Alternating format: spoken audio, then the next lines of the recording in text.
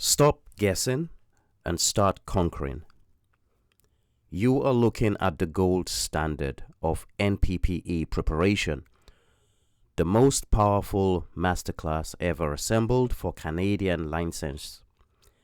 This is not just a study session, it is your definitive roadmap to success. To guarantee you never have to write this exam again, you must watch this video until the very last second and revisit it at least 3 times from start to finish until this logic is part of your professional DNA. Today, I am handing you the master key, the ultimate NPPE decision tree that serves as your only necessary exam tool to unlock every trap the examiners have set.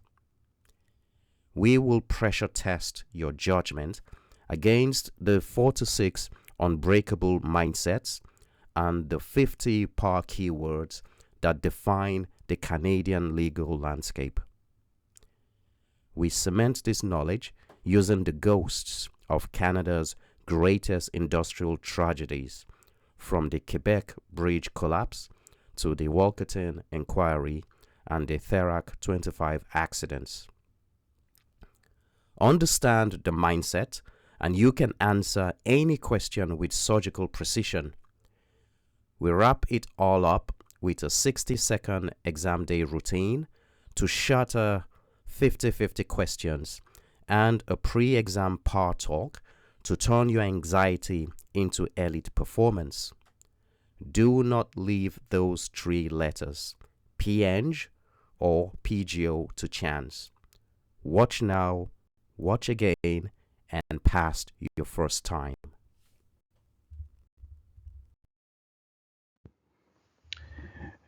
The NPPE has provided a resource that you can use. So there is a bank of questions and answers that you can purchase online.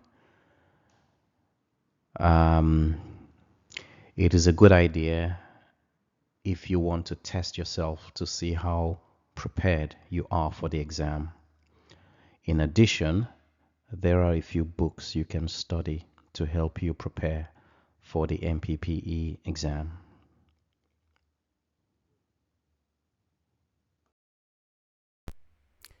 In addition to completing this course, I advise you to go to the Emphasis Engineering website, and you have got 550 questions and answers that you can prepare with. So go to the website, get the course, and you've got all this resource to study for the exam. Very, very important for you. So you go there and you can take the exam in different modes. So practice mode or exam mode. You've got 5 sets of tests, total of 550. Very, very good questions and well explained.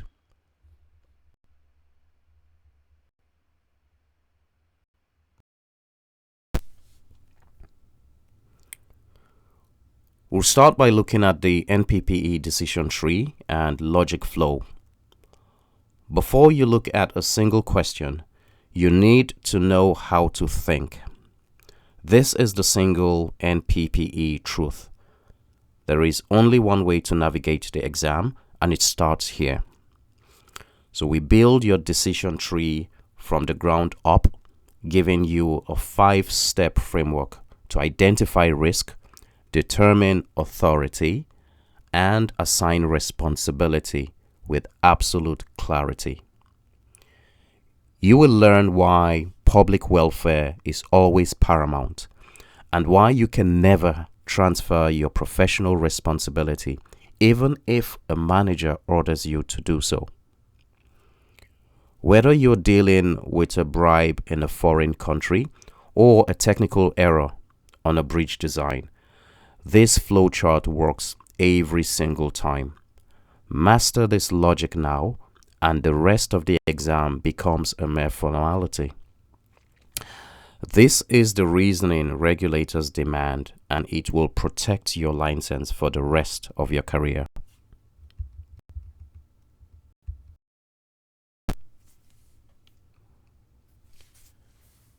The NPPE Decision Tree solves almost every NPPE question.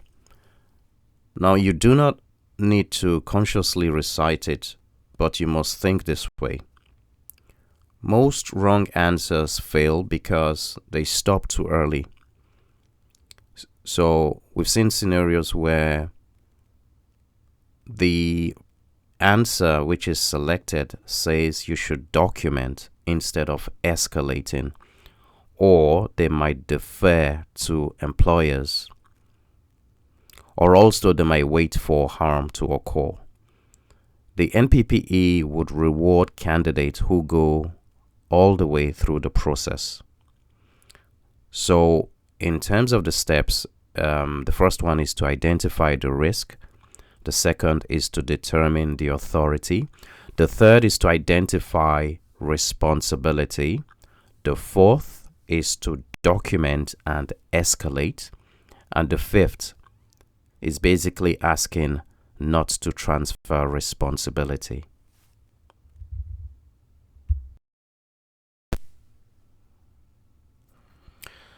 Step one is to identify the risk. Here, we expected to identify the nature of the risk. So do not ask who is right or wrong first. You should rather be asking who could be harmed. Risk does not need to be proven or realized, and foreseeable risk is enough to trigger professional duty. So whenever you see any scenario saying no harm yet, that is almost always a trap. So in terms of the nature of the risk, we have safety, health, environment, public trust, or legality.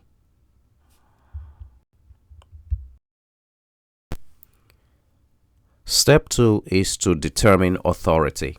So the question is, who has authority? Law, regulator, code of ethics, employer, or client? The thing to note is that authority is hierarchical on the NPPE. Law and regulators would always override employers and clients. So every time the law and regulators has got priority. In the exam, if an answer relies on, phrases or expressions like management approved, or a phrase like the client accepted the risk, or if you see anything like it is common practice, you have to be very suspicious of those options, because convenience does not equal authority.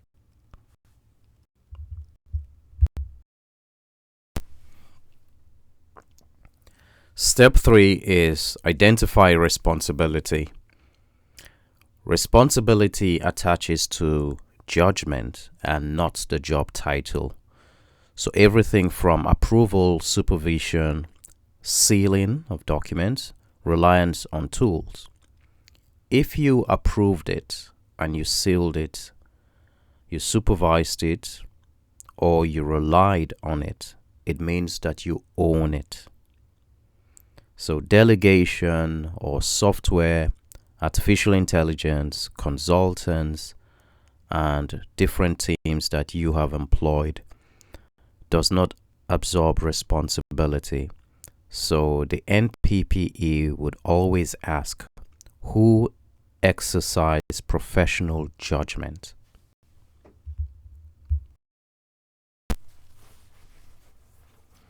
Step 4, document and escalate. This is a very, very important step. Documentation is necessary, but never sufficient when risk persists. This is one of the most common failure points on the NPPE. If internal reporting within your organization does not resolve the issue, it's your duty to escalate. Silence, delay, and resignation do not satisfy professional responsibility, so please avoid options like those in the exam.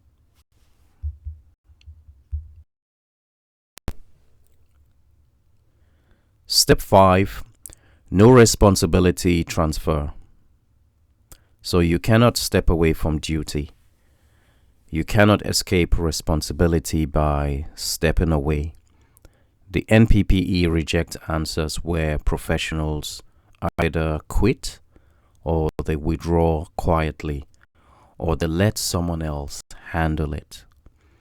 Duty persists until risk is properly addressed by authority.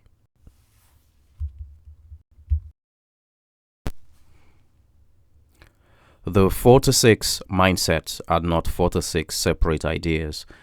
They are the same logic applied in different contexts. So whether it's harassment, software, sealing of documents, Indigenous Consultation, artificial intelligence, insurance, expert witness, the NPPE changes the story and not the logic. So the logic stays consistent. When unsure, always return to public confidence.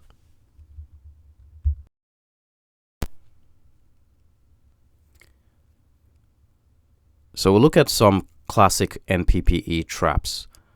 These phrases appear again and again in the wrong answers. They feel reasonable, and that's why they're very dangerous. The NPPE punishes passive differential reasoning. It rewards early independent protection of the public.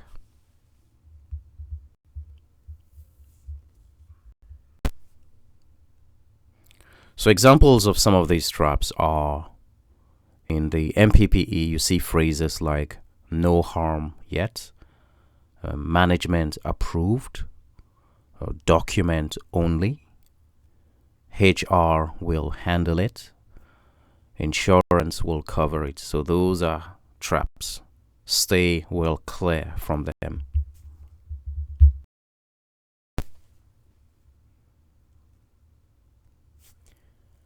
How to break 50-50 questions.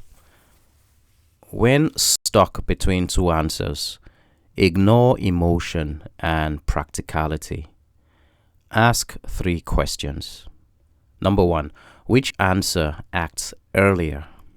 Number 2, which option respects authority?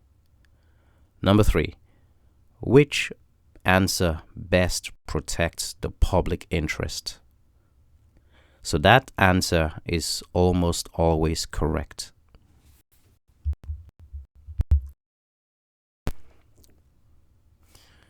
Okay, what is your 60-second NPPE routine? So if you assume you've got 60 seconds per question, how do you spend that time? You can actually achieve it in less than 60 seconds because at the end of the day, there is always one answer, and that answer will stand the test of the mindset. Okay, so it's usually very, very clear. Even if it appears like you have so much text to read, at the end of the day, it's all about the answer, and there is one answer that would stand out.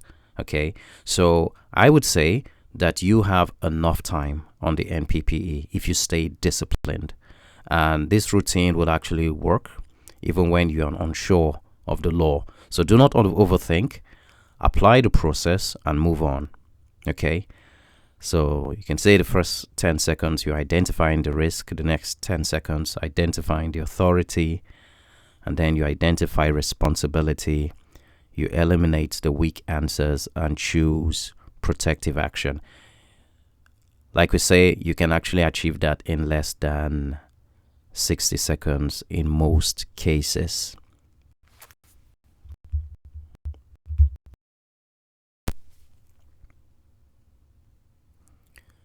Before we look at the mindset, the final exam day advice is as follows. The NPPE does not reward comfort. It rewards courage, judgment, and independence. If an answer feels uncomfortable but protects the public, lean towards that answer. You are not being tested as an employee. You are being tested as a self-regulated professional.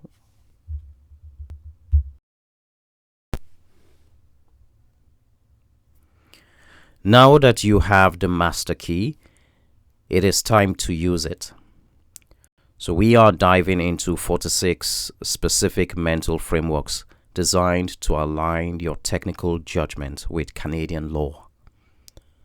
Through the lens of your new decision tree, we dissect high-stakes scenarios where the phrase "no harm yet" is a classic answer trap where discomfort is a sign of correctness. We use real-world cases like the Elliott Lake collapse and the SNC Lavalin ethic breaches to show you exactly how professional failures become legal nightmares. By the end of this section, you won't just be choosing answers, you'll be thinking like a regulator, ensuring you choose the most protective action every time. So this is where your university knowledge meets the harsh reality of professional accountability.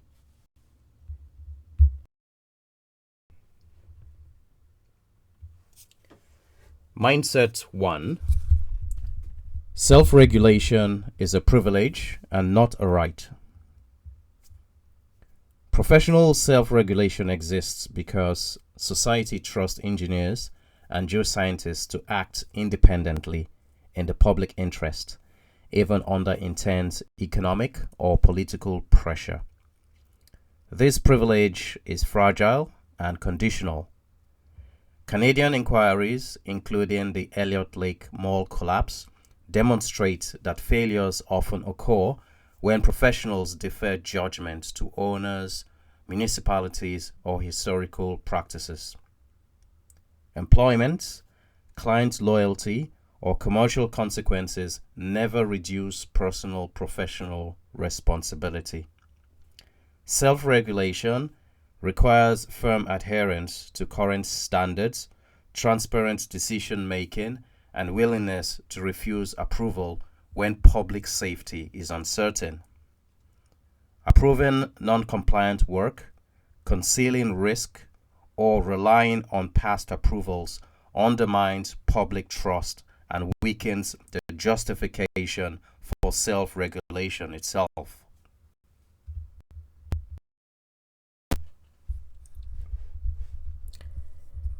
Case summary.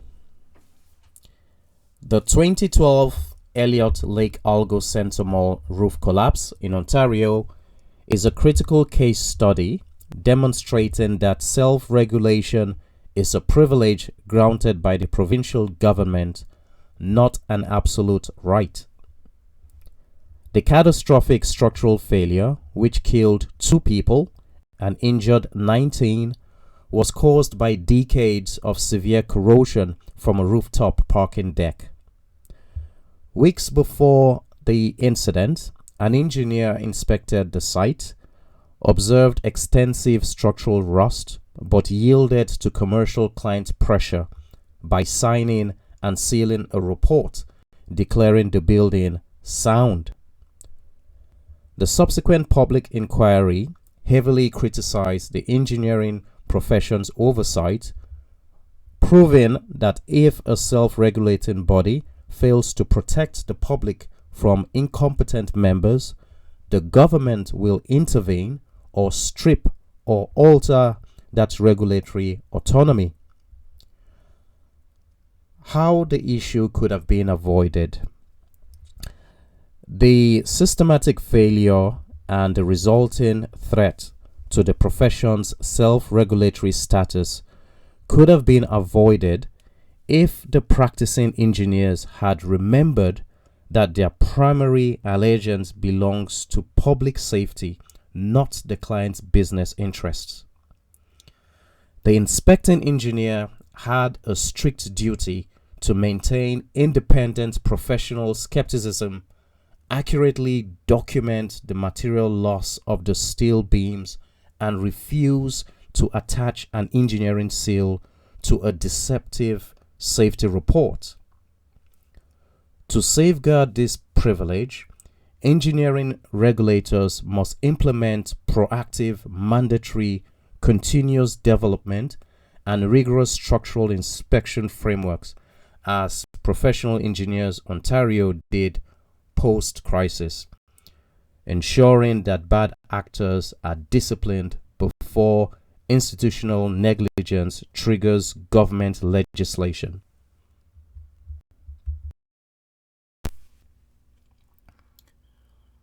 Mindset 1 Scenario Question.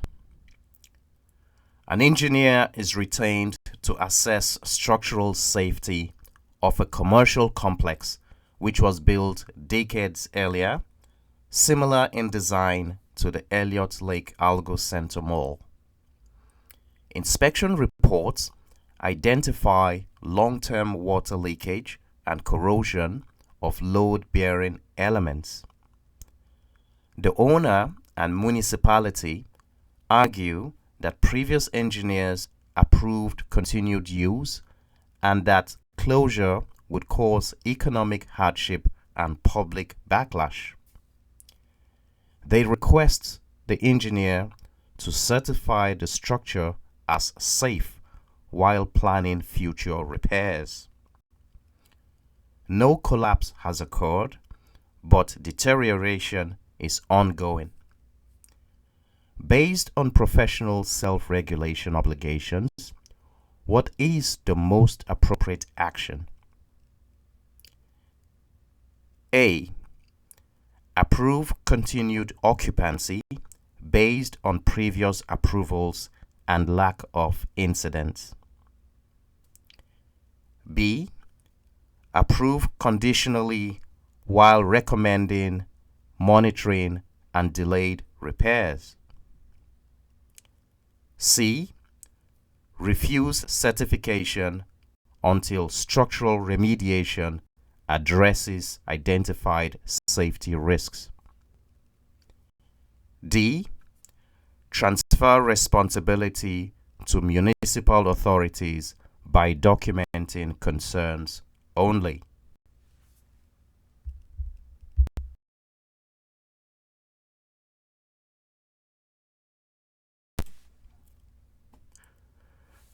The correct answer is C.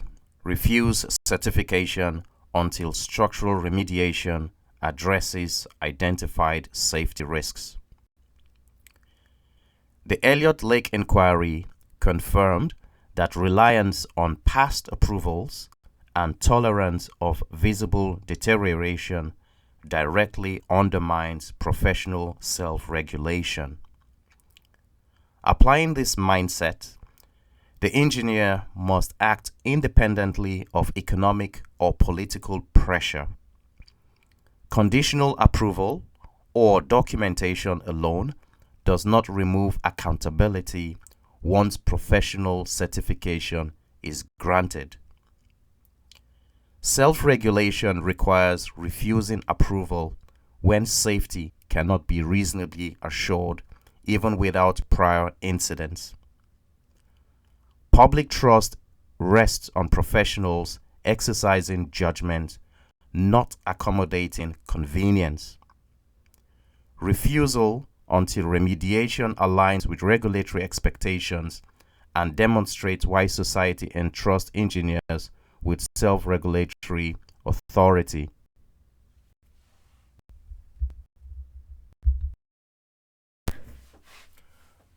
Mindset 2. Public welfare is always paramount. Protecting public safety, health, welfare, and the environment is the supreme duty of engineers and geoscientists. This duty extends beyond clients and includes communities, future users, and ecosystems. The Walkerton tragedy illustrates the catastrophic consequences of prioritizing costs, convenience, or political optics over preventive professional action. Foreseeable risk requires proactive mitigation, not delayed response after harm occurs. Regulatory compliance is the baseline, not the limit of responsibility. When professional judgment identifies credible danger, action is required even when unpopular or costly. NPPE questions repeatedly prioritize decisions that prevent harm rather than justify inaction through absence of previous incidents.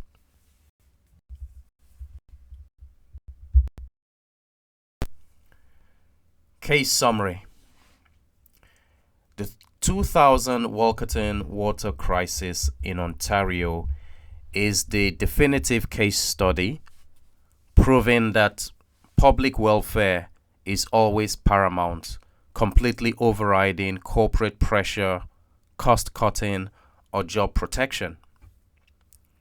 Operating managers at the municipal water utility systematically neglected standard safety protocols and falsified water monitoring logs to conceal operational failures. When lethal E. coli bacteria infiltrated the public well system, the staff actively hid the contamination data from regulators to protect their employment status. This severe ethical breach delayed critical public health interventions, directly resulting in 7 deaths and over 2,300 illnesses, with a total collapse of public trust in the region's drinking water infrastructure. How the issue could have been avoided. This tragedy could have been completely avoided if the technical operators had strictly adhered to Section 1 of the Professional Code of Ethics. The issue could have been prevented if the staff had prioritized public health over their personal interest, immediately reporting the positive contamination logs to the Public Utilities Commission and the Ministry of the Environment. Under Canadian engineering regulations, an engineer's primary non-negotiable statutory duty is to safeguard human life. When a public risk is identified, professionals have a strict obligation to bypass internal corporate chains, break employer confidentiality, and immediately escalate the hazard to public health authorities.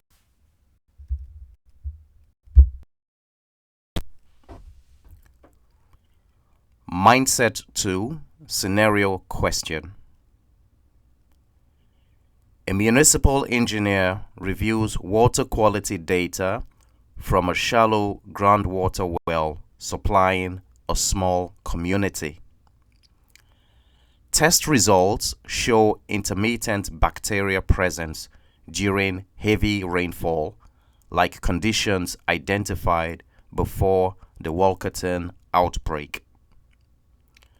Current treatment meets regulatory minimums, but additional safeguards would require temporary shutdown and capital expense.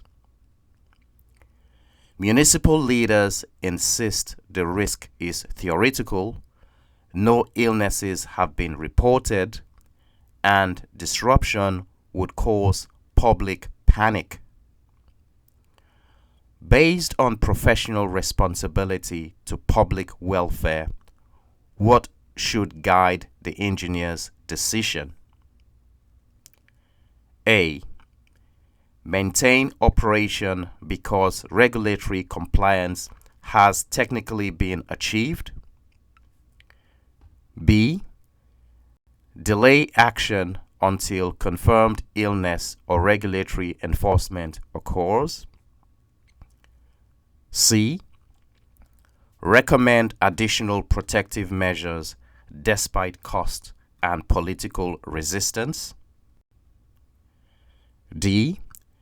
Defer responsibility to elected officials through formal written warnings.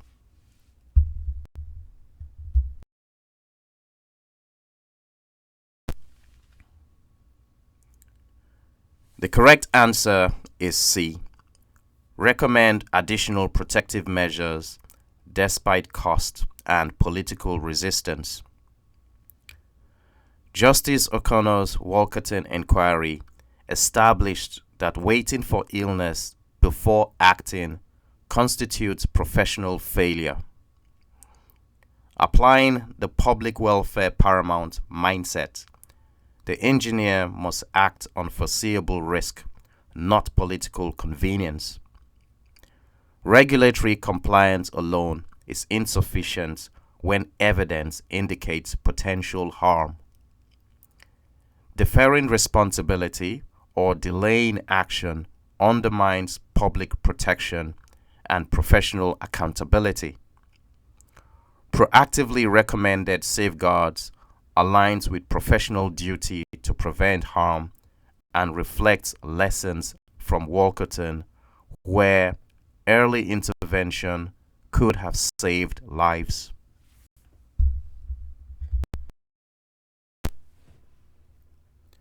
Mindset 3. You are responsible for work you supervise.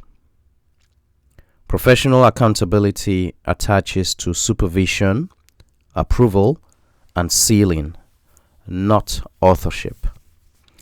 Canadian courts have consistently upheld that supervising engineers bear responsibility for public safety impacts of approved design.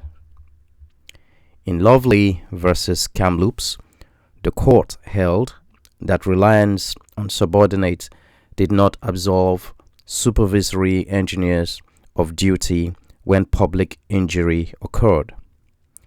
Time pressure, staffing limitation, or trust in junior staff never excuse inadequate review. Once a professional exercises judgment and authorizes work, responsibility is personal. NPPE questions treat supervision as ownership, reinforcing that delegation of tasks does not delegate accountability.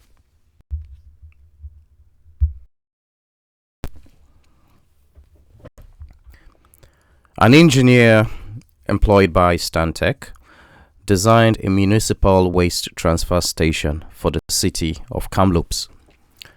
The design included an elevated, unguarded loading platform with a significant drop-off hazard. No guardrails or warning signs were included. A citizen, Mr. Lovely, fell off the platform and suffered serious injuries. The court found the engineering firm 35% liable for the damages, despite the city owning and operating the site.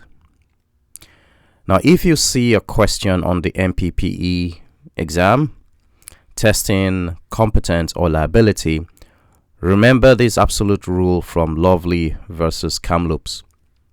You cannot use a lack of experience as an excuse for a poor design, nor can you rely on the client to catch your safety mistakes.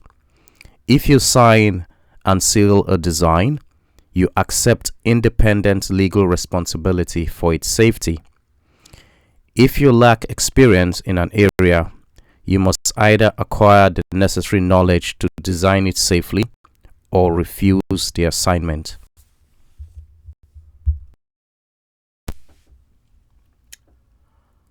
Mindset 3. Scenario question.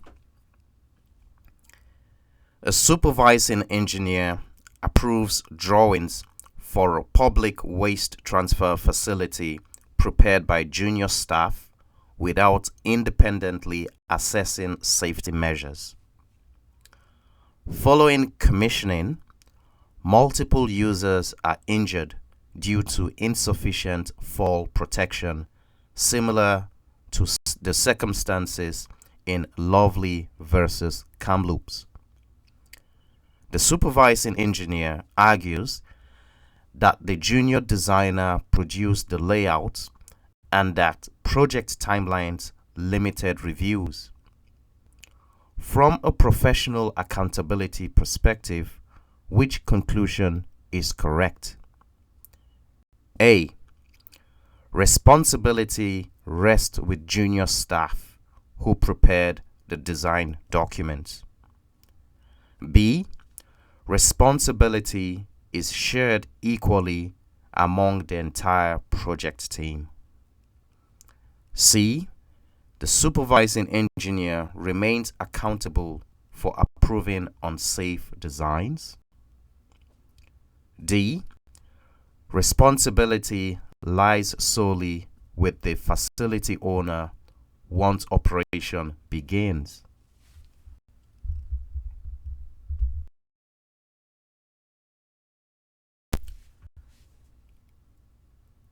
The correct answer is C. The supervising engineer remains accountable for approving unsafe designs. In Lovely versus Kamloops, the court affirmed that supervising engineers remain liable for approved designs affecting public safety. Delegation does not transfer professional duty of care. By approving drawings, the engineer exercised judgment and assumed responsibility regardless of who prepared them.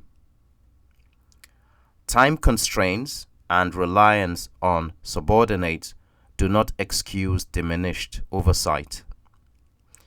NPPE questions reinforce that supervision equates to ownership.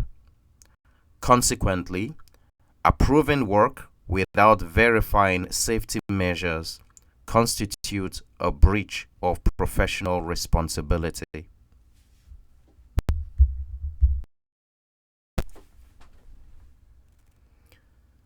Mindset number 4. Provincial authority governs practice. Engineering and geoscience practice in Canada is regulated by provincial and territorial statutes, not national organizations or employers.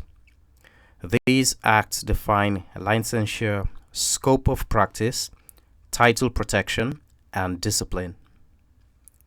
Practicing without registration or misusing protected titles undermines public protection regardless of competence or supervision.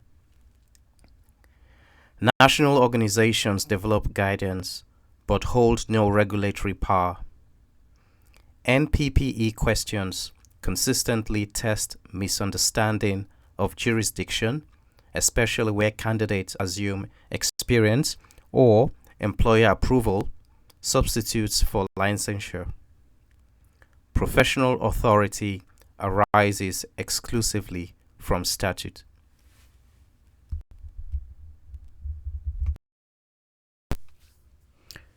Case summary.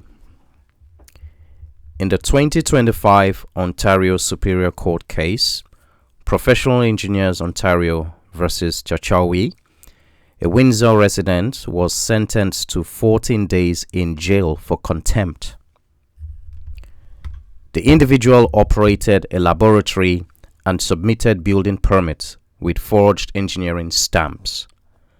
Because he repeatedly practiced engineering and used protected titles without a license, Professional Engineers Ontario used its statutory powers to pursue quasi-criminal prosecution. The court's ruling confirms that provincial authorities hold exclusive statutory power to govern engineering practice.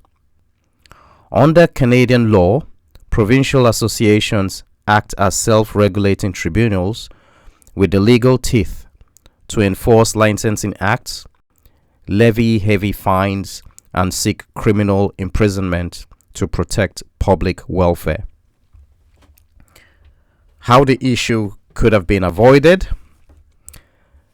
This severe legal penalty and subsequent incarceration could have been completely avoided if the individual had respected the fact that professional practice is governed strictly by provincial legislation, not personal commercial desires.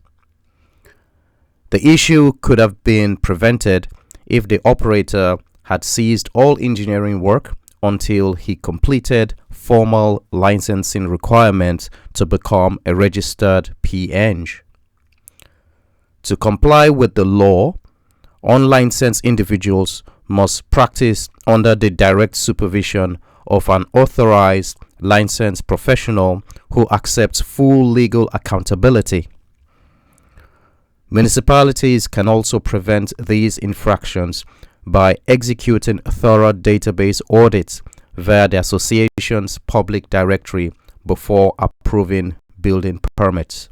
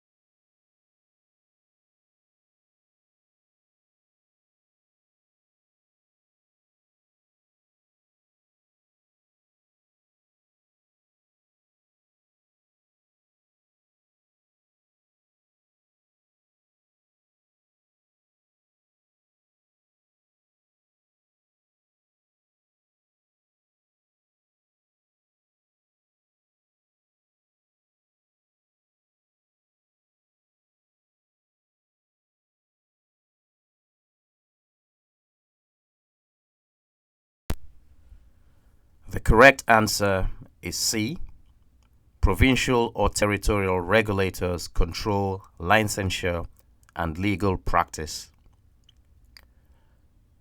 Professional acts clearly establish provincial regulators as the sole licensing authorities. Employer approval and national standards do not authorize practice. Assigning professional judgment to unlicensed individuals undermines public protection and violates statute. NPPE questions treat jurisdictional clarity as functional knowledge. Selecting provincial authority reflects correct understanding of Canadian professional regulation.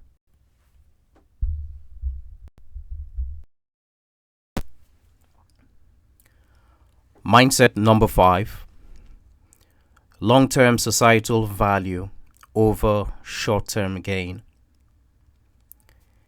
Engineering and geoscience professions exist to deliver durable social benefit, not short-term convenience or cost savings.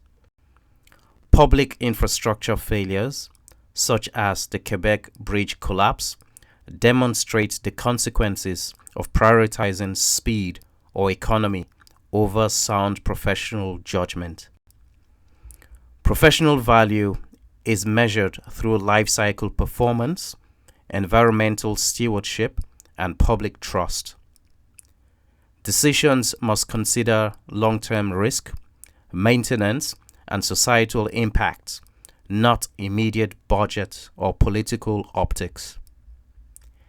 NPPE questions consistently reward recommendations that protect future users and communities rather than maximizing short-term financial return.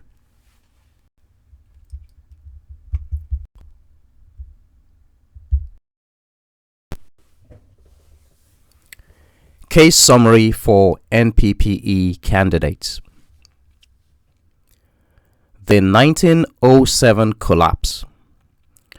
Due to a rush to save money and speed up construction, the bridge's chief engineer, Theodore Cooper, approved a design change that added massive dead load without recalculating the stresses.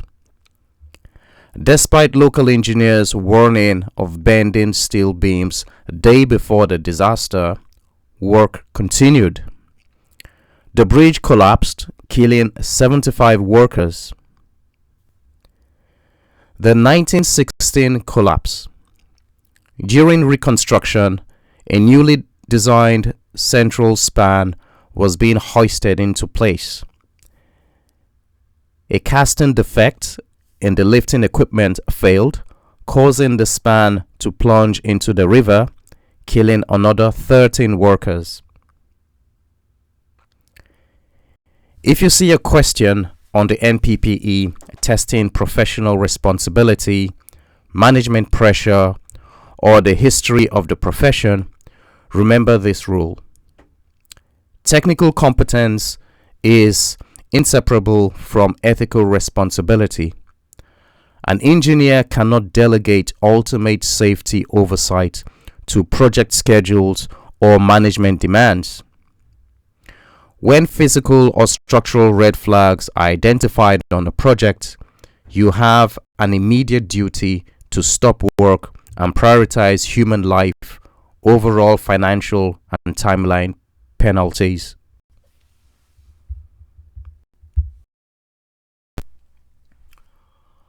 Mindset 5 Scenario Question. An engineering firm evaluates design alternatives for a public bridge. One option minimizes upfront cost but increases maintenance and long-term structural risk. Another has higher initial cost but significantly improves durability and safety.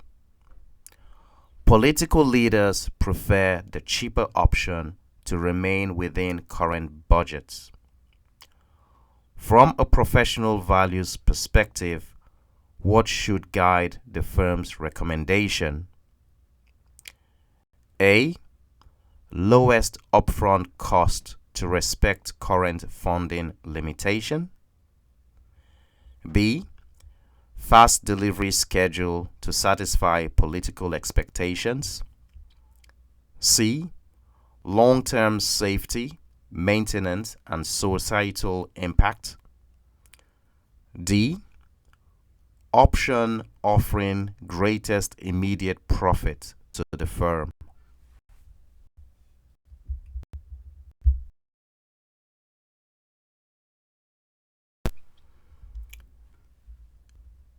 The correct answer is C. Long-term safety, maintenance, and societal impact.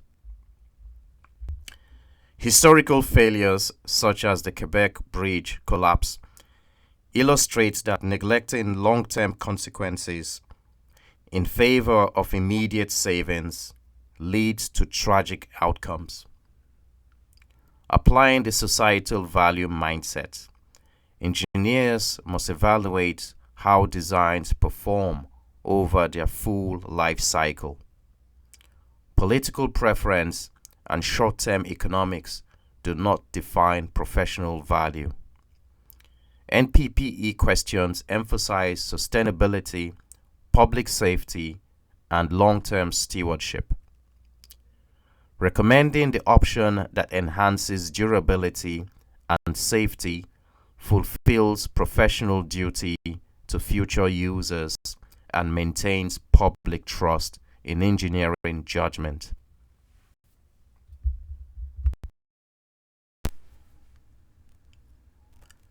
Mindset number 6. Ethics sustains public trust beyond law. Ethics requires professionals to act beyond minimum legal compliance and cultural acceptance. Laws define baseline obligations, but ethical responsibility arises from public trust, professional role, and potential consequences of engineering decisions. Canadian scandals such as the SNC-Lavalin corruption cases show that conduct may be legal or normalized, yet still ethically unacceptable due to erosion of public confidence. Cultural practices, workplace norms, or managerial directives never excuse unethical behavior. Engineers and geoscientists are expected to act with honesty, independence, and integrity regardless of jurisdiction. NPPE questions consistently reject reasoning based solely on legality or industry practice. Ethical judgment requires asking whether the conduct would withstand regulatory scrutiny and preserve public trust, not whether punishment is likely.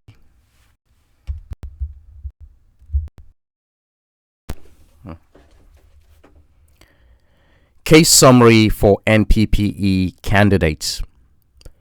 Between 2001 and 2011, executives at the Canadian engineering giant SNC-Lavalin paid approximately $48 million in bribes to Libyan government officials under Muammar Gaddafi's regime to secure major construction contracts. They also defrauded Libyan organizations of roughly $130 million. In 2015, the RCMP charged the company with corruption and fraud. The case culminated in a massive political scandal in 2019 involving the federal government's attempt to use a deferred prosecution agreement, a DPA. Ultimately, a subsidiary of the firm pleaded guilty to fraud, resulting in a $280 million fine and a 3-year probation period. If you face an exam question regarding international business, bribery, or corporate ethics, apply this definitive rule. Engineering ethics travel with you across borders. A Canadian professional engineer cannot participate in, authorize, or ignore corrupt practice like bribery, even if such practices are considered a normal cost of doing business in a foreign country.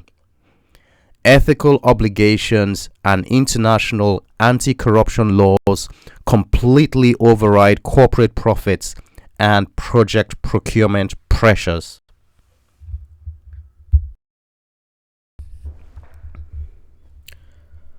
Mindset number 6, scenario question.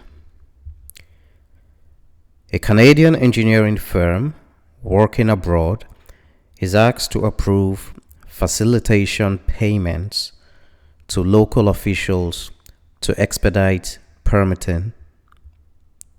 Senior managers argue the payments are legal under local law and common business practice. The engineer recalls lessons from the SNC-Lavalin corruption cases, where executives were criminally convicted despite arguments that bribery was culturally normalized overseas. The engineer is told refusal may delay the project and risk future work. No Canadian laws appear immediately violated.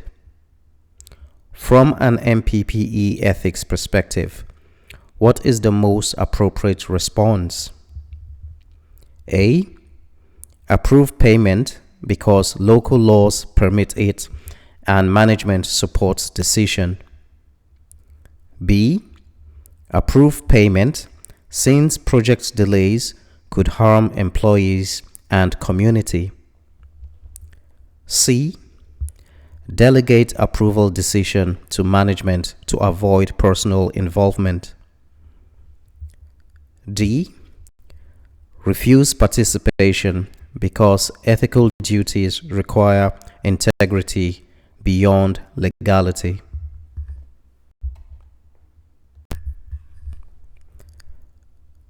The correct answer is D. Refuse participation because ethical duties require integrity beyond legality.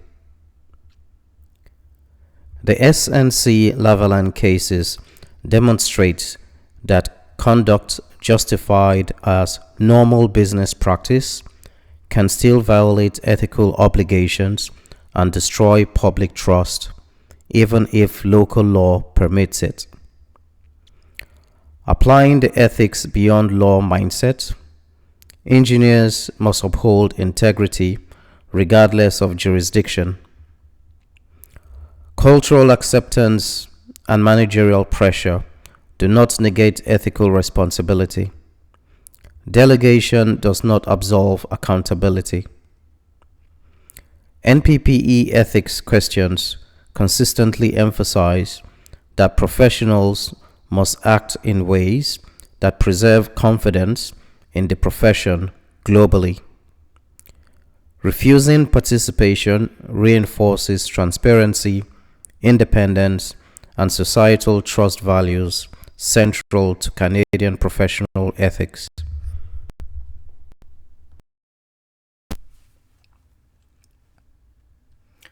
Mindset 7. Recognize ethical logic, not theory names. NPPE ethics questions assess applied ethical reasoning rather than memorization of philosophical theories. Professionals must recognize when decisions promote overall public benefit, respect duties, protect rights, and demonstrate integrity. Canadian disasters such as Walkerton and P.Eng were not caused by ignorance of law, but by failures in ethical judgment, risk evaluation, and honesty. Ethical reasoning requires evaluating who may be harmed, how foreseeable consequences align with duties, and whether benefits are fairly distributed. Choosing convenience, loyalty, or self-interest over public consequences is rarely correct. NPPE answers often balance harm minimization and societal benefit without naming ethical frameworks explicitly.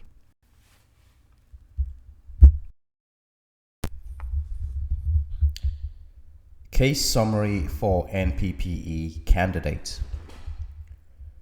P.Eng Minerals, a small Calgary-based exploration company, claimed it had discovered an unprecedented gold deposit worth over $6 billion in the jungles of Busang, Indonesia.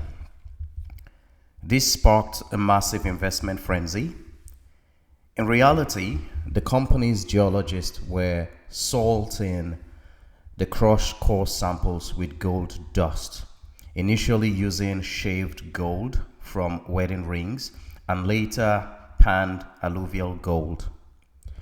When an independent partner company, Freeport McMoran, drilled verification holes in the exact same site, they found practically zero gold.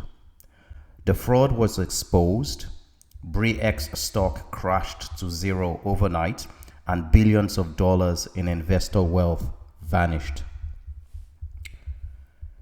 The ultimate takeaway for the NPPE: if you face an exam question regarding data integrity, professional skepticism, or public disclosure, remember this definitive rule. An engineer or geoscientist cannot rely blindly on internal or second-hand information when issuing public, high-stakes technical reports. You have a professional duty to maintain independent verification protocols and protect the public interest against data manipulation. If a project lacks a transparent, auditable trail of evidence, you must refuse to validate or stamp the work.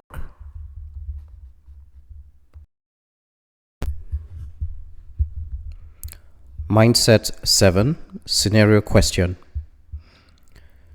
A professional geoscientist must choose between two mining development strategies.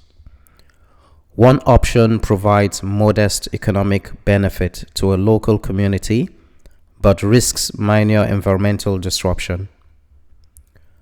Another option preserves the environment entirely, but restricts economic opportunity. The geoscientist recalls the P.Eng scandal, where exaggerated benefits and ignored risks caused immense public harm and loss of trust. Both options are legal and acceptable to the client. Which ethical approach best aligns with professional obligation? A. Select option producing greatest overall benefit while managing environmental impact. B. Select option maximizing client profit regardless of broader consequences. C. Choose approach minimizing professional criticism and personal reputational risk. D. Defer decision entirely to client preference to avoid ethical responsibility.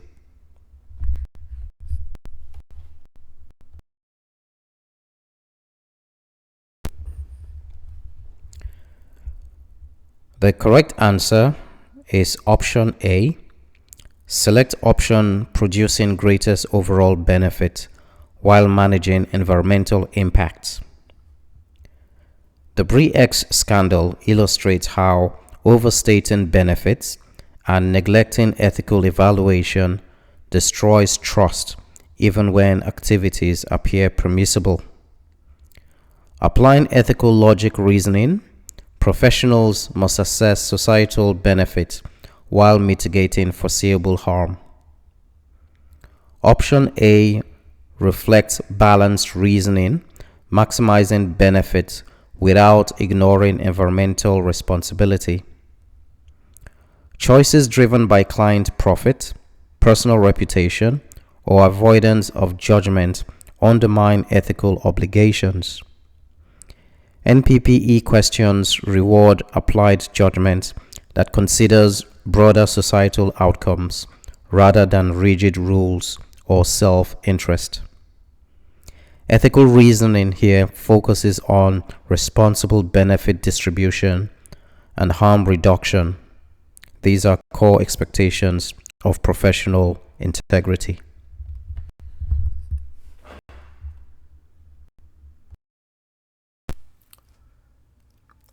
Mindset number 8. Codes of ethics are legally enforceable. Codes of ethics are legally enforceable obligations rooted in provincial legislation, not voluntary guidelines. Violations can trigger discipline even when harm does not occur. Canadian regulators acted decisively after P.Eng by strengthening disclosure standards, reinforcing honesty as a professional obligation rather than a business choice. Misrepresentation, exaggeration, and misleading communications undermine public trust and professional credibility. Employee policies or industry norms do not override ethical codes. NPPE questions consistently test whether candidates recognize that ethical breaches are regulatory matters, not merely internal business issues. Ethical compliance requires accuracy, transparency, and accountability regardless of whether immediate harm results.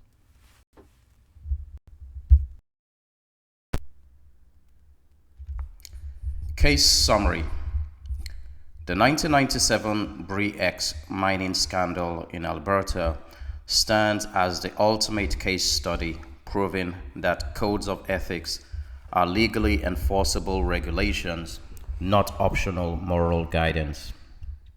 Geologists at the exploration company systematically falsified data by salting crushed rock core samples with outside gold dust to simulate an unprecedented multi-billion-dollar deposit in Indonesia. When an independent partner drilled verification holes and found zero gold, P.Eng's stock crashed to zero overnight, wiping out billions in investor wealth. Following the collapse, provincial regulators launched formal disciplinary proceedings under their statutory powers, demonstrating that a breach of professional integrity carries severe, legally binding administrative and criminal penalties. How the issue could have been avoided. This multi-billion-dollar fraud could have been prevented if the technical team had adhered to the code of ethics, which legally mandates absolute honesty and professional skepticism. The disaster could have been completely avoided by implementing a rigorous independent quality control protocol and maintaining an alterable chain of custody for all core tree assessments. Today, this ethical duty is codified into strict Canadian law via National Instrument 43101. This regulation makes it a statutory offense to publish public technical reports without independent verification by an accountable qualified person, proving that a failure to self-enforce ethics results in strict legislative prosecution.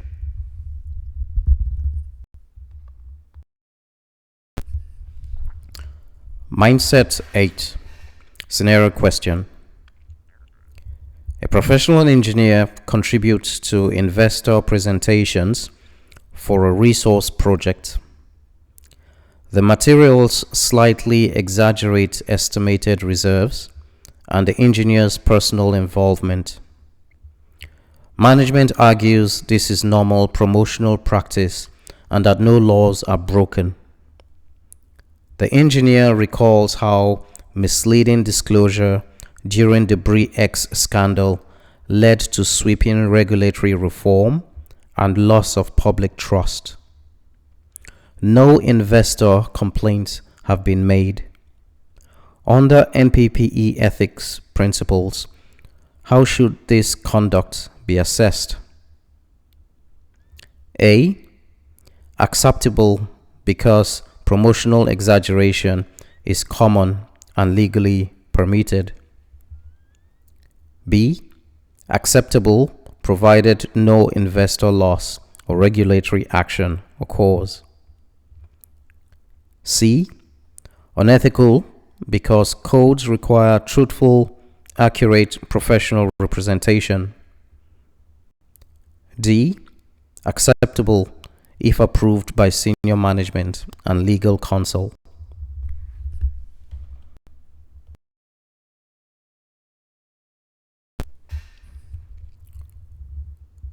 The correct answer is C.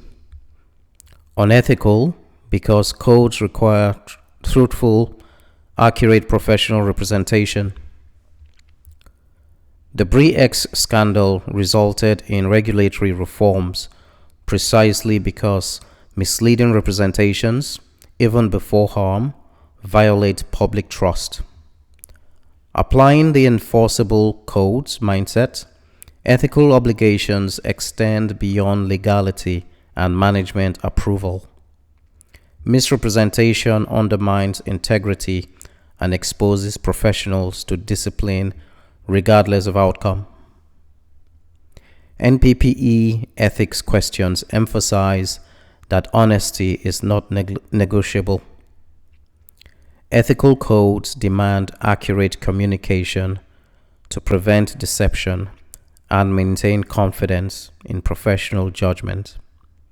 Therefore, exaggerated claims violate ethical standards even if losses have not yet occurred.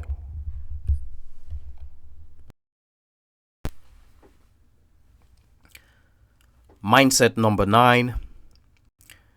Conflict of interest requires early disclosure. Conflicts of interest arise when personal, financial, or relational interests could influence or appear to influence professional judgment. Canadian inquiries like Walkerton highlight how undisclosed conflicts contribute to catastrophic decision-making failures. Disclosure must occur before action, not after concerns materialize. Personal belief in objectivity is irrelevant. Transparency protects public trust and decision integrity. Maintaining a conflict may require withdrawal from decision-making. Failure to disclose, even absent harm, constitutes an ethical breach. NPPE questions consistently reward early disclosure over risk management tactics or silent accommodation.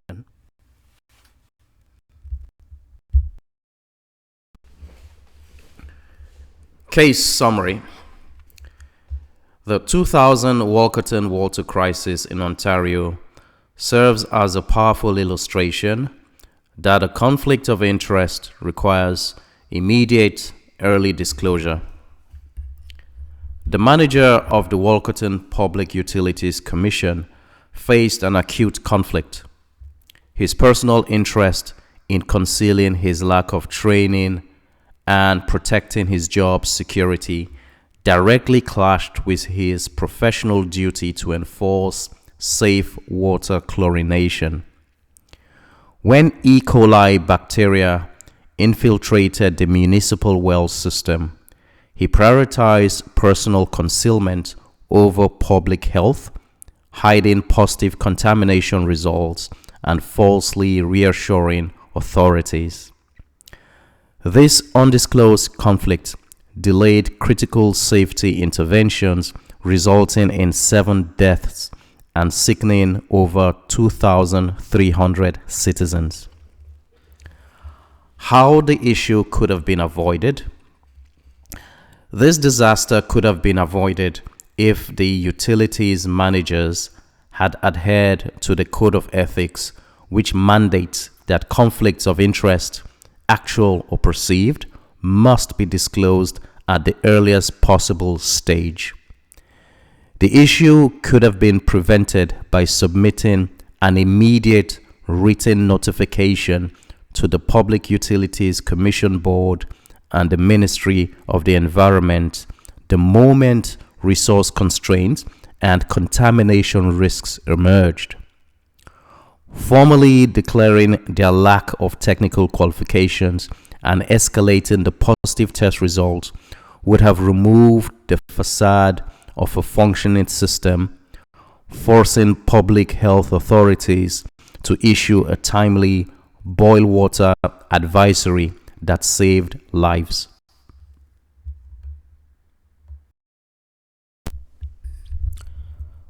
Mindset number 9, scenario question. A professional engineer sits on a procurement committee evaluating bids for a municipal water treatment upgrade. One bidder employs a close family member. The engineer believes she can remain impartial and recalls Walkerton, where governance failures and opacity contributed to severe public harm. She has not disclosed the relationship. From an NPPE ethics perspective, what is the most appropriate action? A. Participate fully because personal activity can be reasonably maintained. B. Disclose the relationship immediately to committee and withdraw if required. C. Apply stricter scrutiny to related bidder without disclosure. D. Complete evaluation first and disclose only if issues emerge.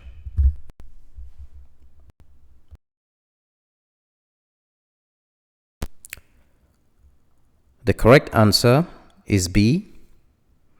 Disclose the relationship immediately to committee and withdraw if required. The Walkerton inquiry demonstrated that transparency failures compound risk and erode public trust. Applying the conflict of interest mindset, early disclosure is mandatory regardless of perceived objectivity. Undisclosed relationships undermine credibility even if decisions are technically fair. Increased scrutiny without disclosure does not resolve ethical risk. NPPE questions consistently emphasize disclosure before action, allowing appropriate management or recusal. Immediate transparency protects decision integrity and public confidence in professional judgment.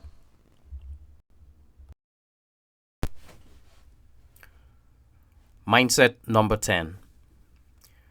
Responsibility attaches to professional judgment.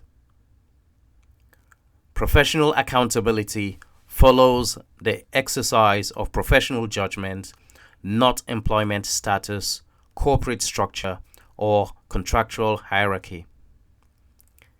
Canadian engineering failures, such as the Quebec Bridge collapse, demonstrate that responsibility rests with those who approve decisions, not merely those who execute tasks. Acting as an employee does not transfer accountability to an employer once professional judgment is exercised. Courts and regulators consistently focus on who made or approved the technical decision affecting public safety. Good intentions, adherence to company procedures, or lack of personal benefit do not remove responsibility. NPPE questions repeatedly reinforce that licensure carries personal accountability to the public and regulator whenever professional judgment is applied, regardless of organizational context.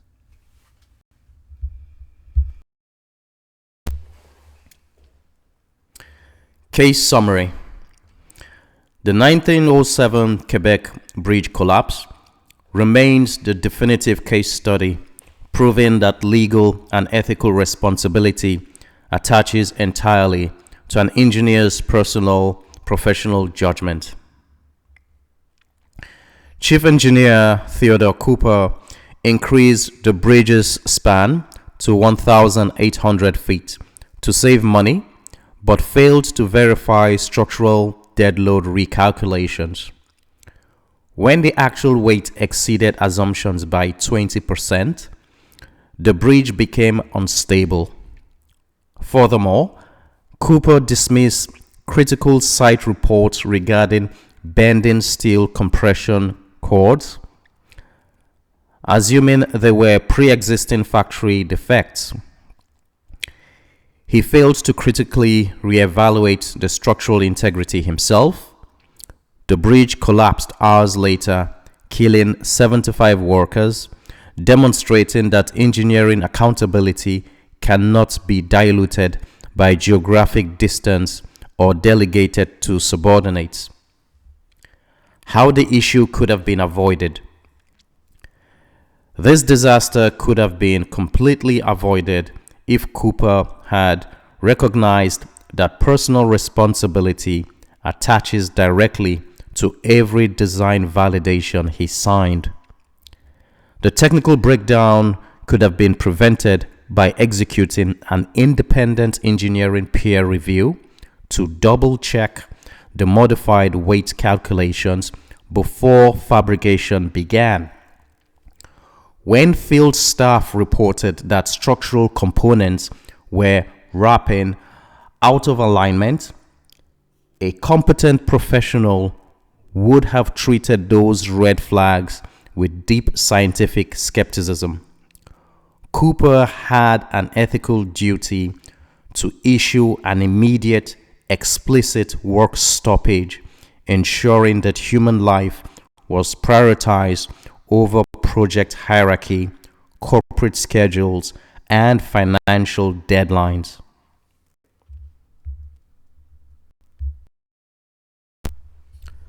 Mindset 10. Scenario question. A professional engineer employed by a large mining corporation approves a design change to speed construction despite internal memos warning of increased structural risk. The change contributes to a partial failure similar to historical warnings ignored during the Quebec Bridge project. Management argues the engineer followed corporate approval processes and acted within her job duties.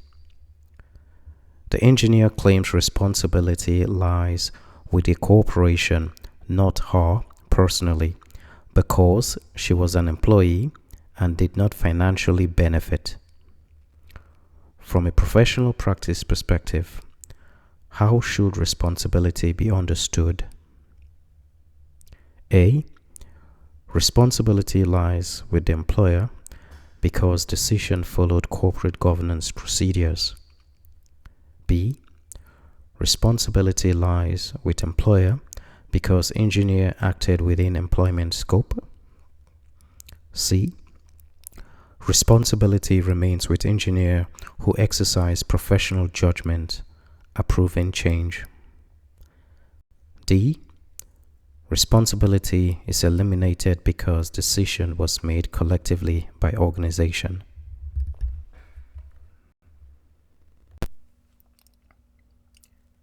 The correct answer is C. Responsibility remains with engineer who exercise professional judgment approving change. The Quebec Bridge collapse illustrates that professional responsibility attaches to judgment, not position. Engineers who ignored warnings were held accountable because they approved unsafe decisions. Applying this mindset, the engineer's employment status does not shield her from responsibility once she exercised professional judgment. Corporate procedures and collective decision-making do not transfer accountability away from licensed professionals. NPPE questions consistently emphasize that licensure imposes personal responsibility to protect the public. Therefore, the engineer remains professionally accountable for approving the design change, regardless of employer involvement or lack of personal gain.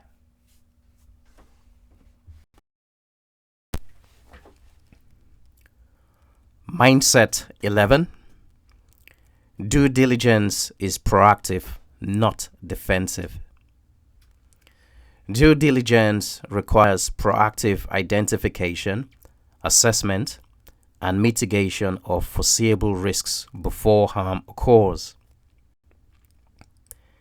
It is not satisfied by minimal compliance, documentation after failure, or reliance on others' assurances. Canadian courts, including in R versus Bata Industries, established that due diligence demands responsible steps to prevent harm when risks are known or reasonably discoverable. Ignoring warnings, industry experience, or available information undermines due diligence. Management acceptance of risk does not absolve professional responsibility. NPPE questions consistently frame due diligence as forward-looking and preventive, requiring professionals to act when warning signs exist rather than defending inaction after incidents occur.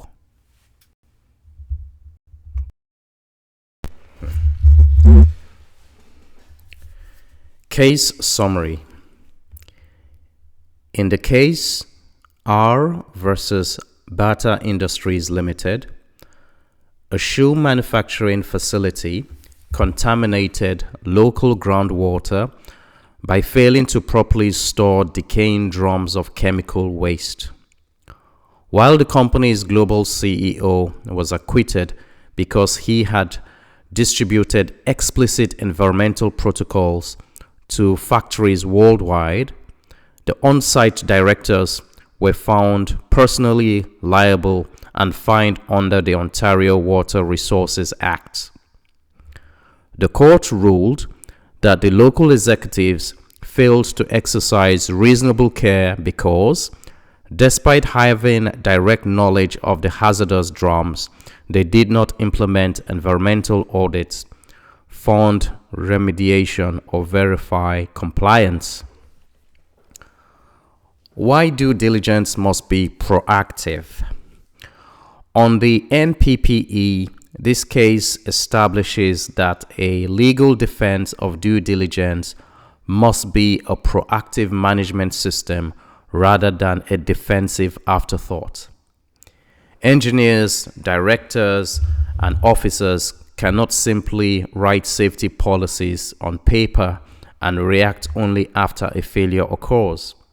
True due diligence requires active prevention and continuous oversight, meaning professionals must establish reliable reporting structures, fund safety measures, and personally intervene to verify compliance before an accident happens.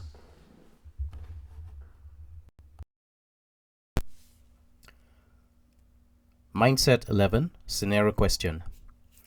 An engineer overseeing fuel transport infrastructure becomes aware of multiple reports identifying risks like those preceding the Lac-Mégantic rail disaster, including inadequate braking safeguards and staffing reductions. Although current operations meet minimum regulatory requirements, the engineer does not pursue further risk analysis due to budget constraints and management assurances. A derailment later occurs, causing environmental damage. Management argues regulatory compliance demonstrates due diligence. From a professional practice perspective, which assessment is most accurate? A. Due diligence was met because all regulatory requirements were technically satisfied. B. Due diligence was met because management knowingly accepted operational risks. C. Due diligence failed because foreseeable risks were not proactively addressed. D. Due diligence is irrelevant since engineer did not directly cause derailment.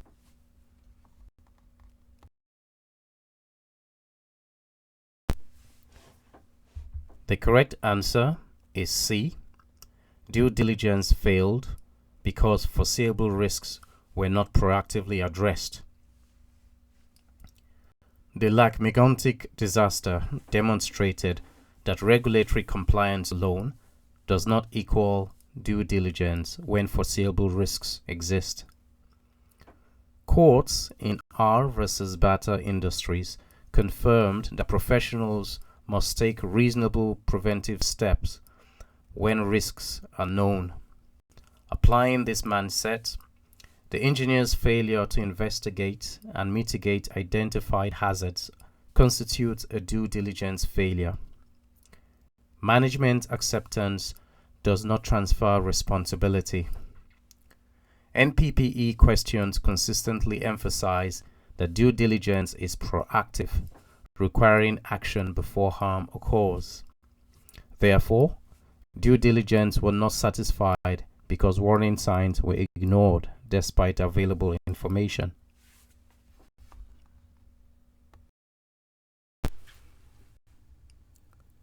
Mindset number 12. Sealing communicates full responsibility. Applying a professional seal signifies that the professional accepts full responsibility for the document's content, compliance, and impact. Sealing is not administrative or symbolic. It is a declaration of accountability to the public and regulator. Canadian discipline cases following the Elliott Lake collapse highlighted that sealing without adequate review constitutes professional misconduct. Time pressure, reputation of others, or reliance on third-party work never justify improper sealing. Professionals must only seal documents they prepared or thoroughly reviewed under their control. NPPE questions consistently treat sealing as ownership, not endorsement, reinforcing that improper sealing exposes professionals to discipline and liability.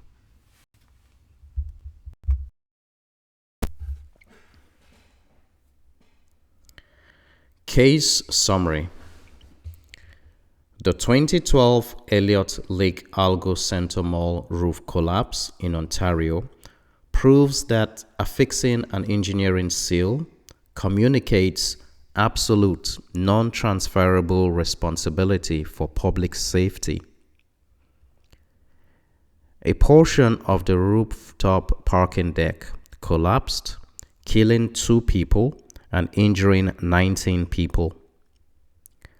A public inquiry revealed that a professional engineer inspected the building weeks before the disaster.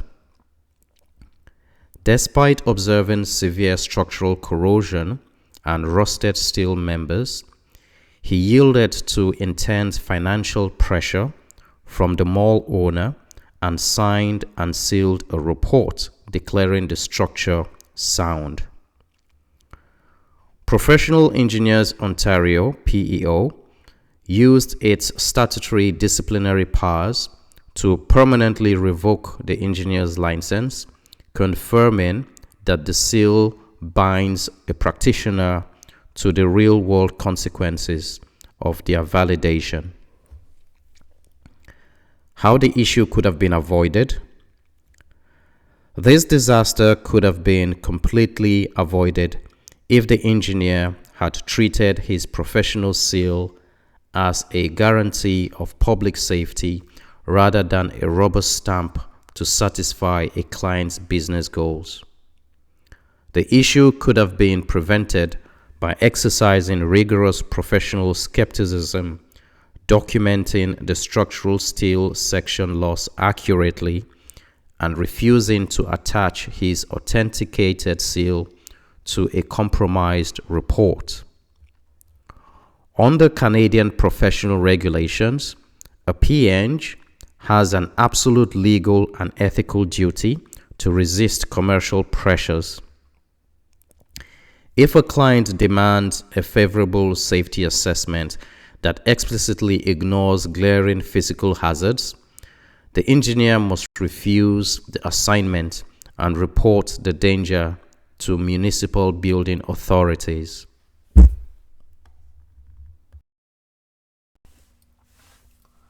Mindset 12, scenario question. A professional engineer is asked to seal structural drawings prepared by another consultant to meet a construction deadline. The situation resembles Elliott Lake, where approvals were issued without full verification. The engineer performs only a cursory review, trusting the original firm's reputation. After construction, structural deficiencies are discovered. Management claims sealing was procedural and necessary to avoid delays. From a professional practice standpoint, how should the engineer's action be evaluated? A.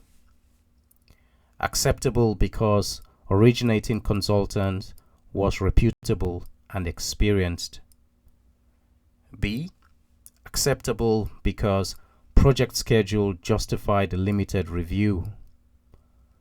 C. Acceptable because management directed sealing decision. D.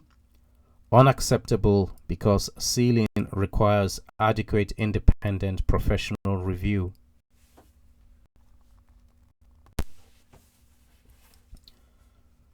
The correct answer is D. Unacceptable because sealing requires adequate independent professional review. The Elliott Lake inquiry made clear that improper approval and sealing without adequate review directly endangers public safety. Applying the sealing equals responsibility mindset, the engineer's cursory review does not meet professional obligations. Trusting another firm's reputation or following management direction does not remove accountability. NPPE questions consistently emphasize that sealing signifies ownership of the work. Therefore, sealing without thorough verification constitutes unprofessional conduct and exposes the engineer to discipline and liability.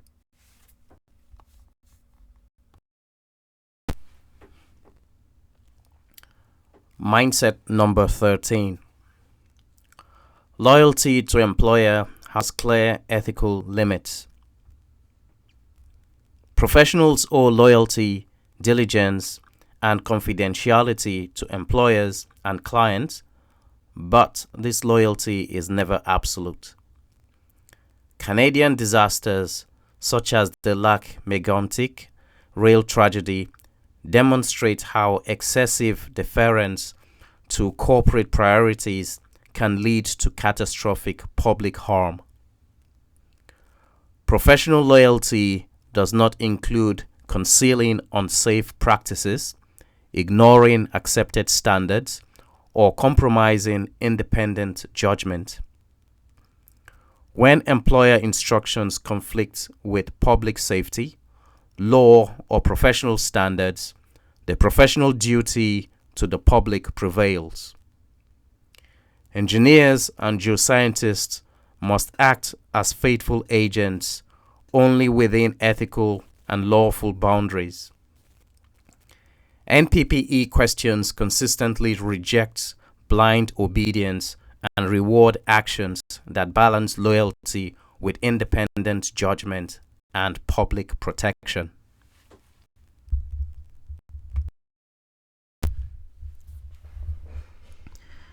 Case summary. The 2013 Lac Mégantic rail disaster in Quebec serves as the definitive case study, proving that loyalty to an employer has clear ethical limits and is completely overridden by public safety.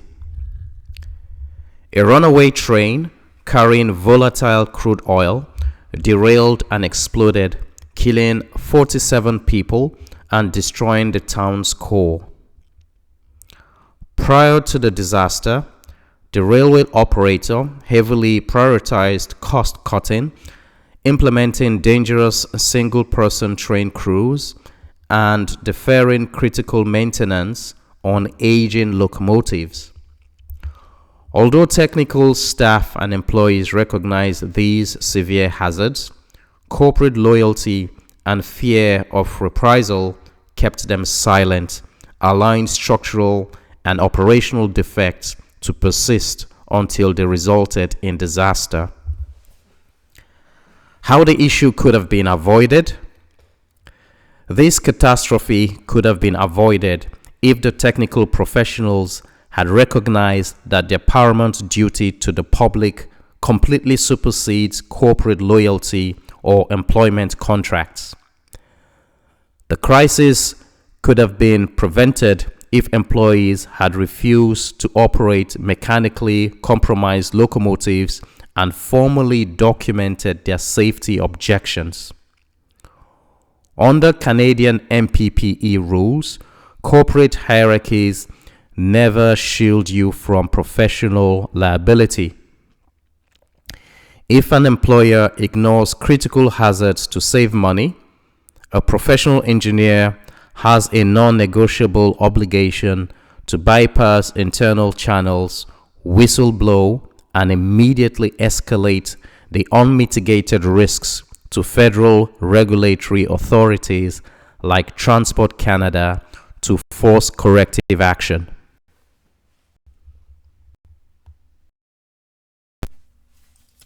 Mindset 13.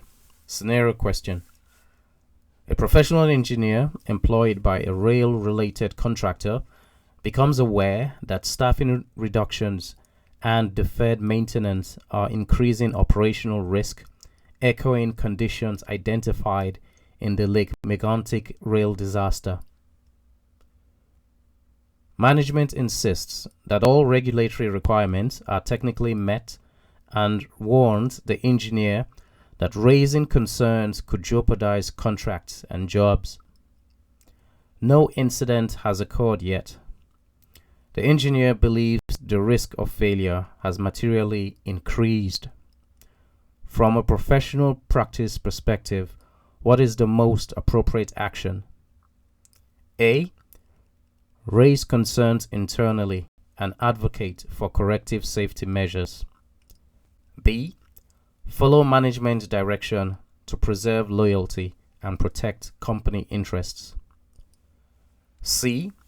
Remain silent since regulatory compliance has not been breached. D. Immediately report concerns to media to force public accountability. The correct answer is A. Raise concerns internally and advocate for corrective safety measures. The Lake Megantic disaster demonstrates the dangers of prioritizing corporate convenience over professional judgment. Applying the loyalty has limits mindset. The engineer's duty to the employer does not extend to accepting increased public risk. Regulatory compliance alone does not eliminate professional responsibility. Raising concerns internally is the correct first step, allowing the organization an opportunity to correct unsafe practices. Silence or blind obedience undermines public safety, while immediate media disclosure is premature. NPPE questions consistently emphasize constructive internal action before external escalation. Advocating for corrective measures align loyalty with ethical responsibility and public protection.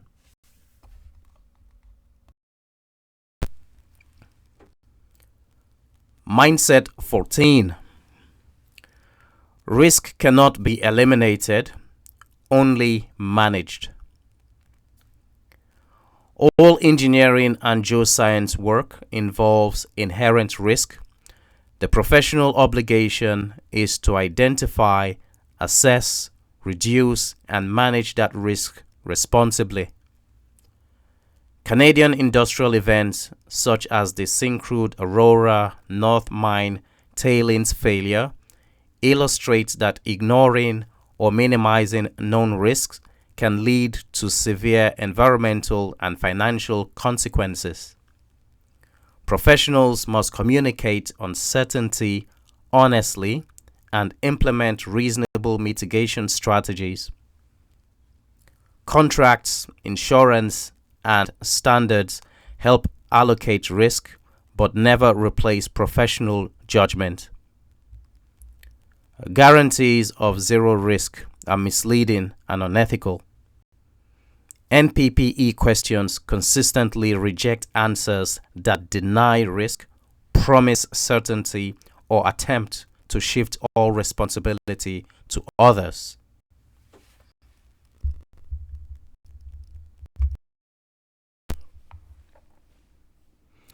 Case summary. The 2021 Syncrude Aurora North Mine fatality in Alberta involved an excavator operator who drowned when his heavy machinery slid down an over-steepened ramp into a freshwater body. Syncrude pleaded guilty under Alberta's Occupational Health and Safety Act and was fined $390,000.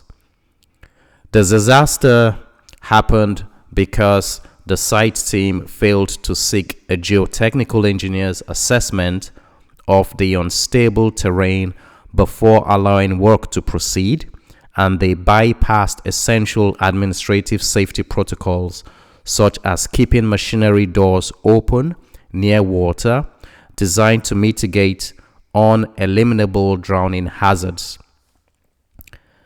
The NPPE takeaway on risk management. On the NPPE, this case proves that engineering risk is inherent to heavy industrial operations and can never be completely eliminated, only actively managed. Professionals cannot treat safety as a static box checking exercise. Instead, managing risks requires strict adherence to continuous monitoring and certified engineering reviews. If ground conditions change or a hazard cannot be physically removed, you have a strict legal duty to enforce mitigation field protocols and ensure that workers are never exposed to unsurveyed structural or environmental threats.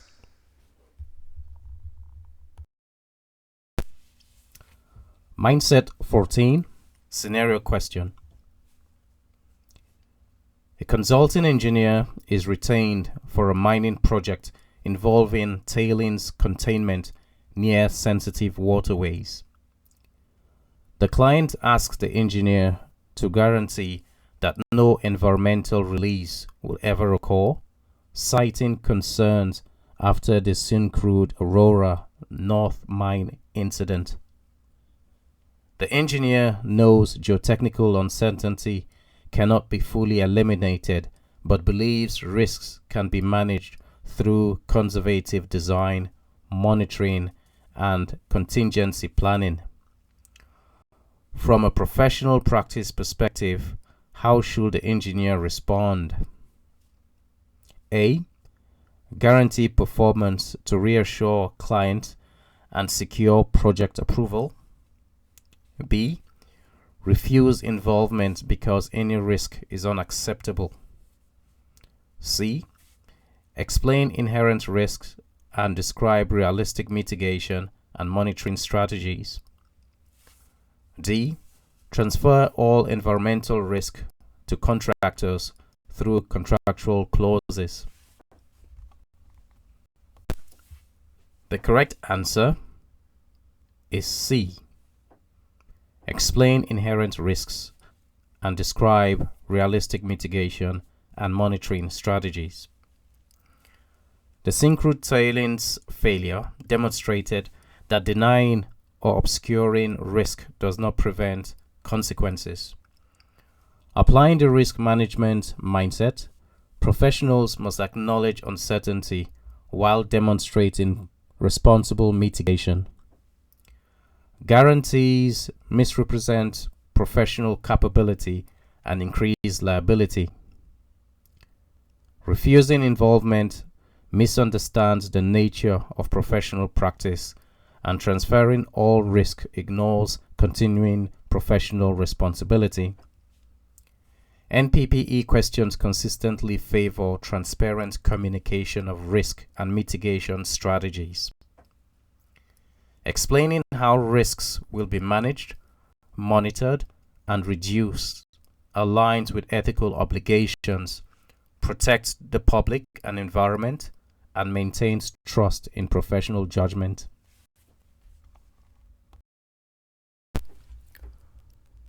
Mindset 15. Environmental protection is integral to professional practice. Environmental stewardship is a core professional obligation, not an optional consideration. Canadian environmental incidents, including mining, tailings failures, and pipeline spills, show that minimal regulatory compliance is often insufficient to prevent long-term harm. Engineers and geoscientists must apply professional judgment to anticipate environmental impacts and recommend mitigation even when costs increase or approvals are technically satisfied. Compliance represents the minimum standard, not the ceiling. Professionals must recognize when environmental expertise is required and advocate responsibly for protection measures. NPPE questions consistently prioritize proactive environmental responsibility over cost, convenience, or narrow regulatory interpretations.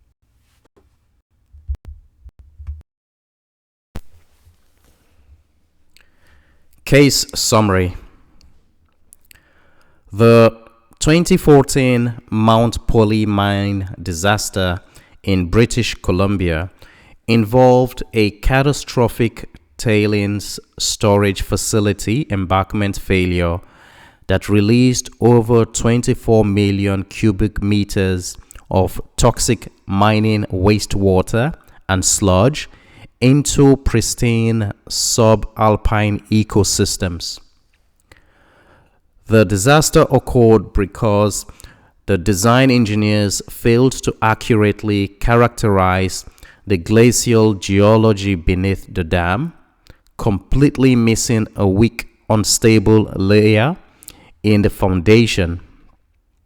Following extensive investigations, engineers and geoscientists British Columbia EGBC found 3 senior engineers guilty of professional misconduct and incompetence, resulting in permanent license revocations and maximum financial fines. What's the NPPE takeaway with regards to environmental integration? On the NPPE, this case establishes that environmental protection is an inseparable component of technical competence rather than an optional regulatory hurdle.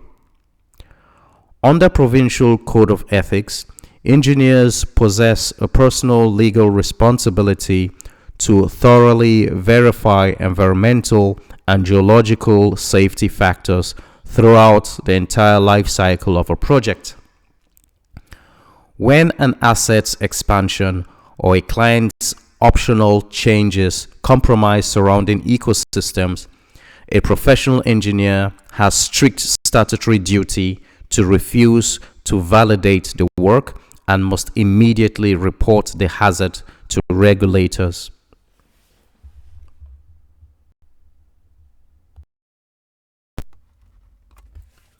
Mindset 15, scenario question. A professional engineer is involved in a resource development project near a sensitive wetland. All environmental permits have been obtained, but the engineer believes additional containment measures would significantly reduce long-term contamination risk, like lessons learned from Canadian tailings pond failures. The clients resist further mitigation due to added cost and schedule impacts. From a professional practice standpoint, how should the engineer proceed? A. Proceed as approved since regulatory requirements have already been met. B. Recommend additional mitigation measures based on professional judgment. C. Withdraw immediately to avoid association with environmental responsibility. D. Implement mitigation quietly without client knowledge.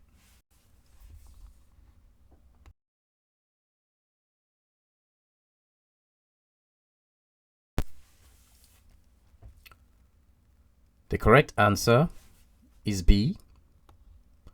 Recommend additional mitigation measures based on professional judgment. Canadian environmental incidents demonstrate that regulatory approval does not guarantee environmental protection.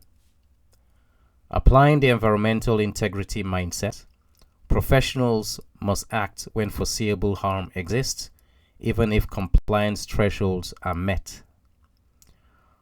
Quiet implementation without consent is inappropriate, and withdrawal is unnecessary when responsible engagement remains possible. NPPE questions consistently reward transparent, proactive recommendations grounded in professional judgment. By recommending additional mitigation, the engineer fulfills ethical obligations to society, protects environmental systems, and reinforces public trust in professional stewardship.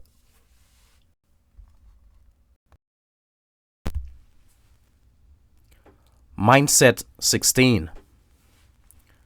Software assists judgment. It never replaces it. Engineering and geoscience software is a powerful analytical aid, not a substitute for professional judgment. Responsibility for results always remains with the licensed professional who selects inputs, interprets outputs, and applies conclusions. Canadian experience, including the AECL Therac 25 radiation overdoses, shows catastrophic outcomes when professionals relied blindly on software without verification or understanding limitations. Professionals must understand assumptions, validate inputs, perform independent checks, and question results that appear inconsistent with physical reality or expertise.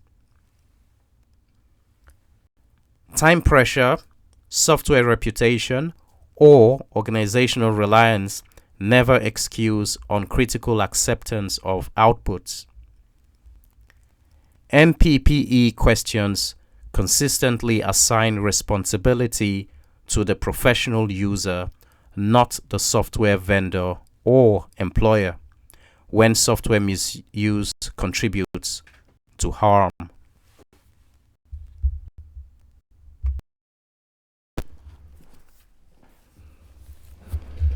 Case summary. The tragic Therac 25 medical radiation disasters between 1985 and 1987, which included a severe patient overdose in Hamilton, Ontario, perfectly demonstrates that software assists engineering judgment. It never replaces it. Atomic Energy of Canada Limited, AECL, designed a dual-mode radiation machine that relied entirely on automated software code for safety interlocks, completely removing the physical hardware backups used in prior models. Due to a coding bug known as a race condition, the machine delivered lethal doses of radiation to multiple patients. The engineering team fell victim to overconfidence in automation, repeatedly dismissing operator safety alerts because they assumed that the computer program was incapable of mechanical error. How the issue could have been avoided? This systemic failure could have been avoided if the design engineers had maintained rigorous professional skepticism instead of treating software outputs as infallible truth. The issue could have been prevented by enforcing defensive design principles, ensuring that critical software was paired with independent mechanical safety interlocks that physically prevented a radiation overdose regardless of the code's instructions. Under the Canadian NPPE framework, an engineer retains absolute personal responsibility for any automated system they deploy. You must independently verify software logic, execute multi-scenario boundary testing, and investigate real-world field anomalies rather than blindly trusting digital tools over human judgment.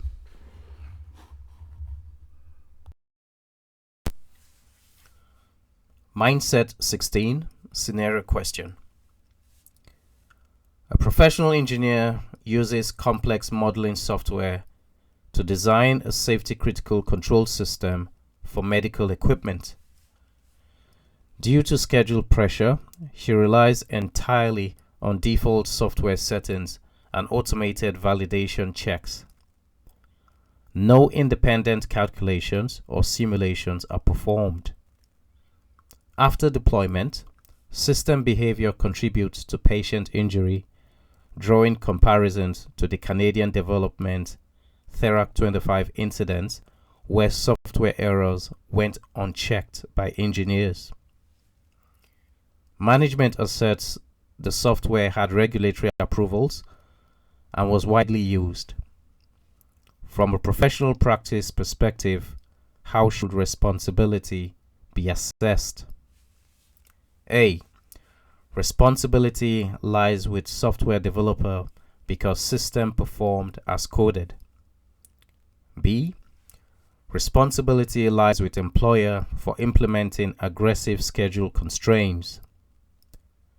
C. Responsibility lies with engineer who failed to independently verify and question outputs. D. Responsibility is shared equally across all parties involved in system deployment.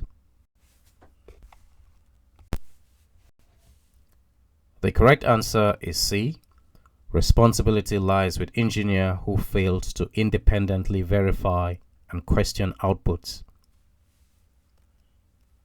The Therac 25 overdoses demonstrated that software failures became professional failures when engineers do not verify, test, and critically assess outputs. Applying the software assist judgment mindset, responsibility rests with the professional who relied on unverified results in a safety-critical application. Software approvals and widespread use do not replace the obligation to understand assumptions and run independent checks. Employer pressure does not transfer accountability. NPPE questions consistently reinforce that the professional user remains responsible for how software is applied. Therefore, failure to validate software behavior constitutes independent professional judgment, making the engineer accountable for resulting harm.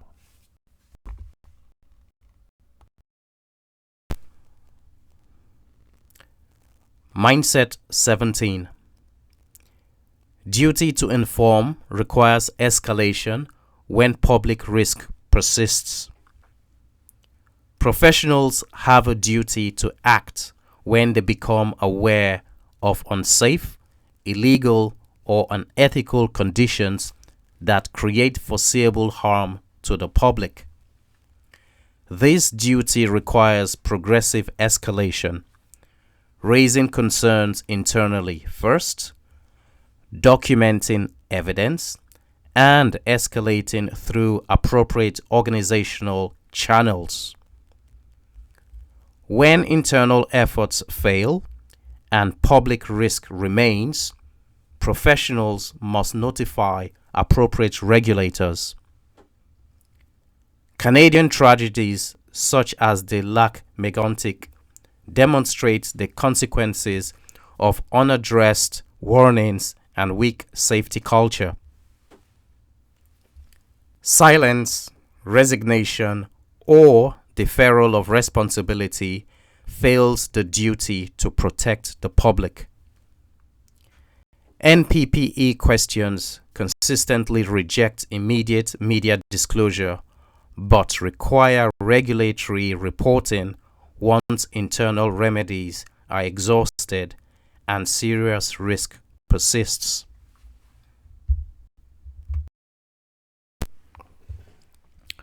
Case summary. The catastrophic 2013 Lake Megantic rail disaster in Quebec is a clear reminder that the professional duty to inform requires active escalation when a public risk persists. A runaway train carrying volatile crude oil derailed and exploded, killing 47 people and destroying the town's core.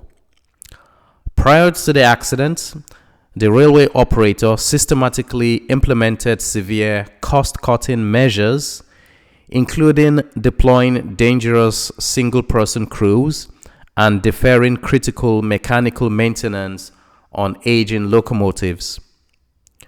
Although frontline employees and technical staff were fully aware of these ongoing safety hazards and mechanical defects, the corporate culture suppressed internal warnings, allowing the unmitigated operational risks to persist until they resulted in disaster. How the issue could have been avoided?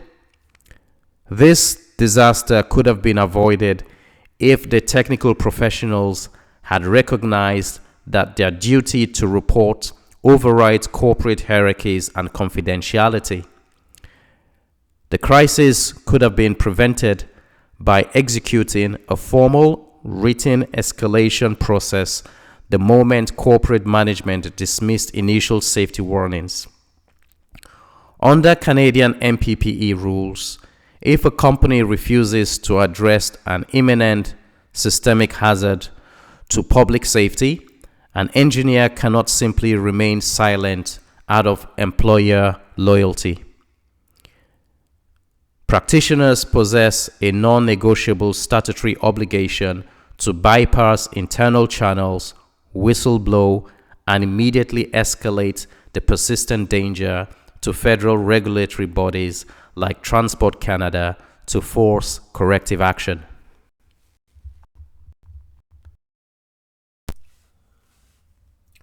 Mindset 17, Scenario Question. A professional engineer working for a rail operations contractor identifies repeated safety control bypasses that increase runaway train risk, resembling conditions preceding the Lac Megantic disaster. She documents the issue and reports it to her supervisor and senior management over several months. Management dismisses concerns as overly conservative and takes no corrective action. Although no incident has occurred, the engineer believes the risk to nearby communities remain high.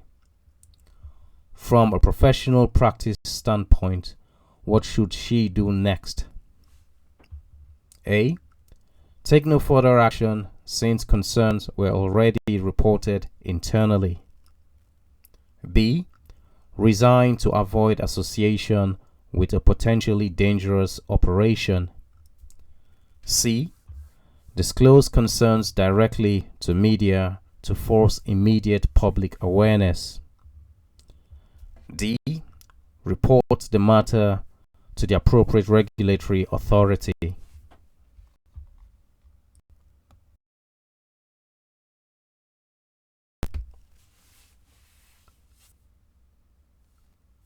Taking no action is never an option in these cases.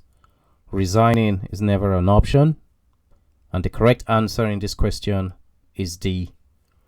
Report the matter to the appropriate regulatory authority. The Lac Megantic disaster reveals how ignored warnings and failure to escalate safety concerns can lead to catastrophic loss of life. Applying the duty to inform mindset, the engineer has fulfilled internal obligations by documenting and escalating internally. Continued inaction while public risk persists, triggers a duty to inform external regulators. Silence or resignation abandons public protection, while media disclosure bypasses proper regulatory processes. NPPE questions consistently treat regulatory reporting as the correct next step once internal remedies fail. By notifying authorities, the engineer protects the public while acting proportionally, ethically, and in accordance with professional obligations.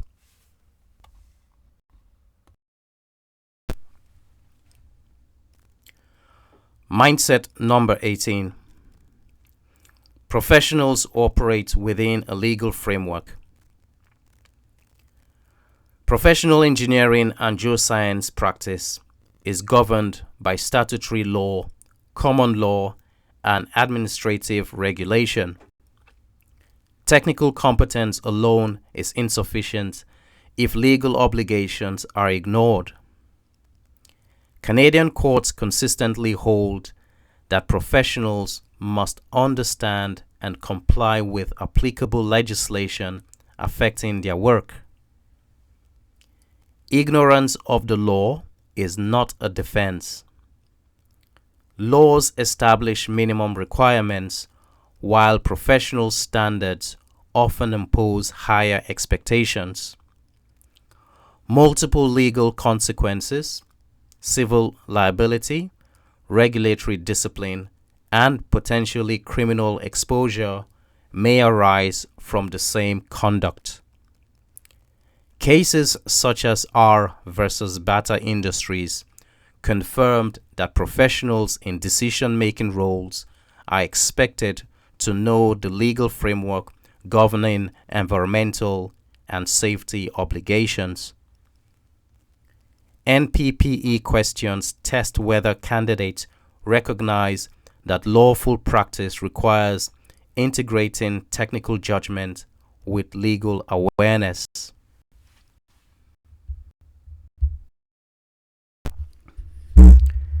Case summary.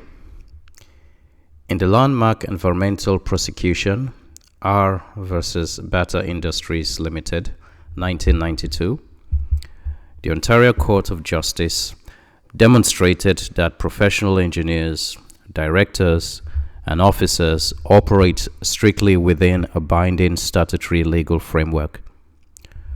A shoe manufacturing facility in Ontario contaminated local groundwater by failing to safely store decaying, leaking drums of chemical waste.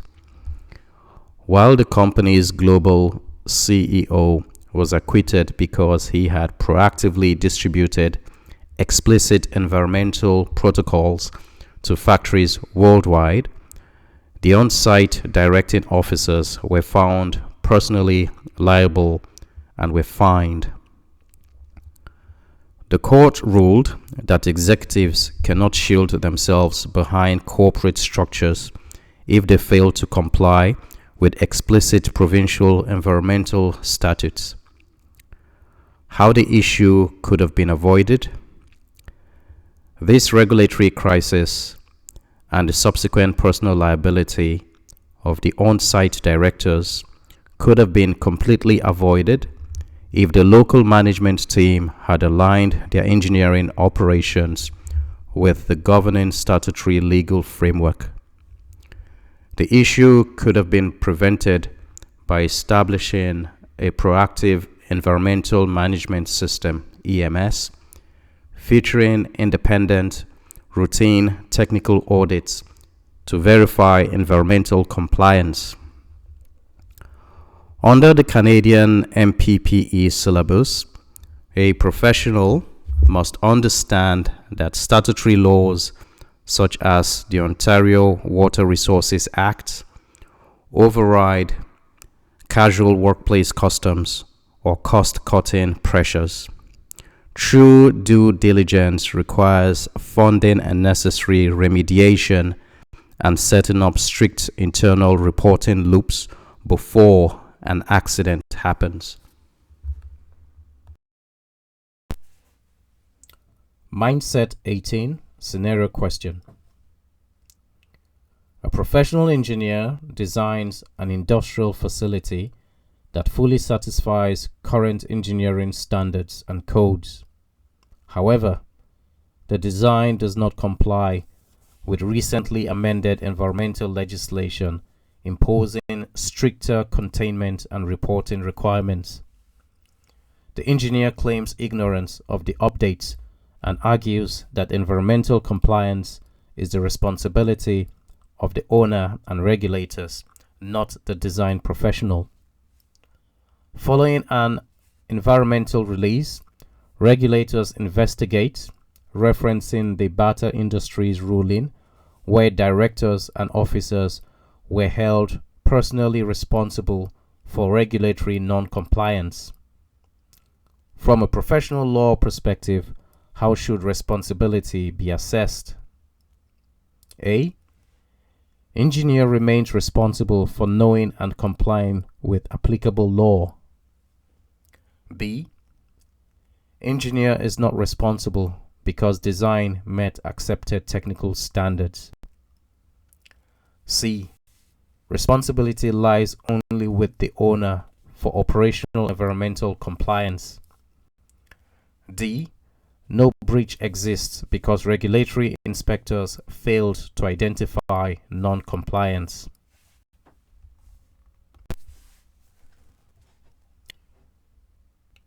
The correct answer is A. Engineer remains responsible for knowing and complying with applicable law. R versus Bata Industries established that professionals exercising decision-making authority must take reasonable steps to ensure legal compliance. Applying this mindset, meeting technical standards does not excuse failure to comply with legislation. Engineers are expected to stay informed of legal requirements relevant to their work. Responsibility cannot be shifted entirely to owners or regulators once professional judgment is exercised. NPPE questions consistently reinforce that legality and professionalism are inseparable. Ignorance of statutory obligations exposes professionals to regulatory discipline and legal liability regardless of compliance with technical codes. Therefore, the engineer remains responsible for ensuring designs comply with applicable law.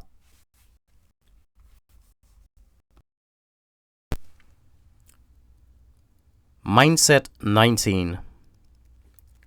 Contracts allocate risk, not professional duty. Contracts define scope, compensation, and risk allocation between parties, but they do not remove ethical or legal obligations owed by professionals to the public. Canadian courts have repeatedly affirmed that professionals cannot contract out negligence or statutory duties. Limitations of liability clauses may cap damages but do not excuse substandard professional conduct. In Central Trust Companies versus Refuse, the Supreme Court confirmed that contractual relationships do not displace a professional's duty of care. NPPE questions frequently test whether candidates incorrectly assume contracts override professional responsibility. Sound professional judgment requires honoring contractual terms while maintaining independent duty to act competently, ethically, and in accordance with law.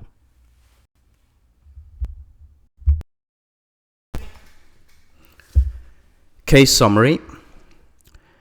The landmark Supreme Court of Canada decision in Central Trust Company versus Refuse, 1986, serves as the definitive precedent proving that contracts allocate commercial risks, but they do not eliminate concurrent professional duties under tort law. While the case originally involved a group of solicitors who botched a corporate mortgage transaction, the Supreme Court used this event to clarify professional liability across all disciplines, including engineering. The court established the doctrine of concurrent liability, ruling that a professional can be sued both for breach of contract and for negligence in tort. An engineer cannot argue that because a specific safety requirement or quality protocol was omitted from a client's contract, they are excused from performing it. Your fundamental professional standard of care exists independently of contract terms. How the issue could have been avoided? To avoid catastrophic coverage gaps and multi-year lawsuits, engineering practitioners must treat commercial agreements strictly as instruments to define business parameters rather than shields against ethical and legal duties. The issue can be avoided by recognizing that while a contract can limit commercial liabilities or include indemnification clauses, it cannot legally lower the objective standard of care required of a P.Eng. Under the Canadian NPPE blueprint, practitioners must execute their technical duties with competent professional skepticism, ensuring that all designs comply fully with provincial safety codes and peer baselines, regardless of what constraints or exclusions are explicitly written into the client's procurement document.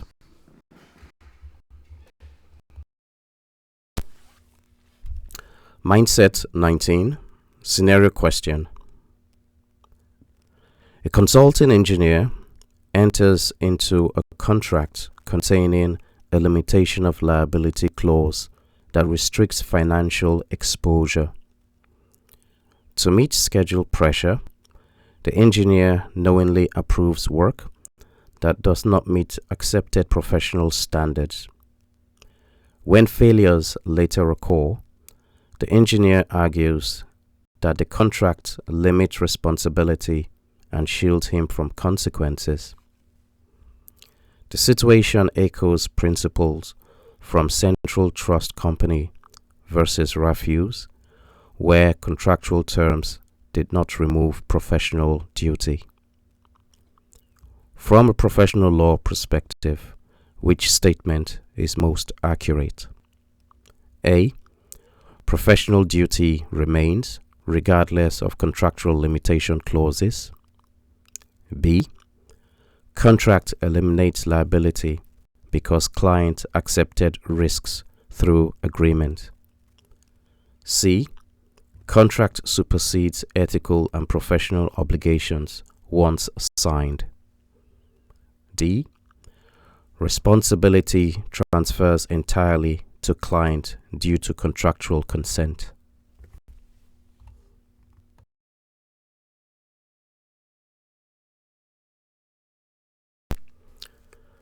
The correct answer is A. Professional duty remains regardless of contractual limitation clauses. Canadian jurisprudence, including Central Trust Company versus Refuse, confirms that professionals cannot contract out of negligence or professional duty. Applying this mindset, limitation of liability clauses allocate financial risk but do not excuse failure to meet professional standards.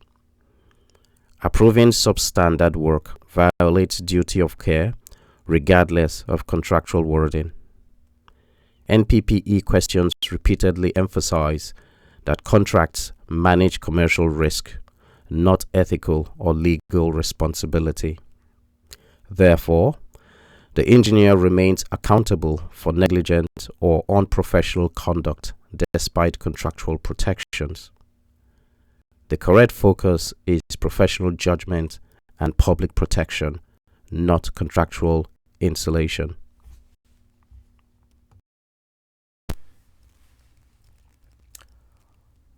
Mindset 20. Negligence is measured by reasonable professional care. Negligence in professional practice is assessed by comparing conduct to what a reasonable, competent professional would have done under similar circumstances. It is not based on perfection, intent, or outcome alone. Canadian courts consistently apply 4 elements: duty of care, breach of standard, causation, and damage. Compliance with codes and standards is relevant but not determinative if foreseeable risks require additional precautions.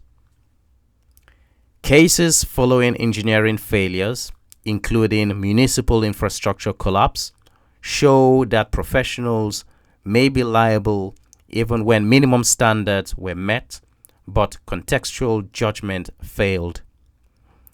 NPPE questions frequently test whether candidates incorrectly assume that code compliance guarantees immunity. Reasonableness, foreseeability, and professional judgment define negligence, not hindsight or intent.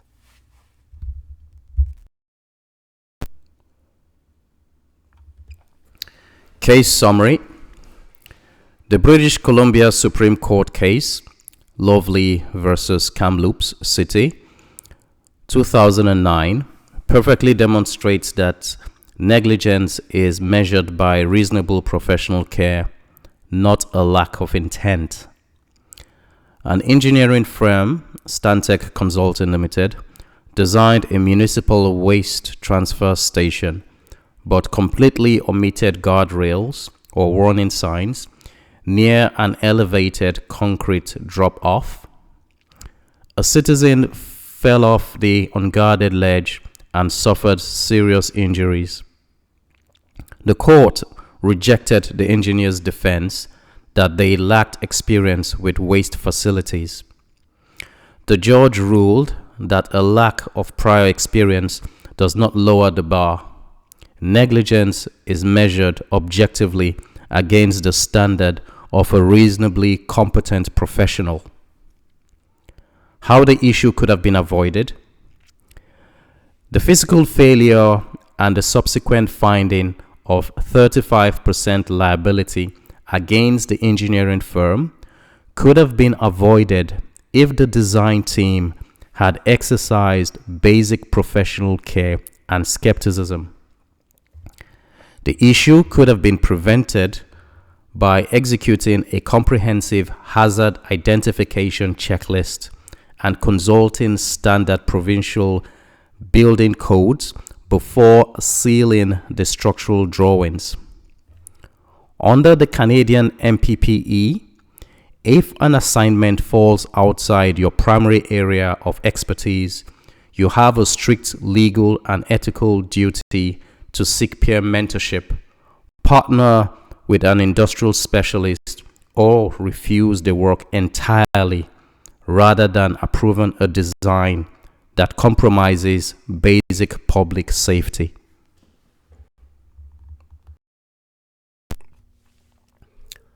Mindset 20 scenario question.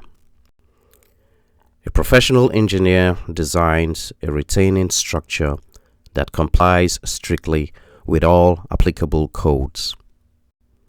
During design, the engineer is aware of unusable subsurface conditions on adjacent properties but does not investigate further, believing code provisions are sufficient. Several years later, the structure fails and damages neighboring buildings, though no injuries occur. The engineer argues that code compliance demonstrates reasonable care and precludes negligence. From a Canadian tort law perspective, how should this situation be evaluated? A. Negligence may exist if reasonable care required investigating foreseeable surface risks. B. No negligence exists because the engineer complied fully with applicable codes. C. Negligence requires intent, which was clearly absent in this situation. D.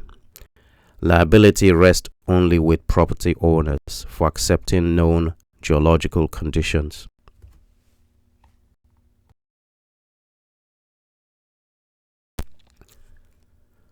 The correct answer is A. Negligence may exist if reasonable care required investigating foreseeable subsurface risks. Canadian negligence law evaluates conduct against the standard of a reasonably competent professional and not minimal compliance alone. While codes provide evidence of reasonable care, they do not eliminate the duty to act when foreseeable risks are known. Awareness of unusual subsurface conditions created a foreseeable risk to neighboring properties. Failing to investigate further may constitute a breach of the professional standard of care. Intent is irrelevant. Negligence focuses on reasonableness. NPPE questions consistently emphasize that professional judgment must extend beyond mechanical adherence to codes when circumstances warrant additional precautions. Therefore, negligence may be found if further investigation was reasonably required to mitigate foreseeable harm.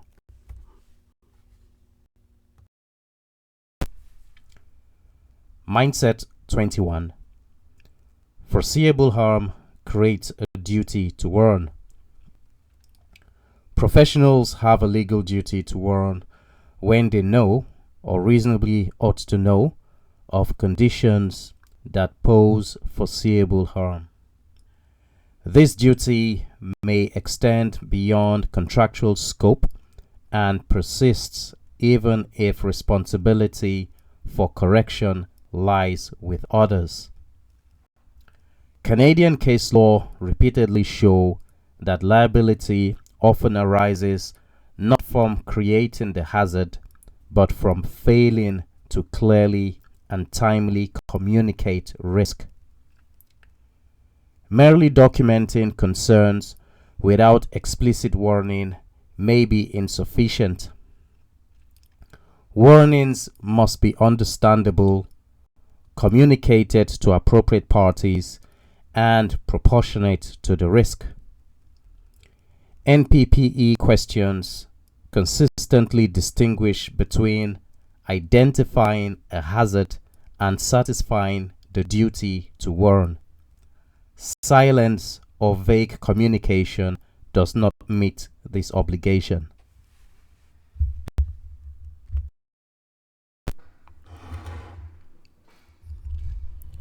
Case summary. The landmark Canadian tort case, Kamloops City versus Nielsen in 1984, serves as a premier precedent proving that foreseeable harm creates a binding, non-delegable duty to warn. A private contractor constructed a residential foundation that completely deviated from certified engineering plans. A municipal building inspector discovered the severe structural defects and immediately issued a formal stop work order.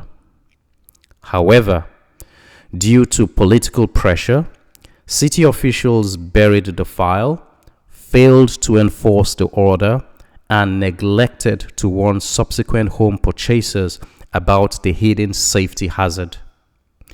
Decades later, the foundation collapsed. The Supreme Court of Canada held the municipality liable, ruling that discovering a foreseeable public danger creates an absolute legal obligation to issue an unambiguous warning to those at risk. How the issue could have been avoided. This structural failure and subsequent multi-million-dollar lawsuits could have been avoided if the public officials had prioritized their statutory duty to warn over political expediency.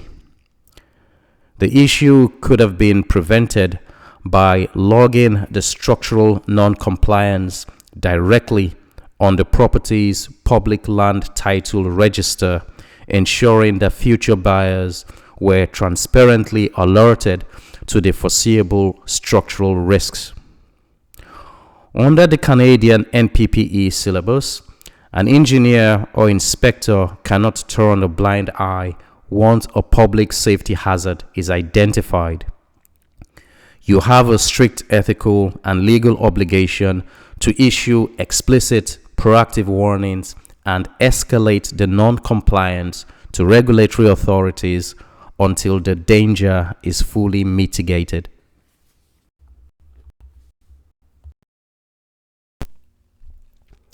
Mindset 21 Scenario Question.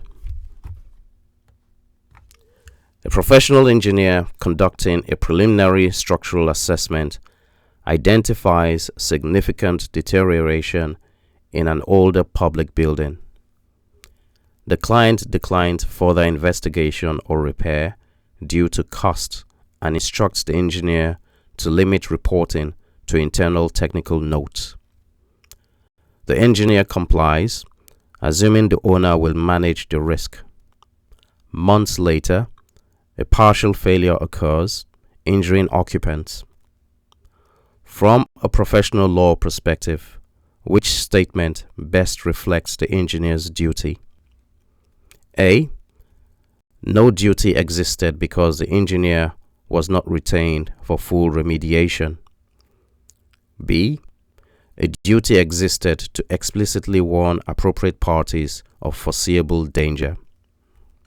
C. The duty was satisfied by recording findings in technical documentation. D. Responsibility rested solely with the building owner after receiving the report.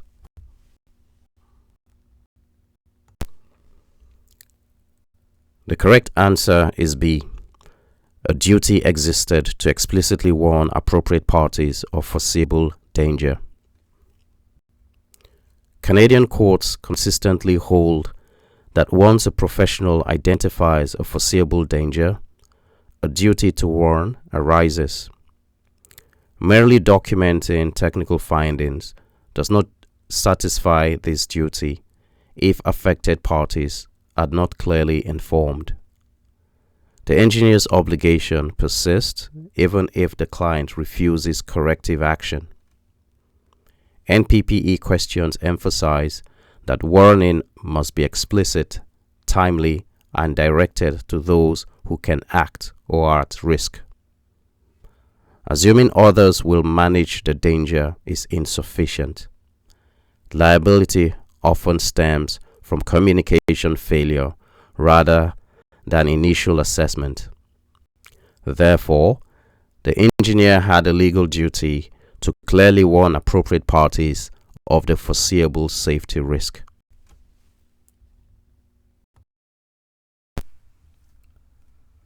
Mindset 22. Standard of care is defined by peers, not outcomes. The professional standard of care is determined by what a reasonably competent professional with similar training would have done in comparable circumstances at the time of the work. It is not judged by hindsight, technological advances, or the severity of an outcome. Canadian courts rely heavily on expert evidence from qualified peers to establish whether the accepted standard was met. Failures alone do not prove negligence, and success does not guarantee compliance with standards. The Quebec Bridge disaster illustrates how ignoring contemporary peer warnings rather than the collapse itself defined negligence. NPPE questions consistently test whether candidates incorrectly equate bad outcomes with negligence instead of focusing on contemporaneous professional practice.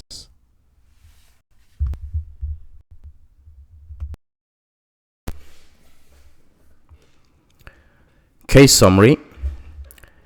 The 1907 Quebec Bridge collapse is the definitive Canadian case study proving that the engineering standard of care is defined by the reasonable competence of peers, not project outcomes.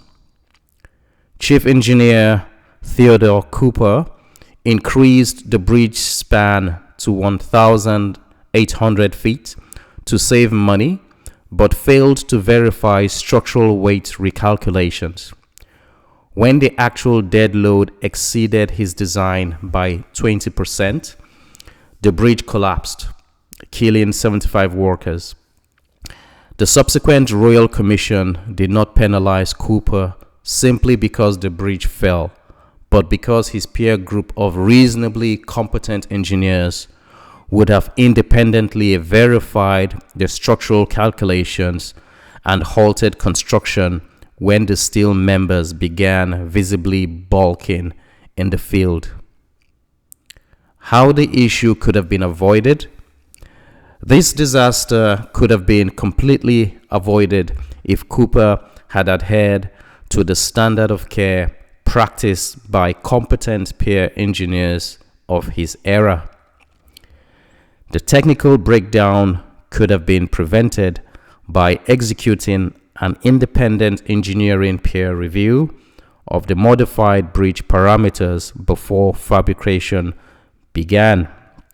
Furthermore, when field staff reported that the lower compression cords were wrapping out of alignment, a competent engineering professional would have treated those structural red flags with deep scientific skepticism.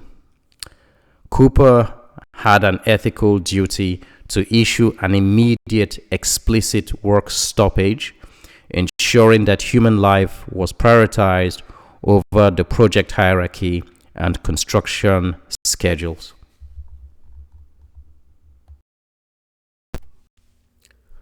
Mindset 22 Scenario Question. A professional engineer designed a structural system using methods widely accepted by peers at the time. Years later, the structure experiences a major failure after newer research identifies improved design approaches that would have reduced risk. During litigation, the plaintiff argues the failure proves the engineer was negligent. Expert witnesses are called to assess the engineer's conduct. From a Canadian professional law perspective, how should the engineer's performance be evaluated? A. Negligent because the failure caused significant damage and losses. B. Assessed against reasonable professional practice at the time of design. C. Negligent because better design approaches are now known. D. Assessed using the most current state of the art design knowledge.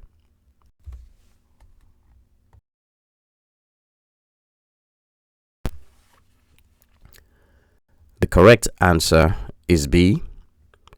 Assessed against reasonable professional practice at the time of design. Canadian courts assess negligence by examining the standard of care at the time the work was performed, not by applying hindsight. The Quebec Bridge inquiries showed negligence arose from ignoring peril warnings available then, not from later knowledge. Applying this mindset, subsequent research or improved techniques do not retroactively define professional standards. Failure alone does not establish negligence if the engineer acted reasonably based on prevailing practice. NPPE questions consistently reinforce this distinction to avoid outcome-based reasoning. Therefore, the engineer's conduct must be judged against what competent peers would have done at that time, making option B correct. Mindset 23. Disputes should be resolved proportionally and early. Professional disputes should be resolved using the least adversarial and most proportional method available. Canadian courts and regulators encourage negotiation and mediation before arbitration or litigation to reduce costs, preserve relationships, and clarify technical misunderstandings. Litigation is time-consuming, expensive, and unpredictable, and should be the last resort unless public safety or legal deadlines require otherwise. Professionals are expected to engage constructively and objectively when disputes arise. NPPE questions consistently favor early cooperative dispute resolution over immediate legal escalation, particularly where communication remains possible and no urgent public risk issue exists.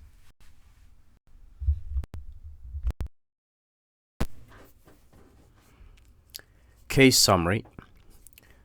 The landmark Supreme Court of Canada decision in Hironiak and Moulding 2014 serves as the definitive precedent, proving that commercial and technical disputes must be resolved proportionally and early to prevent systemic gridlock. While the case originally stemmed from an investment fraud dispute, the Supreme Court used this event to shift the culture of Canadian civil litigation entirely.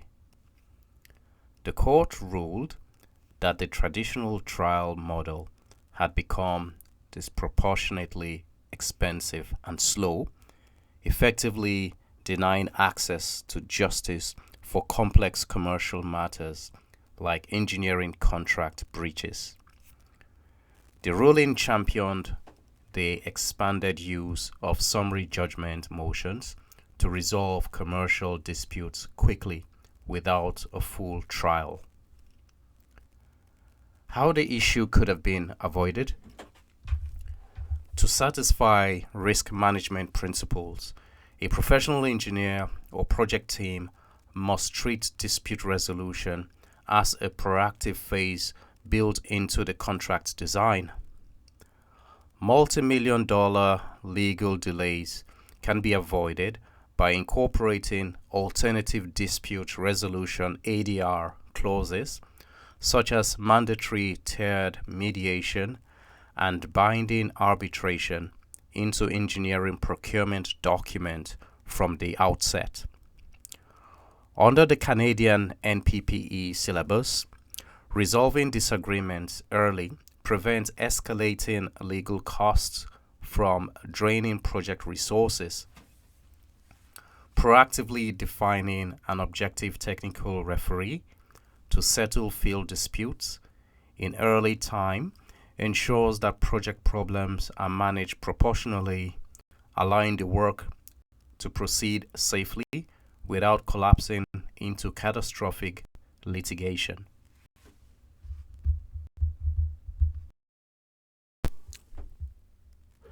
Mindset 23 scenario question. A consulting engineer and a client disagree about whether recent defects in a facility stem from design omissions or construction deviations. The client threatens immediate legal action and demands compensation.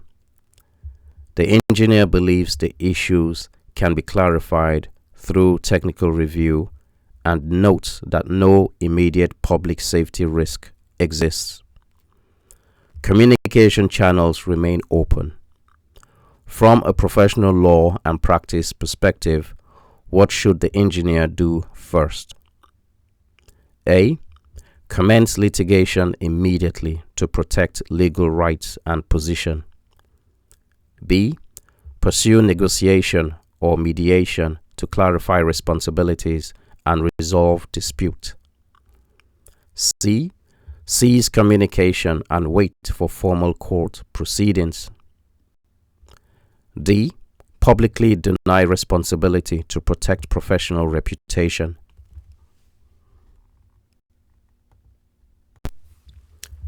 The correct answer is B. Pursue negotiation or mediation to clarify responsibilities and resolve dispute. Canadian professional practice norms emphasize proportional dispute resolution. Initiating litigation prematurely escalates conflict and increases cost without addressing technical uncertainty. Applying this mindset, negotiation or mediation allows facts to be clarified, responsibilities allocated, and disputes potentially resolved without adversarial proceedings. NPPE questions consistently reward this approach when no immediate safety risk exists and communication is viable. Public denial and silence undermine professionalism and do not resolve the underlying issue. Therefore, pursuing negotiation or mediation as a first step aligns with legal expectations, professional conduct standards, and responsible risk management. Mindset 24. Intellectual property ownership depends on legal context. Intellectual property (IP) ownership in professional practice depends on statutory law, employment status, and contractual terms, not solely on authorship or creativity. In Canada, work produced by an employee in the course of employment typically belongs to the employer unless an agreement states otherwise. Independent contractors may retain ownership unless rights are assigned contractually. Courts have consistently ruled that use of employer resources, time, and assigned duties weighs heavily toward employer ownership. Ethical obligations also prohibit misuse of intellectual property regardless of legal ownership. NPPE questions frequently test whether candidates incorrectly assume that creating work automatically confers ownership. Proper understanding of context, agreements, and professional obligations is essential.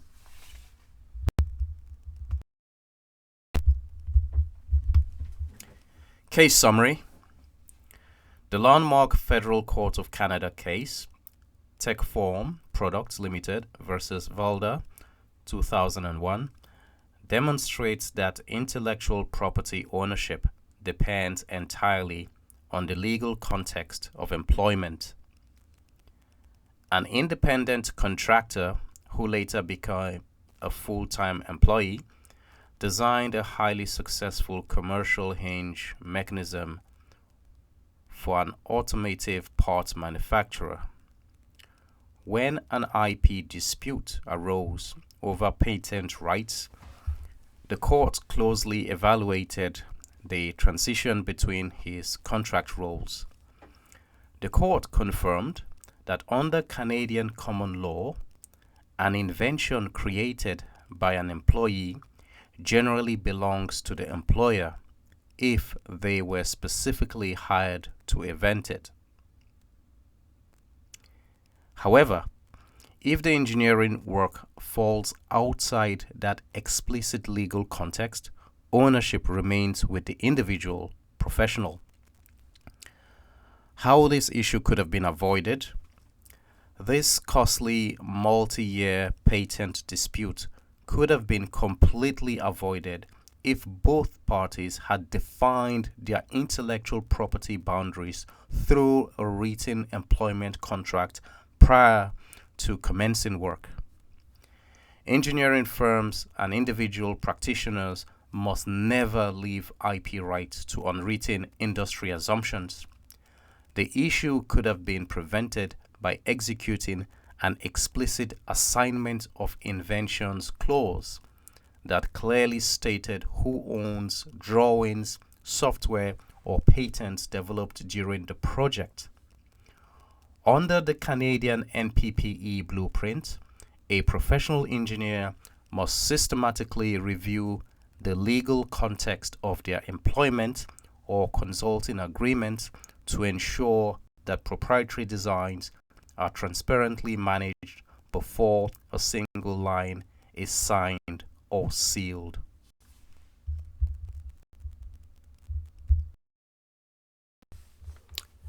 Mindset 24, scenario question. A professional engineer employed by a consulting firm develops a proprietary design spreadsheet while working on company projects using firm software and data. After resigning, the engineer attempts to market the tool independently, claiming ownership because she developed it personally and no explicit IP clause existed in her employment agreement. The former employer objects, citing Canadian employment law principles. From a professional law perspective, which statement best reflects likely outcomes? A. Engineer owns tool because authorship determines intellectual property rights. B. Employer likely owns tool because it was created during employment. C. Ownership depends solely on whether copyright was formally registered. D. Ownership automatically transfers to engineer upon leaving employment.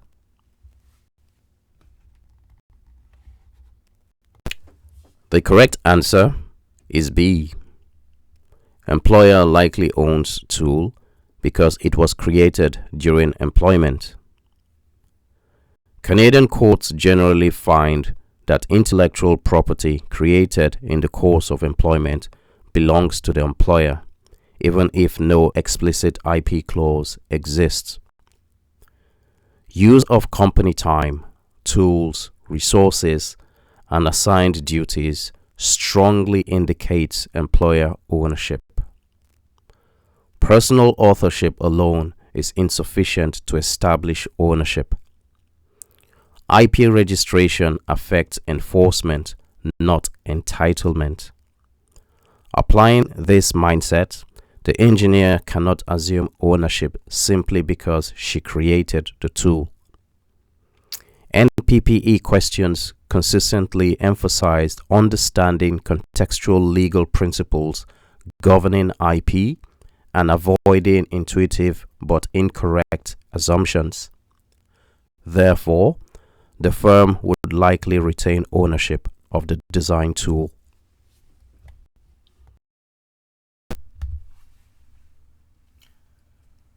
Mindset 25. Employment status affects rights, not professional duty. Employment status determines contractual rights, compensation, and vicarious liability, but it does not reduce or remove professional obligations. Employees and independent consultants are equally bound by professional standards, ethical codes, and regulatory discipline. Canadian regulators consistently discipline professionals for substandard conduct, regardless of employment role.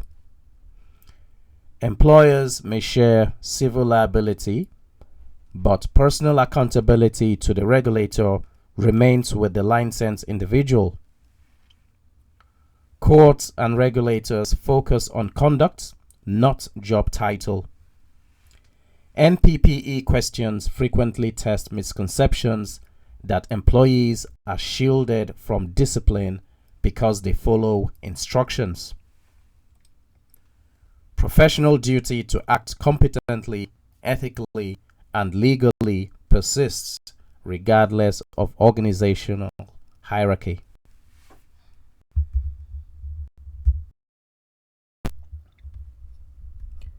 Case summary.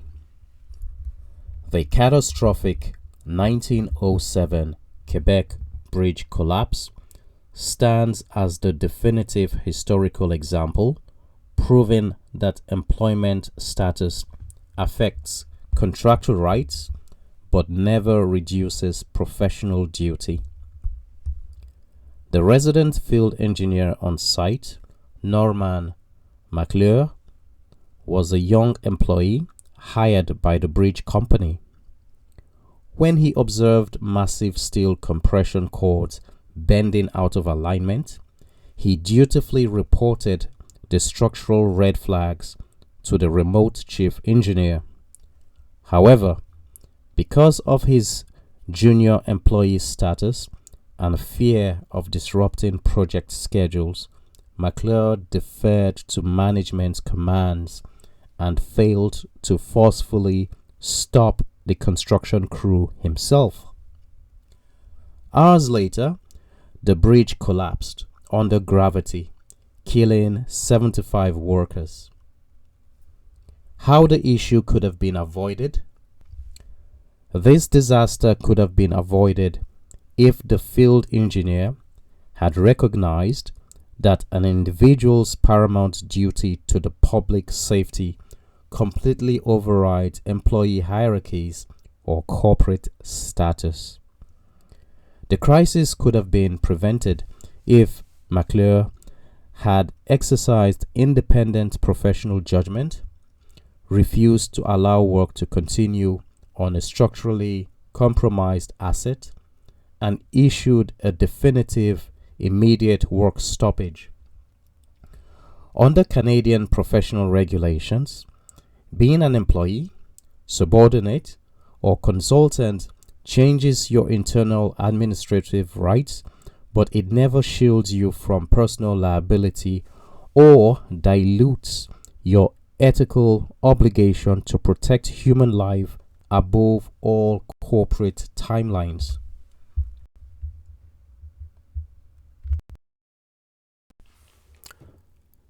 Mindset 25 Scenario Question. A professional engineer employed by a utility company follows managerial instructions that lead to the release of substandard design work.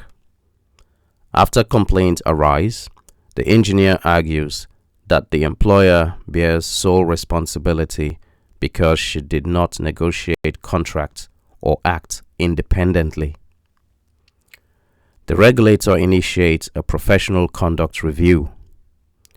From a professional law perspective, which statement is correct? A. Only employers may be disciplined because they control project decisions. B. Employees are immune from professional discipline when acting under instructions. C. Employment status does not eliminate personal professional accountability. D. Discipline is limited to managers who authorize design decisions.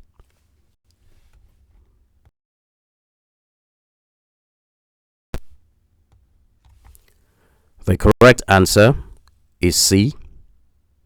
Employment status does not eliminate personal professional accountability. Canadian professional law principles establish that licensure carries personal accountability regardless of employment agreement. While employers may share liability, they do not shield individuals from regulatory discipline. Following instructions does not excuse unprofessional conduct or substandard practice. NPPE questions repeatedly emphasize that regulators discipline individuals based on conduct, not corporate rule. Applying this mindset, the engineer remains professionally accountable for her work, even as an employee. Therefore, employment status does not remove personal obligation to uphold professional standards, making option C correct.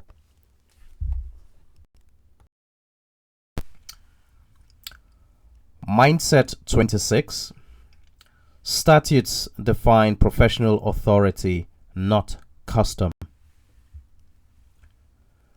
Professional authority in engineering and geoscience exists only because it is granted through provincial or territorial legislation. Professional acts define who may use protected titles, who may practice, the scope of practice, and the regulator's disciplinary power. Authority does not arise from education, industry custom, employer policy, or long-standing practice. Canadian regulators routinely discipline professionals who rely on industry norms rather than statutory requirements. Courts have consistently held that status overrides corporate policies, informal practices, and even professional bylaws when conflicts arise. NPPE questions frequently test whether candidates mistakenly believe professional authority is flexible or discretionary. When statutory language is clear, compliance is mandatory regardless of convenience or historical behavior within an industry.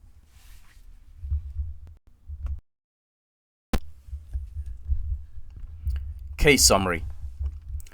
The landmark Supreme Court of Canada decision in Kamloops City versus Nielsen in 1984 stands as the premier precedent, proving that enabling statutes define a professional's authorities, legal obligations, completely overriding casual industry customs or political interference.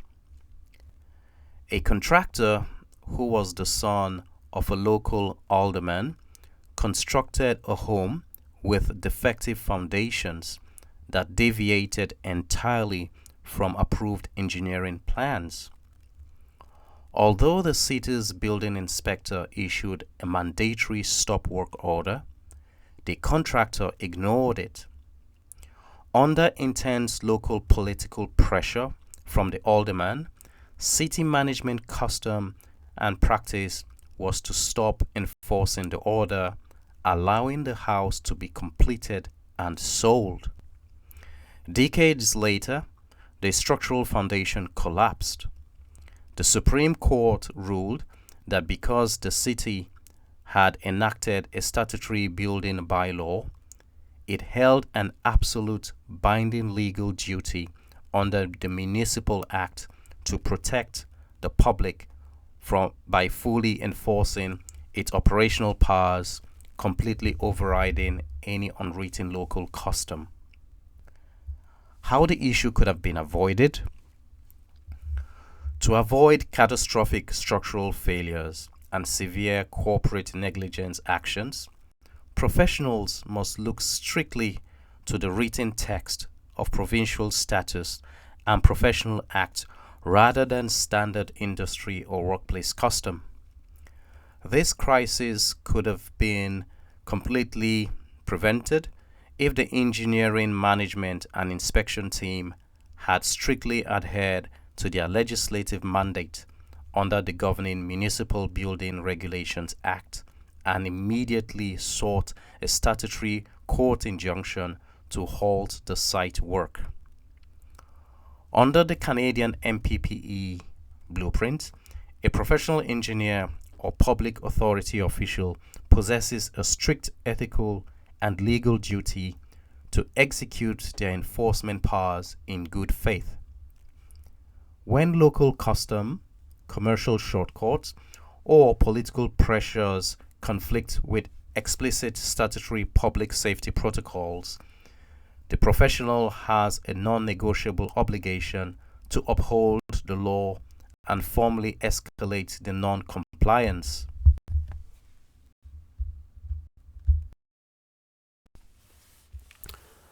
Mindset 26 Scenario Question. A senior engineer argues that a particular engineering activity has been performed for decades without registration in a sector and that industry practice should prevail over new regulatory enforcement. He claims employer approval and technical competence justify continuing the work without licensure, despite clear wording in the Provincial Professional Engineers Act restricting such activities to licensed practitioners. He also argues that association bylaws are merely guidance, not enforceable law. From a professional law perspective, how should this be interpreted? A. Industry custom can override statutory requirements if widely accepted. B. Employer authorization may replace statutory licensure requirements. C. Professional bylaws are optional and lack legal enforceability. D. Statutory law governs practice regardless of tradition or convenience.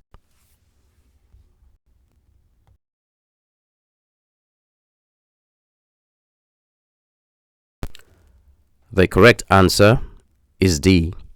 Statutory law governs practice regardless of tradition or convenience. In Canada, professional authority originates solely from statute. Professional acts enacted by legislatures define licensing requirements, scope of practice, and discipline powers. Industry tradition and employer approval do not override statutory obligations.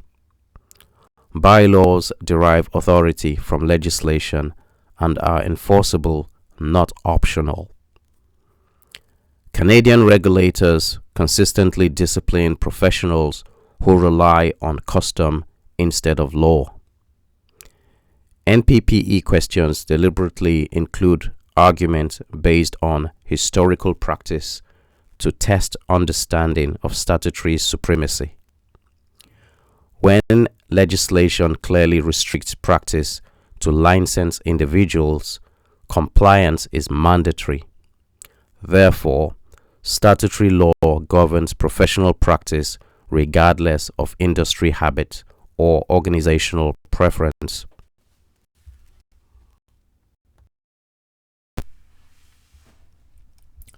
Mindset number 27.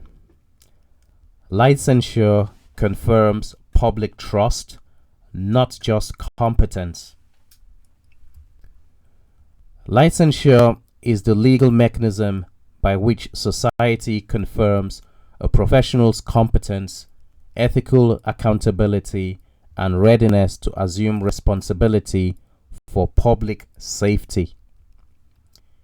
It is not simply recognition of experience or technical skill. Canadian mobility agreements facilitate registration across provinces, but they do not permit practice or title use before formal licensure is granted. Regulators may impose conditions, supervision, or delays to protect the public. Practicing or using protected titles without registration undermines public trust and violates professional law regardless of ability. NPPE questions repeatedly emphasize that licensure exists to protect the public, not to reward expertise or limit competition, and that competence alone never substitutes for regulatory authorization.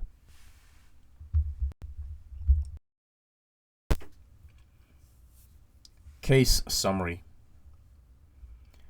The 2019 SNC-Lavalin International Bribery and Fraud Scandal serves as the definitive Canadian case study, proving that licensure confirms public trust, not just technical competence.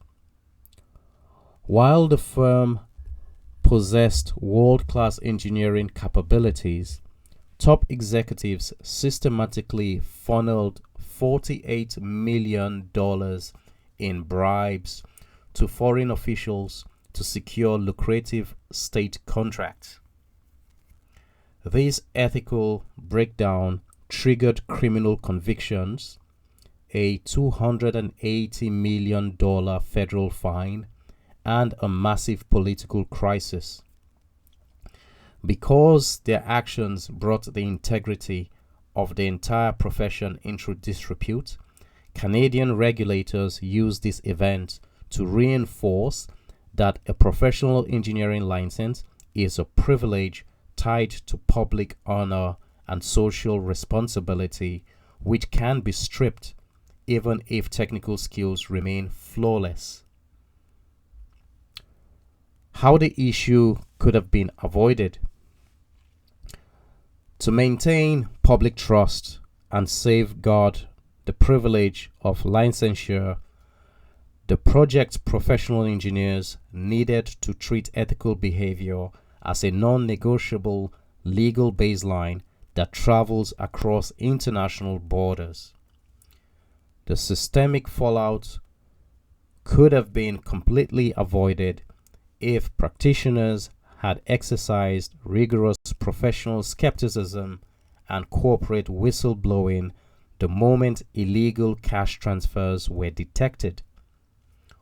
Under Canadian NPPE rules, engineers have an absolute statutory duty to resist corporate pressure, refuse to participate in corrupt practices, and immediately report financial fraud or bribery to domestic regulators like the RCMP, proving that an engineer's ultimate loyalty belongs to public accountability rather than corporate profit.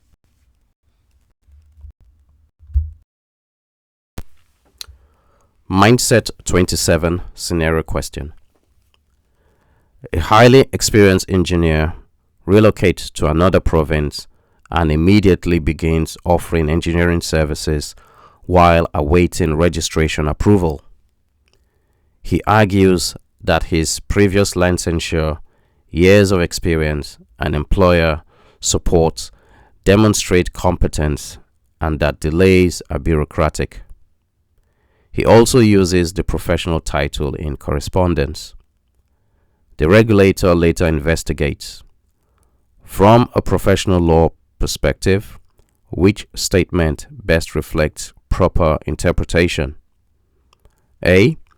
Practice and title use require formal licensure before approval. B. Prior licensure permits temporary practice while registration is processed. C. Experience alone authorizes practice despite pending registration status. D. Mobility agreements eliminate the need for interim regulatory control.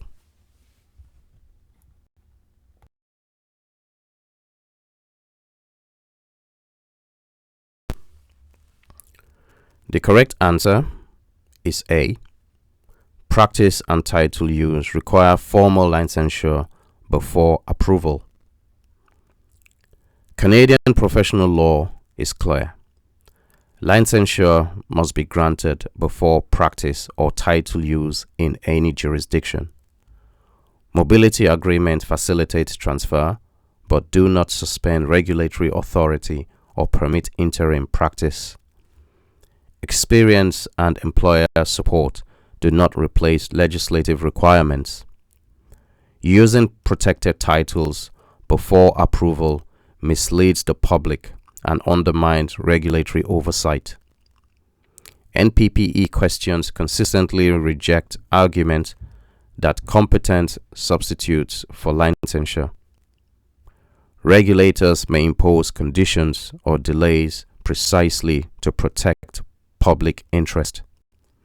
Therefore, practice and title use must wait until formal licensure is granted, making option A correct.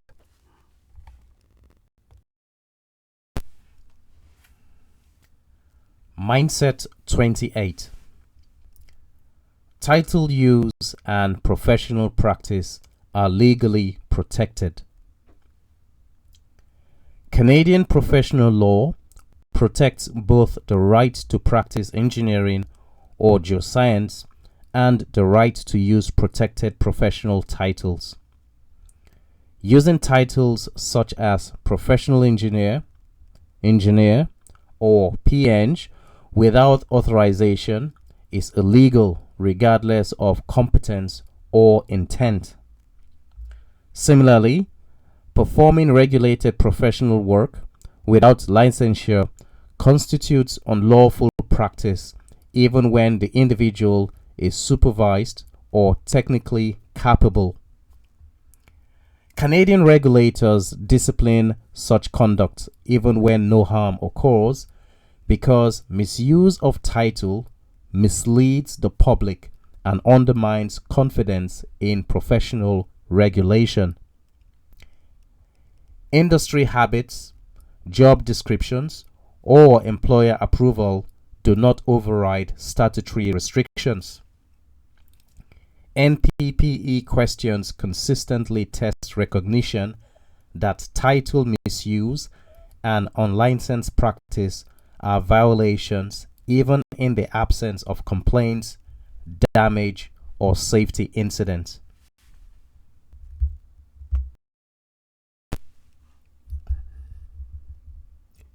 Case summary. In the 2025 Ontario Superior Court of Justice case, Professional Engineers Ontario versus Chuchawi, a Windsor resident, was sentenced to 14 days in jail for violating a statutory injunction that barred him from practicing without a license.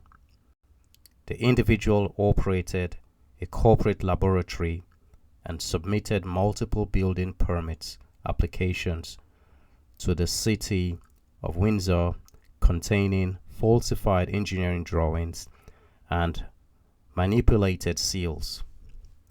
Because he repeatedly used the title engineer and provided professional services without holding a valid P.Eng registration or certificate of authorization, Professional Engineers Ontario pursued contempt charges.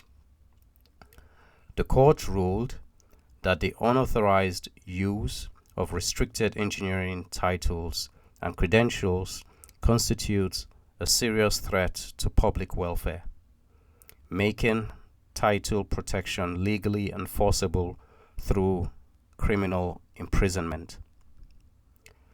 How the issue could have been avoided?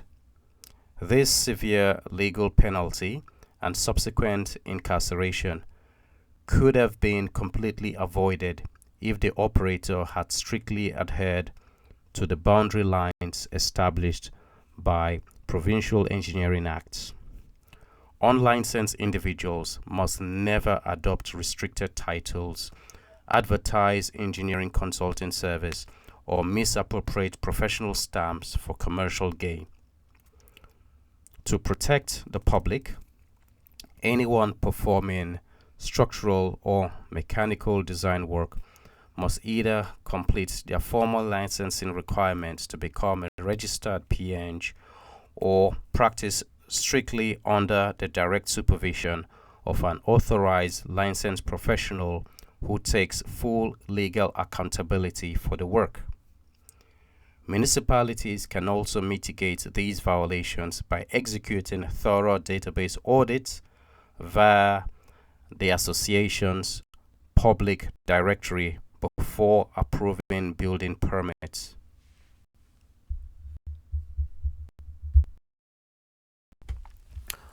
Mindset 28, Scenario Question.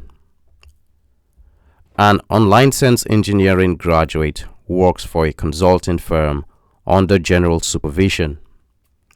She prepares technical designs that influence public-facing infrastructure projects and signs emails as project engineer to convey authority when communicating with clients. Her manager is aware of the title use and believes it is harmless because the graduate does not seal drawings and no errors have occurred. No clients have complained. From a professional law perspective, which statement best reflects the situation? A. Acceptable because supervision exists and no public harm has occurred. B. Acceptable because the title reflects internal job responsibilities only. C. Unacceptable because protected titles and professional practice require licensure. D. Acceptable if the employer assumes responsibility for all communications. The correct answer is C. Unacceptable because protected titles and professional practice require licensure. Canadian professional acts restrict both title use and professional practice to licensed individuals to protect the public. Applying this mindset, using project engineer implies licensure and can mislead clients regardless of intent or outcome. Supervision and lack of harm do not legalize title misuse. Employer approval cannot override statutory restrictions.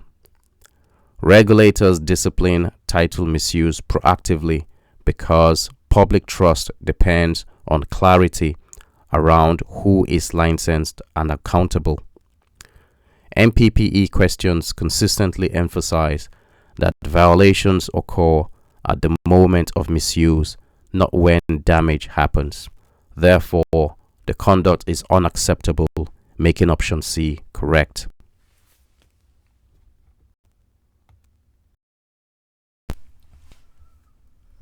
Mindset 29. Technical societies support the profession, they do not regulate it.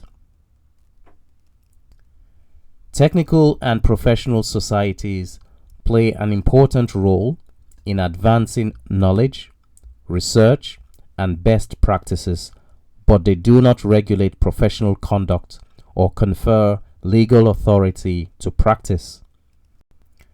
Membership in technical organizations is voluntary and does not substitute for licensure by a statutory regulator. Only provincial and territorial regulators established by legislation may license professionals, define scope of practice, and impose discipline. Confusing technical societies with regulators leads to unlawful practice and undermines public protection.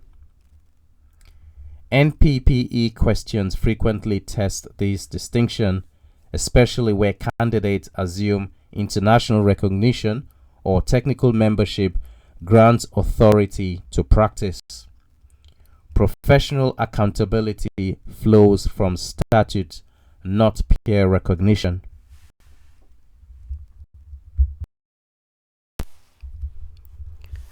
Case summary.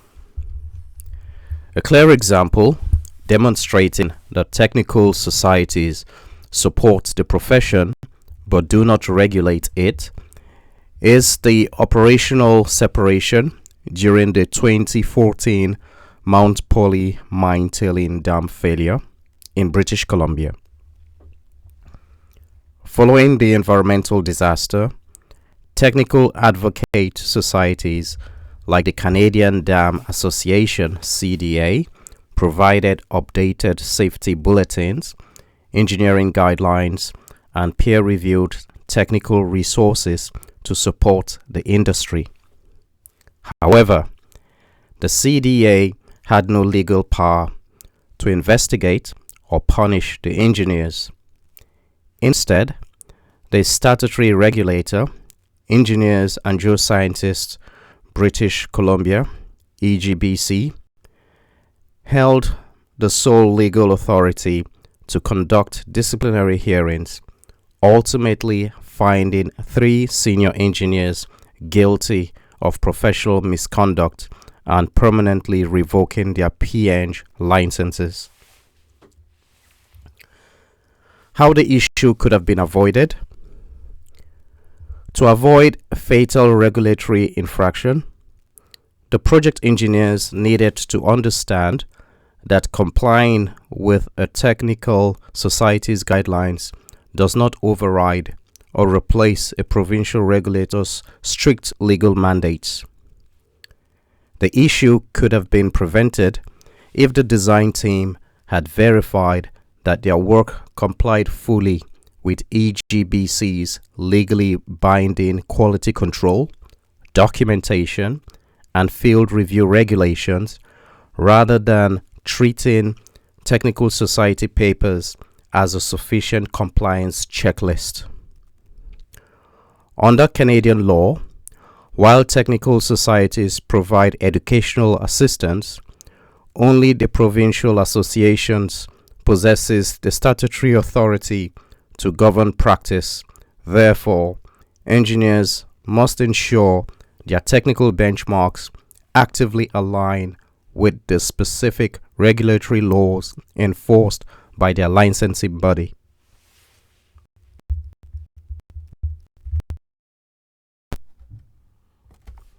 Mindset 29. Scenario question. A professional engineer argues that because she is a senior member of an internationally recognized engineering society that publishes respected technical standards, she does not need to comply strictly with provincial registration requirements. She claims peer review, continuing education, and the society's ethical code provide sufficient oversight. A regulator later questioned her compliance. From a professional law perspective, which interpretation is correct? A. Compliance is optional if international best practices are followed. B. Technical societies may replace regulators when standards and ethics are robust. C. Membership provides equivalent authority to practice professionally. D. Only statutory professional regulators have authority to license and discipline.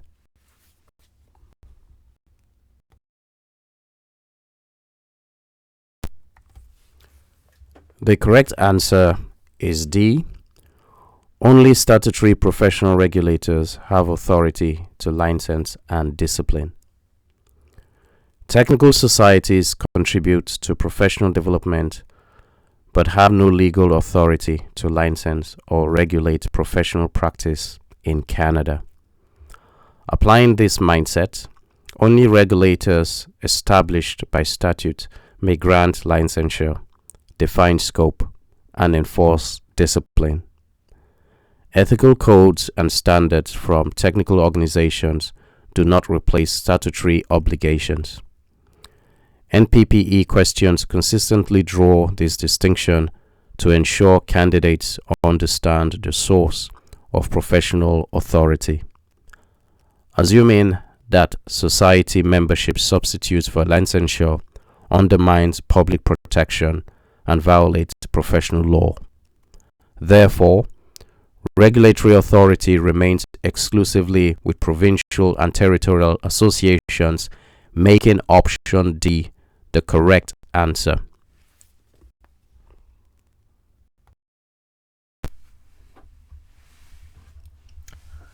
Mindset 30.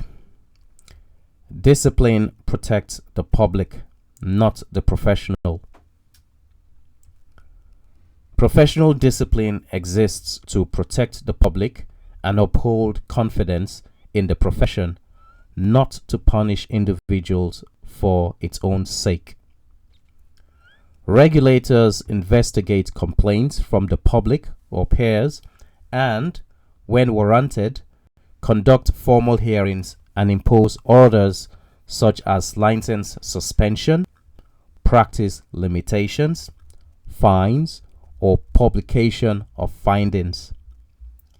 Even when no harm occurred, conduct can still be disciplined if it falls below expected professional standards, because prevention is the regulator's mandate. Intent, reputation, and a clean record may influence penalty, but they do not eliminate accountability for professional misconduct or incompetence. NPPE questions reward answers that prioritize public protection, due process, and regulatory authority over sympathy or outcome-based excuses.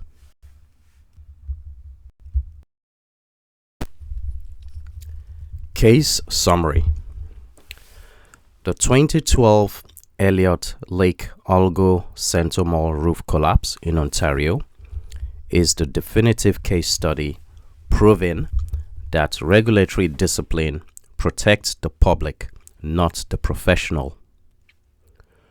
A portion of the rooftop parking deck collapsed, killing 2 people, injuring 19. A public inquiry revealed that a professional engineer inspected the building weeks before the disaster, and despite observing severe structural corrosion and dust, signed and sealed a report declaring the structure sound. Professional Engineers Ontario used its statutory disciplinary power to permanently revoke the engineer's license. This action was not a punitive punishment for the engineer, but a protective measure to permanently remove an incompetent practitioner from harming the public. How the issue could have been avoided? This tragic structural collapse and subsequent permanent revocation of the P.Eng license could have been avoided if the engineer had prioritized public welfare over his client's financial interests. The issue could have been prevented if the practitioner had exercised rigorous professional skepticism, reported the severe structural steel loss accurately, and refused to seal a compromised document. Under Canadian professional regulations, an engineer has an absolute statutory obligation to resist employer or client pressure. If a client demands a favorable report that explicitly ignores glaring physical hazards, a professional engineer must refuse the assignment and immediately report the public safety hazard to municipal authorities. Mindset 30. Scenario question. A professional engineer mistakenly issues a final engineering letter without the required review steps described in her firm's quality procedure. No incident occurs and the client suffers no loss. A member of the public files a complaint with the regulator after seeing the letter relied on in a municipal decision.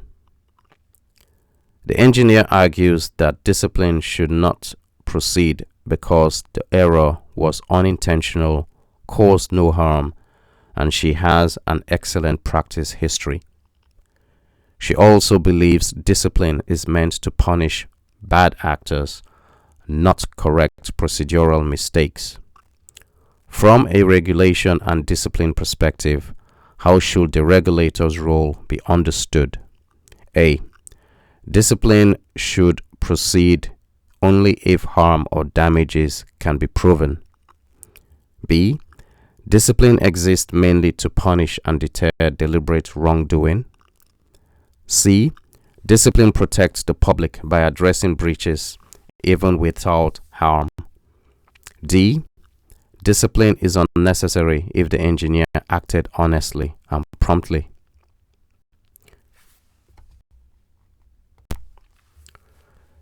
The correct answer is C.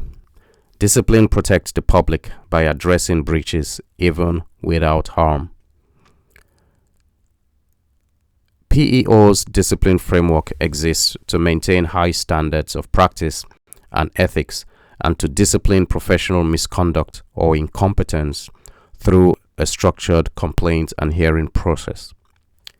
Regardless of whether harm occurred, applying the mindset, prevention, and public confidence are central.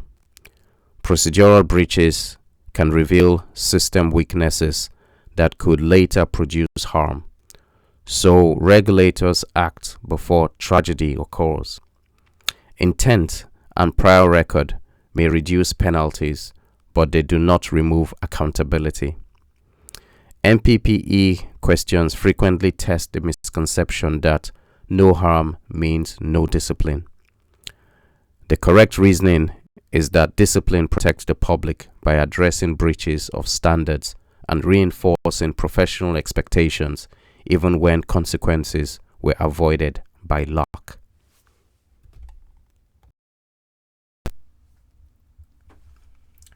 Mindset 31. Practice review is preventive and educational. Practice review programs are proactive quality assurance mechanisms that assess whether professionals and permit holders are practicing competently and following required standards. Reviews can be routine, triggered by incidents, or linked to reinstatement, and may examine competency, maintenance, and documentation. If serious deficiencies are discovered, the matter can be referred to an investigative body for potential discipline, but the primary intent is prevention and improvement. Professionals are expected to participate and respond constructively because practice review is part of public protection. NPPE questions often test whether candidates incorrectly treat practice review as punishment or optional.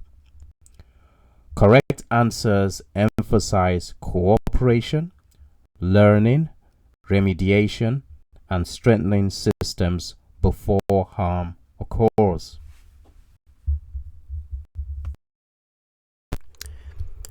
A distinct event illustrating the function of regulatory oversight is the formal 2025 APEGA Practice Review of the City of Calgary's Water Infrastructure Management, initiated following the catastrophic Bearspaw South Feeder main water pipe rupture. Unlike a punitive disciplinary tribunal, the Association of Professional Engineers and Geoscientists of Alberta, APEGA, conducted a proactive quality assurance assessment of the city's standard engineering procedures. The final evaluation confirmed that the municipality's data-driven risk management met rigorous professional baselines while concurrently highlighting specific opportunities for systemic improvement. This high-profile evaluation proves that a practice review is an educational and preventive safeguard designed to audit operating policies, identify latent operational gaps, and improve organizational competence before safety issues escalate into misconduct. How the issue could have been avoided? To maximize the value of this preventive framework and maintain public safety, an organization must treat a practice review as a transparent diagnostic tool rather than a defensive legal hurdle. In complex municipal infrastructure scenarios, risks can be minimized if corporate engineering teams independently execute internal Professional Practice Management Plan (PPMP) audits to verify that staff are consistently educated on standard quality control loops. Under the Canadian NPPE syllabus, a P.Eng must actively participate in these evaluations, voluntarily updating procedural guidelines, verifying structural monitoring baselines, and addressing minor non-conformance discovered during reviews prevents technical blind spots from turning into catastrophic physical or environmental failures.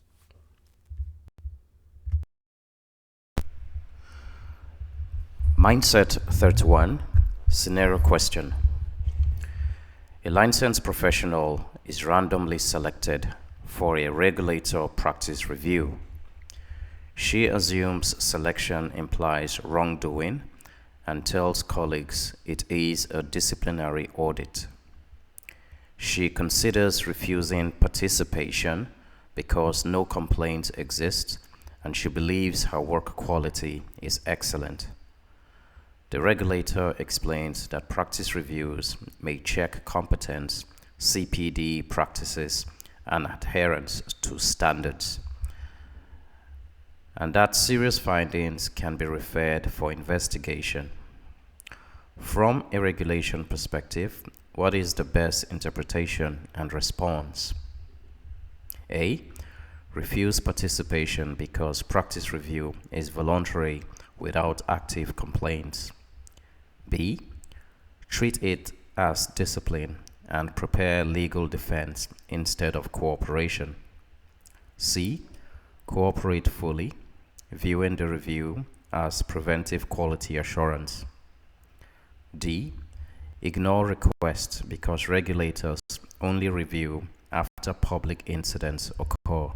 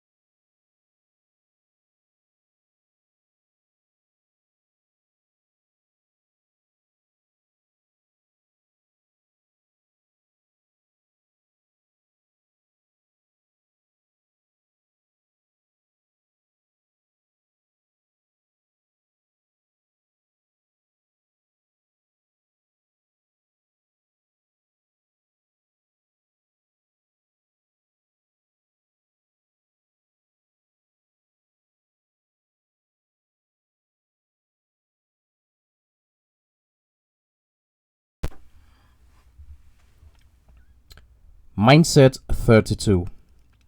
Continuing professional development (CPD) is mandatory and documented.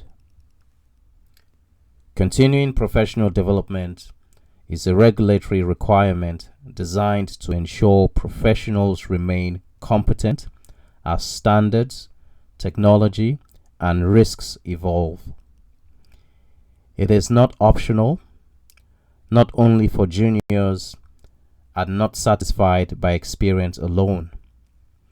Regulators increasingly require structured learning, competency planning, and documentation. Non-compliance can affect good standing status and the right to practice or use title.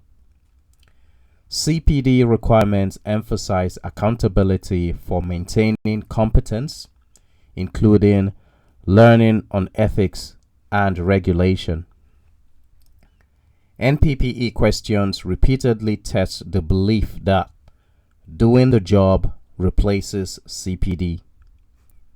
Correct answers prioritize continuous learning, record keeping, and compliance with regulator standards because competence is dynamic and central to public protection.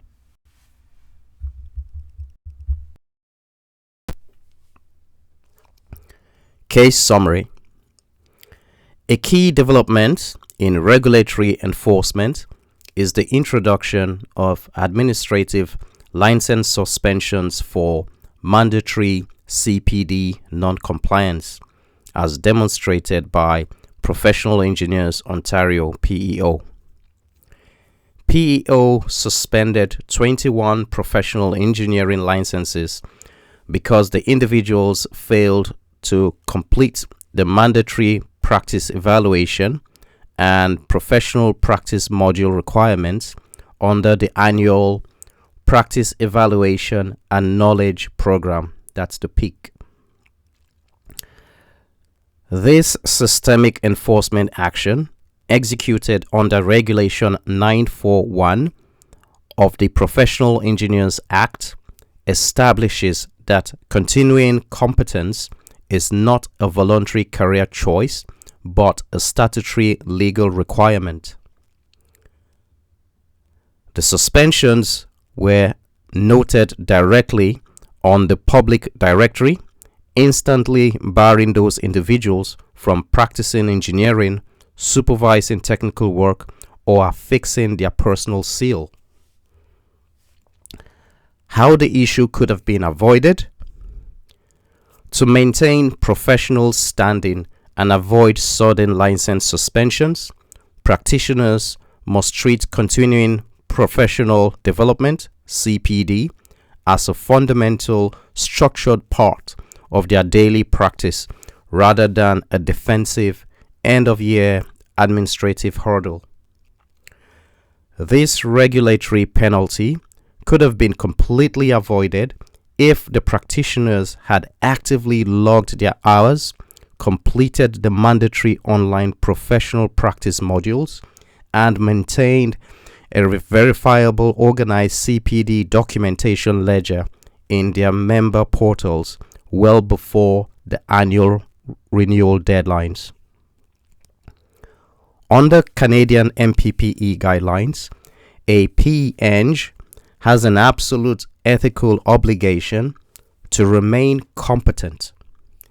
Engineers must independently track their education, verify their practice status, and ensure that training logs are backed up in personal storage to easily satisfy a regulatory compliance audit.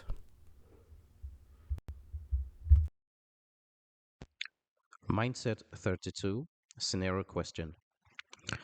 A senior engineer argues that 25 years of experience makes formal CPD unnecessary. He attends occasional informal lunch and learns but keeps no records. During annual renewal, the regulator requests evidence of CPD completion and a competency plan, explaining that CPD is mandatory for practicing licensees, and non-compliance can affect good standing. The engineer responds that his projects have had no failures and that CPD is paperwork. From a regulatory and discipline perspective, what is the most accurate conclusion? A. CPD is optional for senior professionals who demonstrate competent work performance. B. CPD is required only after incidents, complaints, or major technical failures. C. CPD is mandatory and must be documented to maintain good standing. D. Informal learning is sufficient so long as the engineer claims experience.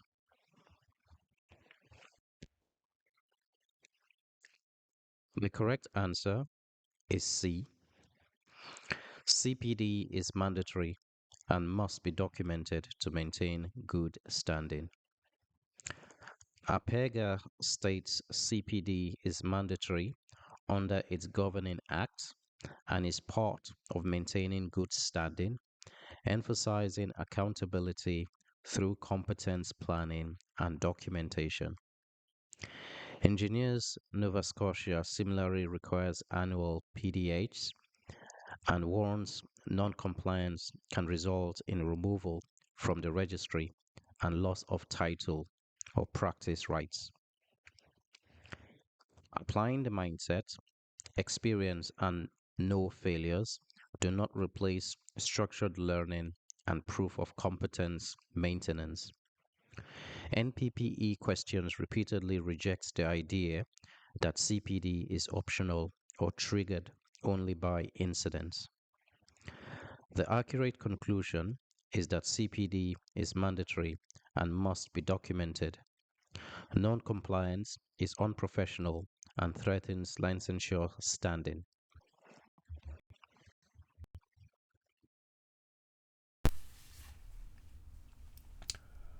Mindset 33. Certificates of authorization protect the public. In most Canadian jurisdictions, organizations offering professional engineering services to the public must hold a certificate of authorization or permit to practice. This requirement ensures that professional work is supervised by licensed professionals and that appropriate quality management systems exist. The obligation is regulatory, not contractual, and cannot be waived by client agreement or internal corporate policy.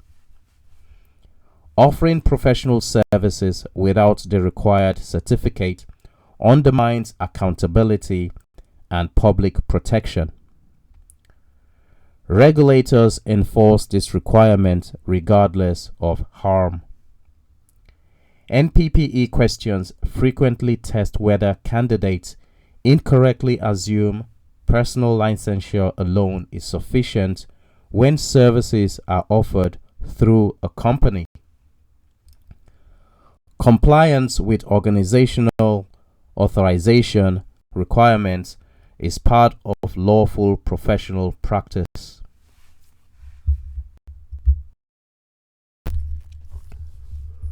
Case summary. In Ontario, the corporate offering of engineering services directly to the public without a mandatory certificate of authorization, C of A, is a serious offense.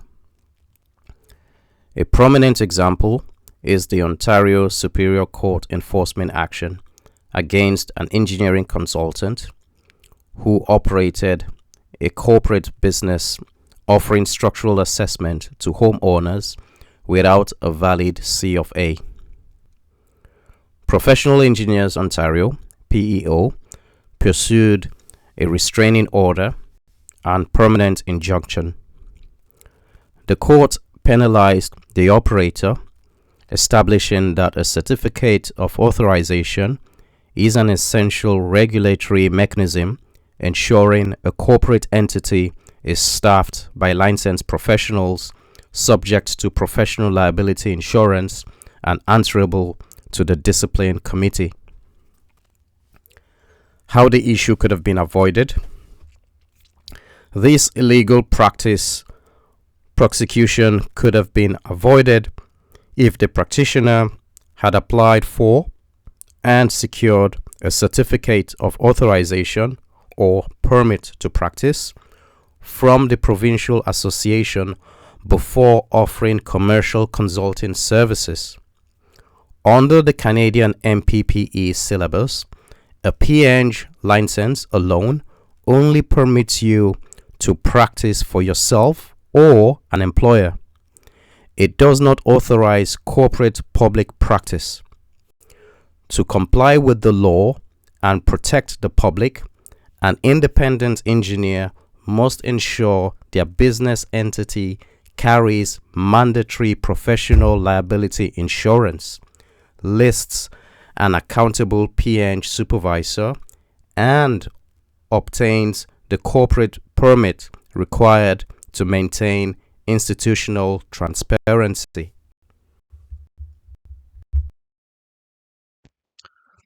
Mindset 33. Scenario question. A professional engineer begins providing engineering services to external clients through a newly incorporated company. He holds a valid license and believes his personal status satisfies regulatory requirements.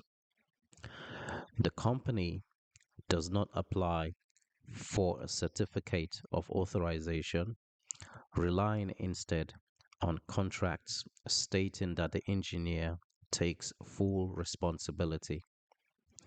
No complaints arise. From a professional law perspective, which statement is most accurate? A. The company must hold a certificate of authorization to offer services. B. Personal licensure replaces the need for organizational authorization. C. Contracts can transfer authorization obligations away from regulators. D. Authorization is unnecessary if no public complaints are received.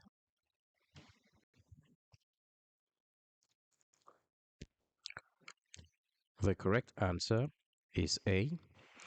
The company must hold a certificate of authorization to offer services. Regulators require certificates of authorization to ensure organizations offering professional services maintain supervision, quality control, and accountability. Personal licensure does not replace this requirement. Contractual disclaimers do not override statutory obligations.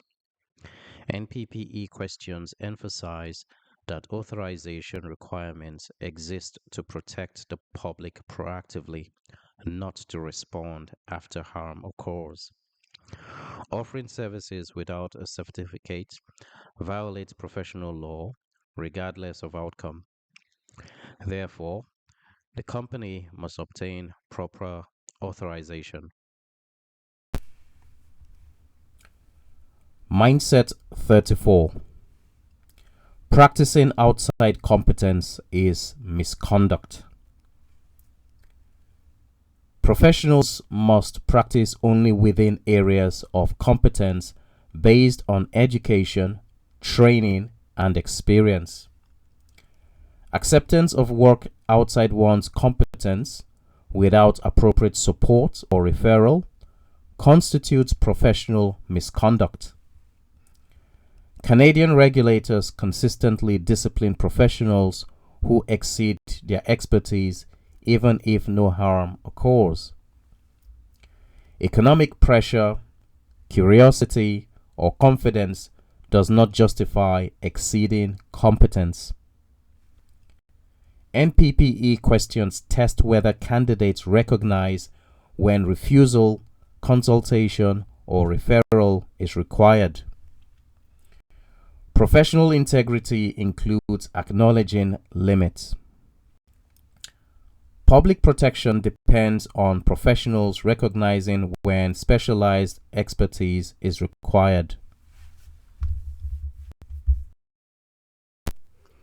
Case summary. The 2009 British Columbia Supreme Court case, Lovely versus Kamloops City, serves as a prime study proving that practice outside your area of competence constitutes professional misconduct. An engineering firm, Stantec Consulting Limited, was hired to design an elevated municipal waste transfer station. The design engineers completely overlooked a glaring physical hazard, failing to include safety guardrails or warning signs near a steep loading drop-off. A citizen subsequently fell off the platform, sustaining severe injuries. In court, the engineers attempted to defend themselves by noting they had zero prior experience building waste facilities, but the judge ruled that a lack of experience never lowers the standard of care. How the issue could have been avoided. To satisfy provincial codes of ethics and safeguard public welfare, a professional engineer must recognize their technical limitations and refuse tasks beyond their training. This design failure and subsequent liability could have been completely avoided if the engineers had practiced rigorous self-assessment and formally requested mentorship or a joint venture with an experienced industrial specialist. Under Canadian NPPE guidelines, if you choose to accept an assignment outside your core area of competence, you possess a strict legal duty to actively require the necessary expertise, consult peer reviews, safety standards, and ensure an independent expert reviews and stamps of the final work.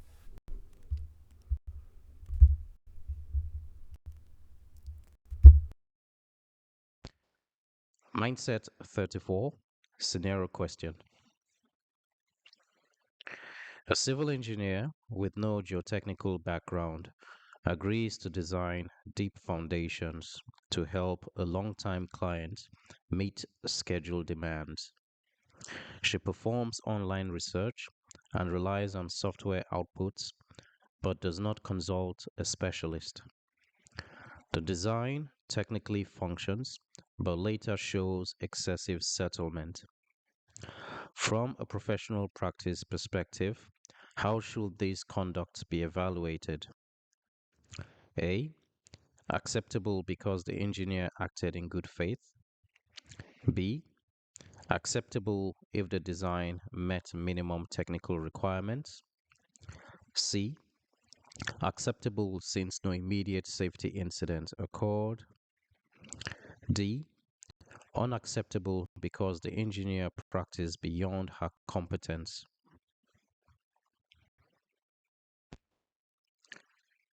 The correct answer is D. Unacceptable because the engineer practiced beyond her competence. Professional competence is a foundational obligation. Practicing outside one's expertise without appropriate consultation violates professional standards regardless of intent or outcome. NPPE questions consistently reject justifications based on effort or self-education when specialized competence is required. The appropriate response would have been to refuse the work or engage a qualified specialist. Therefore, the conduct constitutes practicing beyond competence.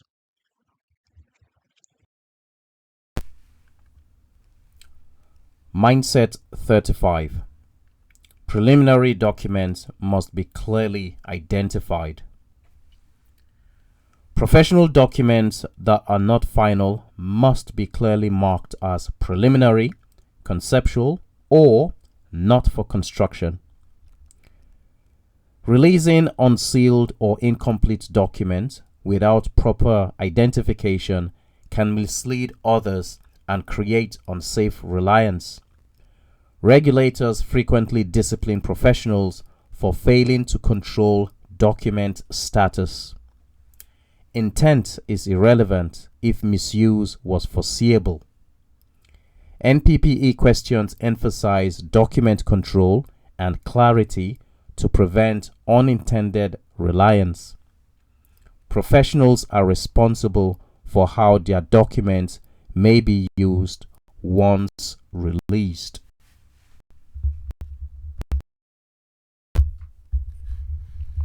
Case summary. The 2014 catastrophic tailings dam failure at the Mount Poly mine in British Columbia highlights the strict rule that preliminary engineering documents must be clearly identified.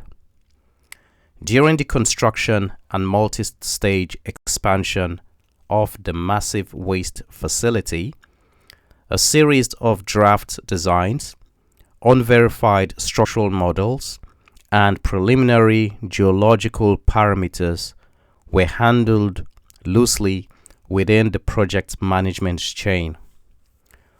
Because initial draft materials and unchecked foundation assumptions were not explicitly stamped as provisional or incomplete, the construction crew built a section of the embankment over an undetected glaciolacustrine clay layer. The dam failed catastrophically, releasing 24 million cubic meters of toxic slurry into the local watershed and triggering severe regulatory discipline. How the issue could have been avoided? To satisfy provincial code of ethics, a professional engineer must ensure that any unverified or provincial work is completely insulated from active field operations. This multi-million-dollar disaster could have been avoided if the design team had strictly applied a highly visible preliminary, not for construction, watermarked stamp across every draft calculation, initial layout, and unsigned schematic. Under Canadian NPPE rules, engineering drawings must remain explicitly marked as provisional until a licensed P.Eng conducts an independent peer review, finalizes the quality control checklists, and attaches their authenticated professional seal, completely preventing crews from accidentally building off unverified parameters.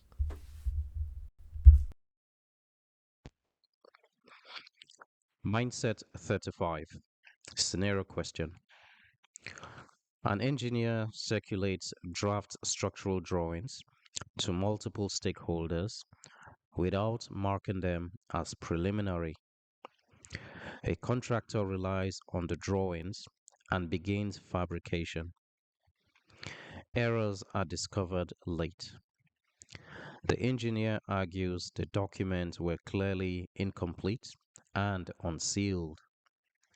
From a professional responsibility standpoint, which statement is correct? A. Responsibility lies with contractor for using unfinished documents. B. The engineer failed to clearly identify documents as preliminary. C. No responsibility exists because documents were not sealed. D. Draft documents never require professional controls. The correct answer is B. The engineer failed to clearly identify documents as preliminary. Professionals must manage the use of their work products. Failing to clearly identify documents as preliminary creates foreseeable misuse. Sealing is not the only control mechanism. NPPE questions consistently require proactive document control. Therefore, the engineer bears responsibility for failing to properly label and manage draft documents.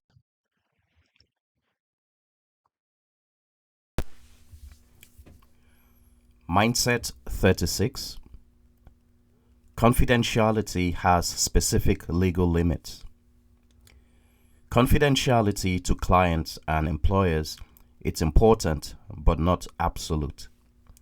Legal and ethical duties may require disclosure to prevent serious harm or comply with law. Professionals must understand when confidentiality yields to public safety or regulatory obligations. NPPE questions frequently test scenarios where silence would worsen risk. Disclosure should be limited, justified, and directed appropriately. Blind confidentiality is ethically incorrect.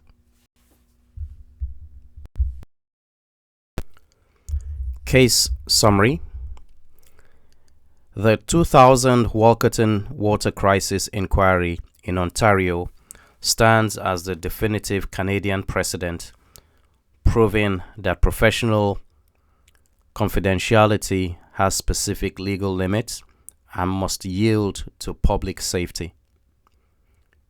During the judicial probe, it was revealed that a private laboratory discovered severe E. coli contamination in Walkerton's water supply and immediately notified the local water manager.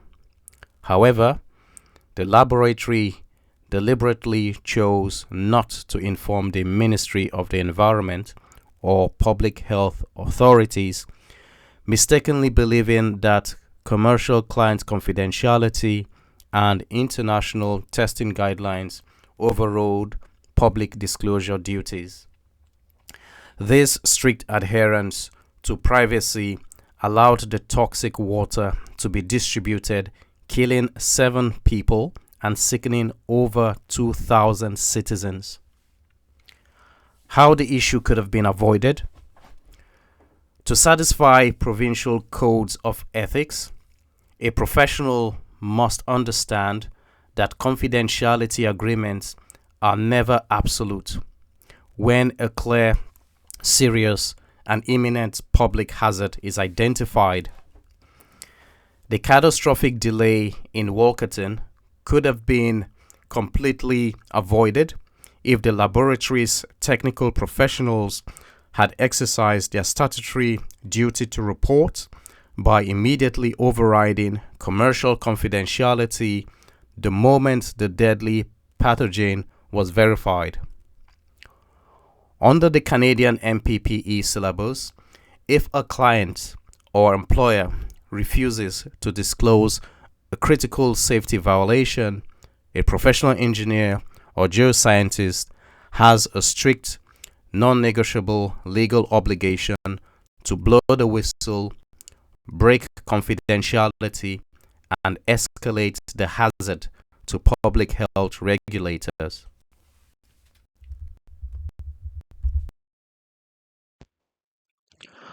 Mindset 36, scenario question. An engineer learns that confidential test results revealed serious safety defects. Management instructs her not to disclose the information externally. The defect poses foreseeable risk to the public. From a professional ethics and law perspective, what obligation applies? A. Maintain confidentiality regardless of potential public harm. B. Confidentiality may be overridden to protect public safety. C. Disclose internally only and take no further action. D. Ignore the issues unless legally compelled by court order.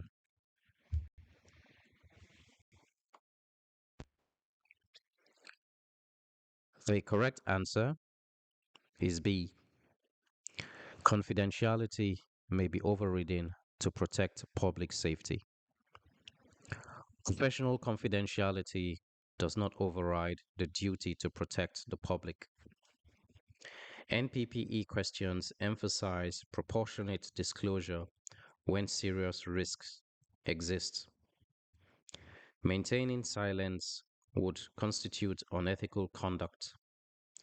Disclosure must be justified and appropriate, but cannot be avoided when public safety is threatened.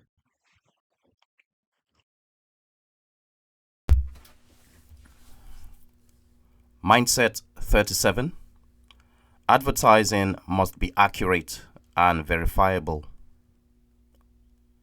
Professional advertising must be truthful, accurate, and not misleading.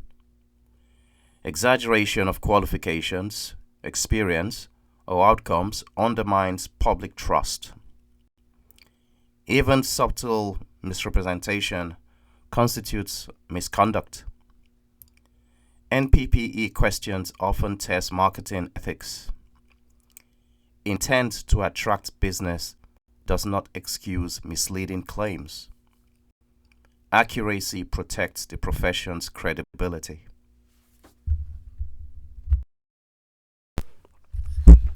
Case summary. A stark reminder that engineering advertising must be accurate, truthful, and verifiable is the 2023 regulatory enforcement action by P.Eng against an engineering consulting firm in Alberta. The firm published marketing materials and website claims boasting specialized high-tier credentials, past project successes, and corporate capabilities that were heavily exaggerated and misleading to the public. Following a formal investigation into their corporate communications, the regulator found the firm guilty of unprofessional conduct under the Engineering and Geoscience Professions Act. The firm was ordered to strip all deceptive text, pay a financial penalty, and accept a formal reprimand for misrepresenting their professional qualifications. How the issue could have been avoided?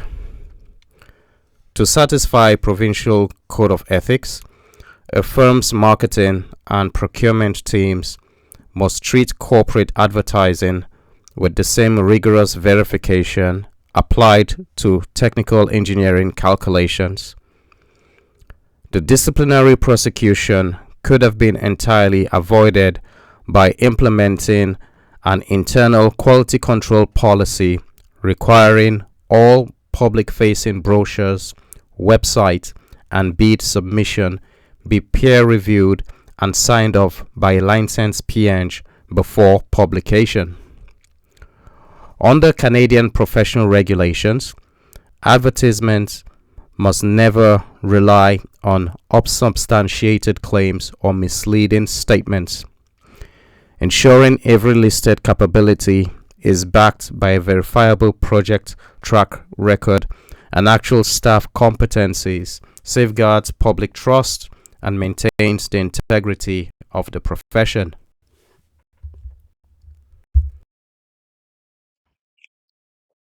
Mindset 37 Scenario Question.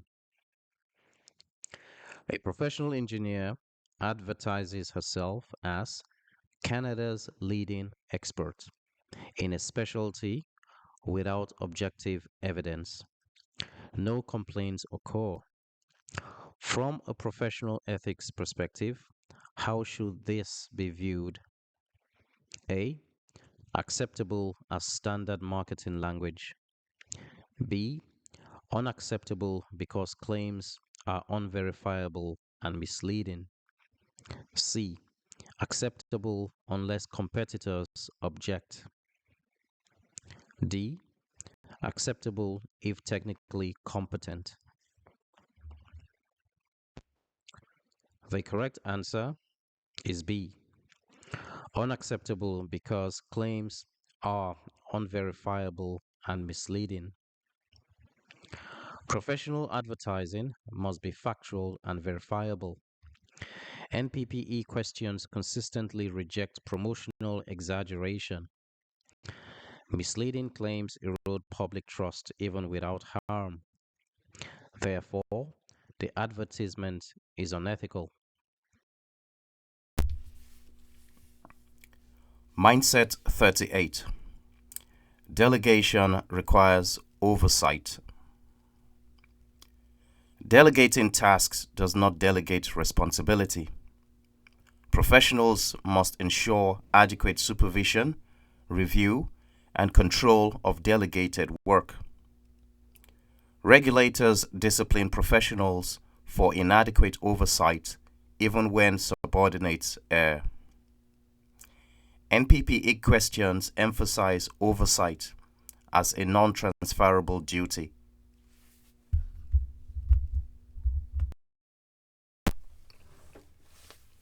Case summary. The catastrophic 1907 Quebec Bridge collapse remains the definitive Canadian case study, proving that delegating engineering tasks requires continuous, active professional oversight. Chief Engineer Theodore Cooper, an eminent authority based remotely in New York, delegated critical day-to-day site inspections to a junior resident engineer.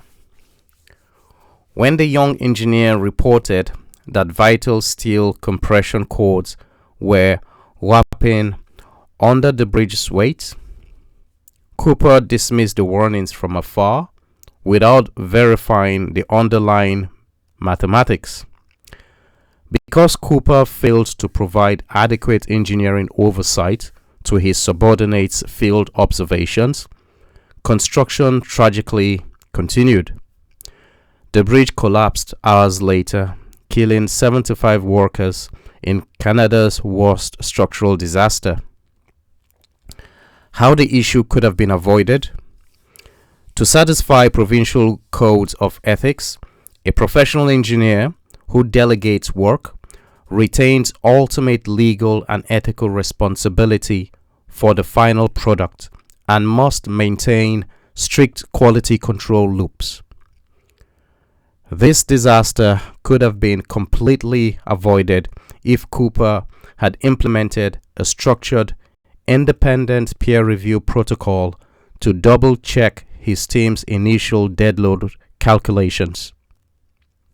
Furthermore, instead of managing a high-stakes project from a distance, the chief engineer had a professional duty to establish clear, rapid escalation procedures on site, ensuring that field warnings from junior staff were treated with deep technical skepticism and resulted in an immediate work stoppage.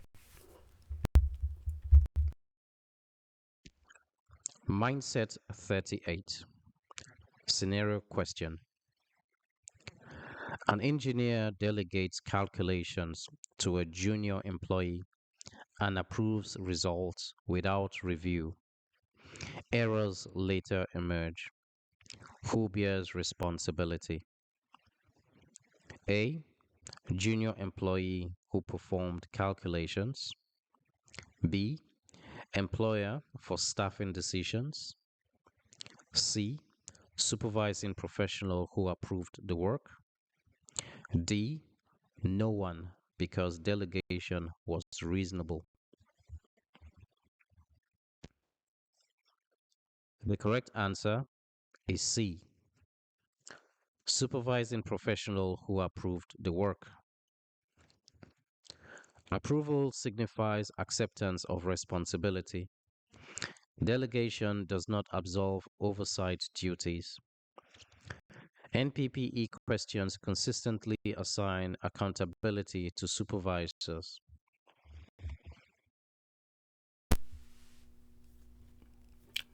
Mindset 39. Moonlighting requires regulatory compliance. Providing professional services outside employment still requires compliance with licensure, authorization, and insurance requirements. Side work is not exempt. Regulators discipline unauthorized moonlighting regardless of intent. NPPE questions test awareness of this common trap.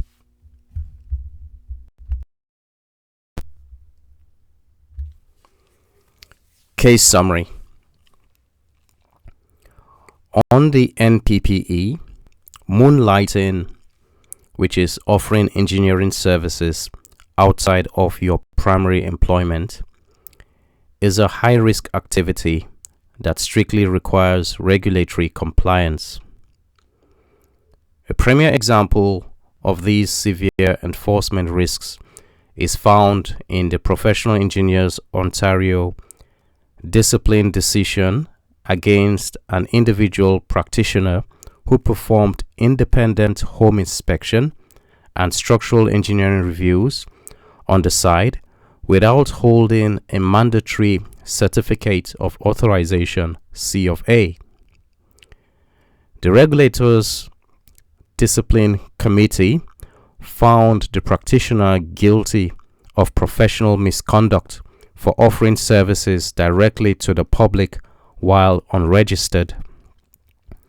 As a result, the engineer received a formal reprimand and had strict conditions placed on their license.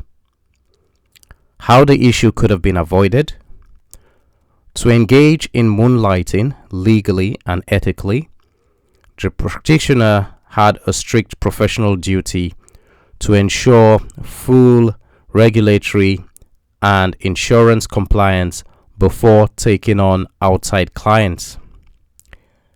The disciplinary prosecution could have been completely avoided if the engineer had first applied for and secured a certificate of authorization or permit to practice from the provincial association. Furthermore, the practitioner was legally required to obtain independent professional liability, errors and omissions, insurance to protect the public. Under the Code of Ethics, they also had an absolute obligation to provide written disclosure to both their primary employer and the outside client regarding the limits of their coverage.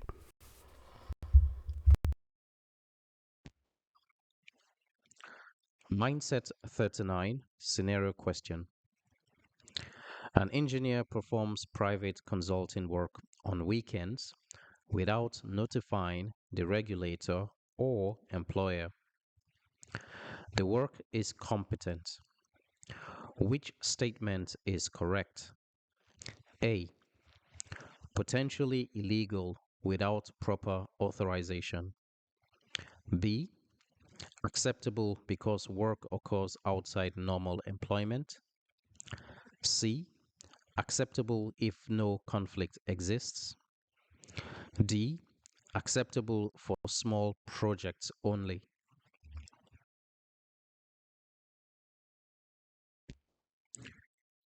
The correct answer is A.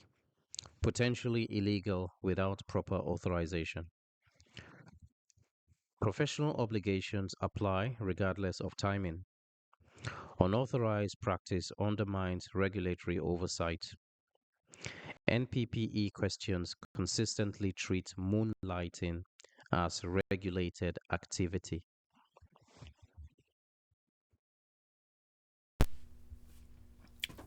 Mindset 40.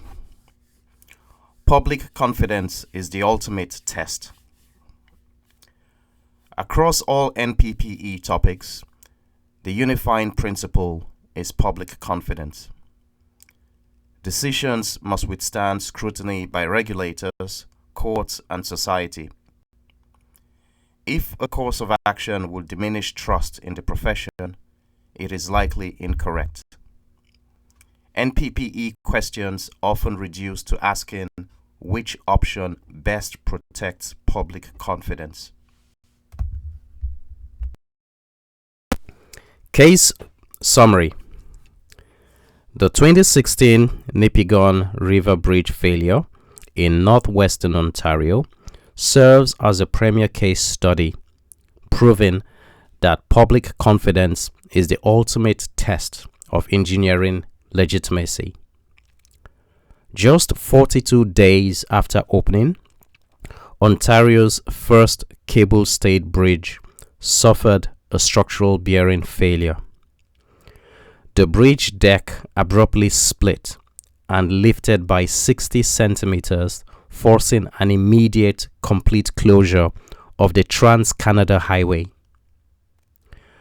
Because this specific bridge was the only driving link connecting eastern and western Canada, its sudden structural failure physically severed national trade, halted $100 million in daily goods, and sparked a massive public panic regarding infrastructure reliability. How the issue could have been avoided? Subsequent independent forensic engineering reviews revealed that the lifting was caused by a highly preventable trio of factors: an overly flexible shoe plate, a frozen bearing that failed to rotate, and improperly tightening bolts. To maintain public confidence, the design and construction engineers needed to treat quality control and site verification as non-negotiable public duties.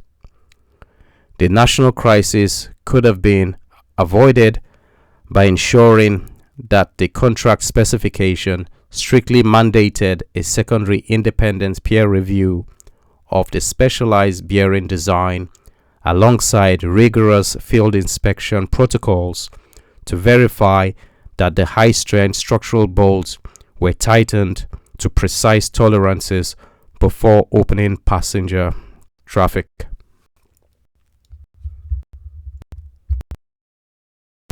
Mindset 40. Scenario question. Facing ambiguous options, an engineer asks which choice best aligns with professional duty. What guiding test should be applied? A. Which option benefits the employer most? B. Which option best protects public confidence? C. Which option minimizes personal risk? D. Which option avoids additional work? The correct answer is B. Which option best protects public confidence? Public confidence underpins self-regulation, ethics, law, and discipline. NPPE questions consistently reward decisions that reinforce trust. When uncertain, the correct choice protects public confidence. Mindset 41. Indigenous consultation is a professional responsibility. Engineering and geoscience projects affecting indigenous lands or rights engage professional obligations beyond permitting and technical compliance.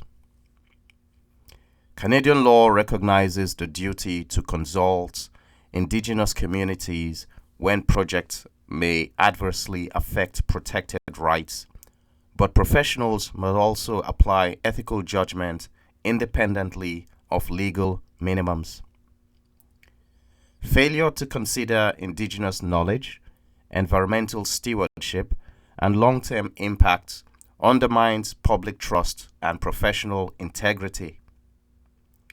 Delegating consultation entirely to clients or assuming regulatory approval resolves responsibility is incorrect. NPPE questions emphasize that professionals must recognize when consultation is required, disclose impacts honestly, and support informed decision making. Public interest includes reconciliation, respect for indigenous rights, and prevention of foreseeable harm.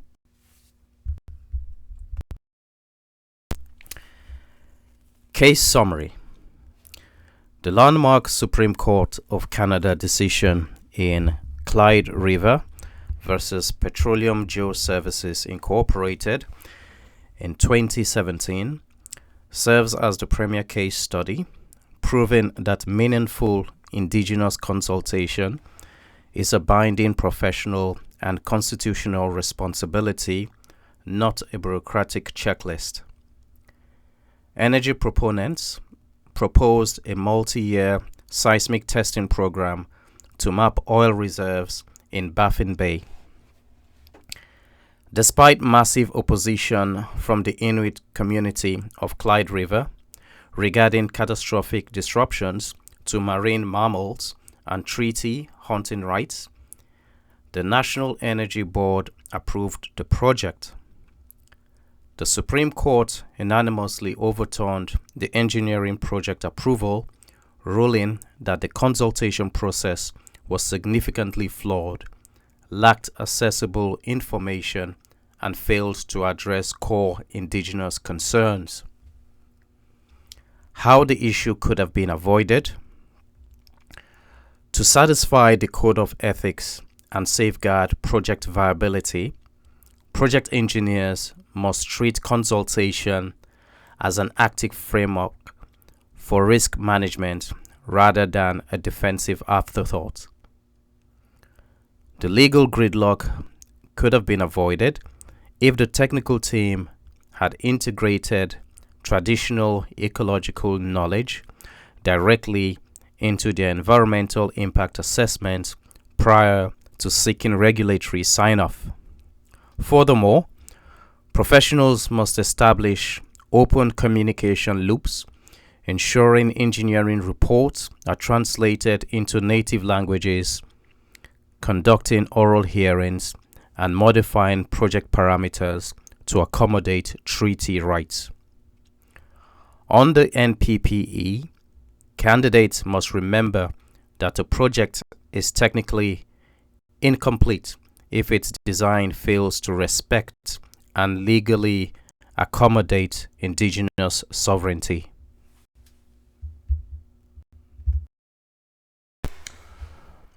Mindset 41. Scenario question. A professional engineer designs infrastructure for a resource development project near traditional Indigenous lands. All environmental permits have been issued, and the client states that consultation obligations have been legally satisfied. During planning, the engineer becomes aware that construction may disrupt culturally significant land using patterns and water access. The client insists consultation is a legal issue, not an engineering concern, and directs the engineer to proceed without further consideration. No law appears immediately violated. From a professional responsibility perspective, what should guide the engineer's response? A. Proceed, since permits were issued and consultation is a client responsibility. B. Proceed, but document concerns internally for record keeping only. C. Withdraw immediately without explanation to avoid involvement. D. Advise the client of potential impacts and the need for meaningful consultation.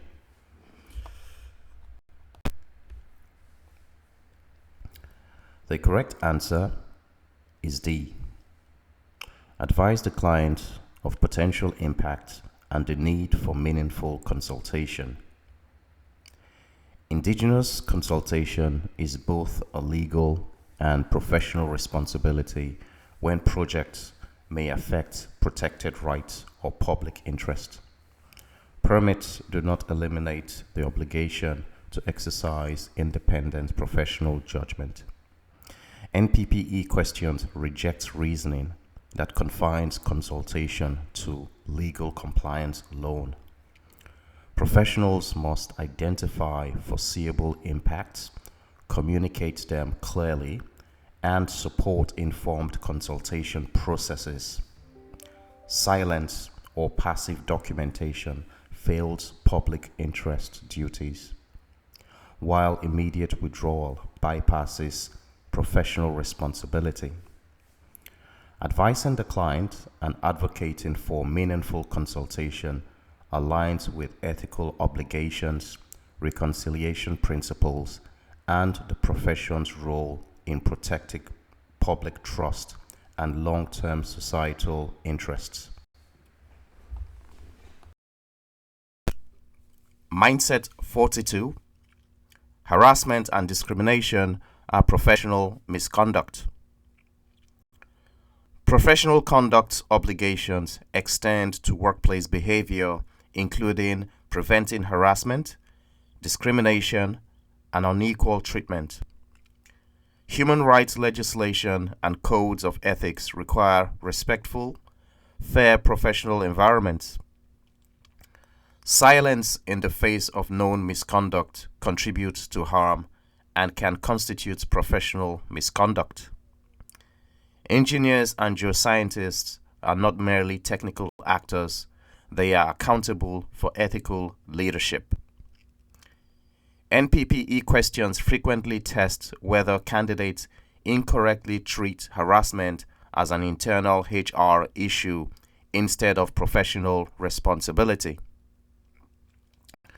Protecting dignity, equity, and safety is integral to public trust and professional integrity, regardless of whether misconduct directly affects technical outcomes.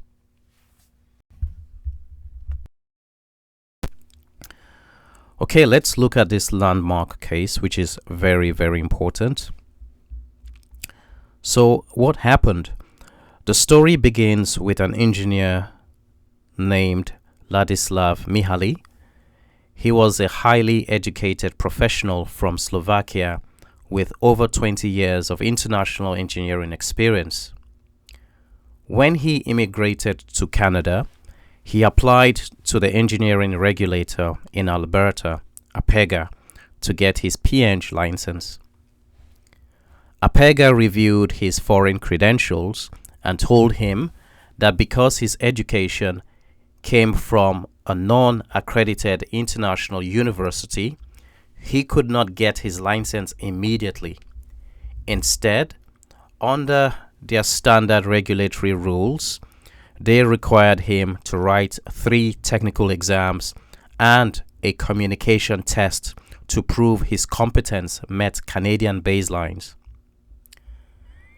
Mr. Mihaly refused to write the exams.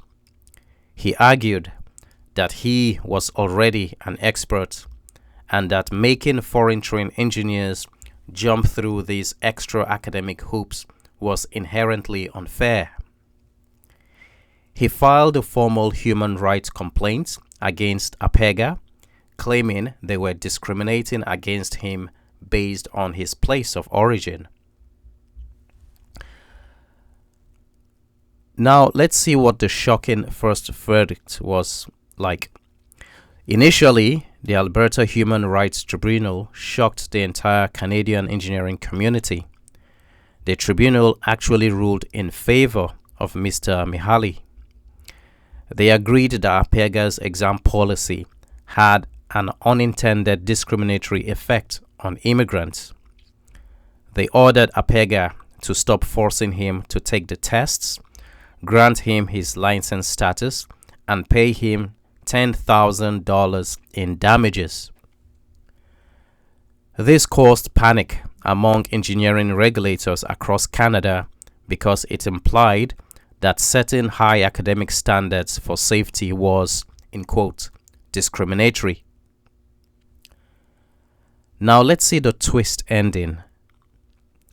PEng refused to back down and appealed the decision to the Alberta Court of Queen's Bench in 2016. The court completely overturned the tribunal's decision and ruled in favor of PEng. The judge declared that PEng was not being discriminatory.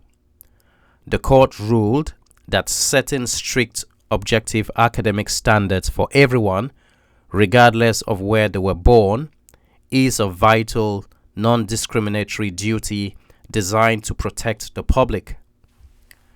The judge famously stated that PEng's role is to ensure a baseline of safety, and requiring exams for unaccredited degrees was a reasonable, justified way to measure competency. Mr. Mihaly lost his case. How the issue could have been avoided.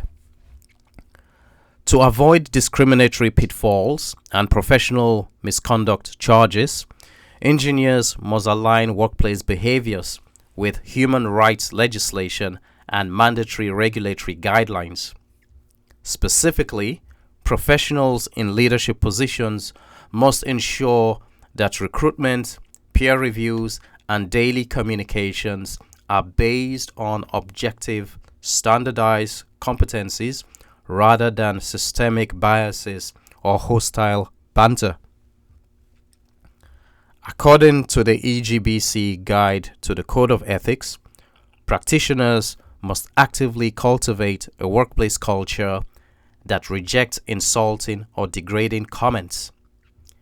Escalating toxic behavior early through transparent reporting mechanisms ensure compliance with provincial laws and safeguards the reputation of the profession.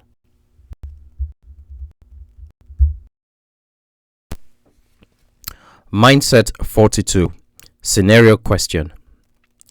A professional engineer becomes aware that a senior colleague repeatedly makes discriminatory remarks towards a junior team member. The engineer is not the supervisor, and the conduct does not affect technical deliverables.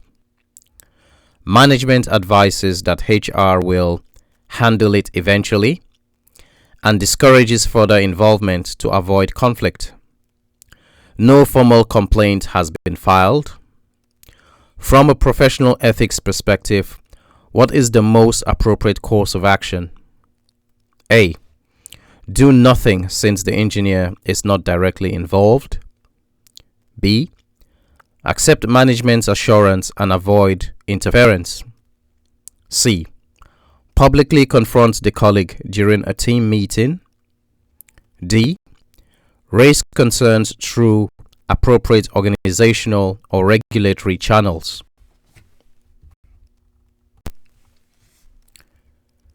The correct answer is D. Raise concerns through appropriate organizational or regulatory channels. Professional responsibilities include promoting equitable treatment and preventing harm in the workplace. NPPE questions emphasize that harassment is not merely a HR matter when professionals are aware of ongoing misconduct. Silence enables harm and erodes trust. While public confrontation may escalate conflict, appropriate internal escalation and documentation align with professional obligations. If internal mechanisms fail, regulatory guidance may be required. Deferring responsibility contradicts ethical duties under codes of ethics and human rights principles. Therefore, raising concerns through appropriate channels is the correct professional response.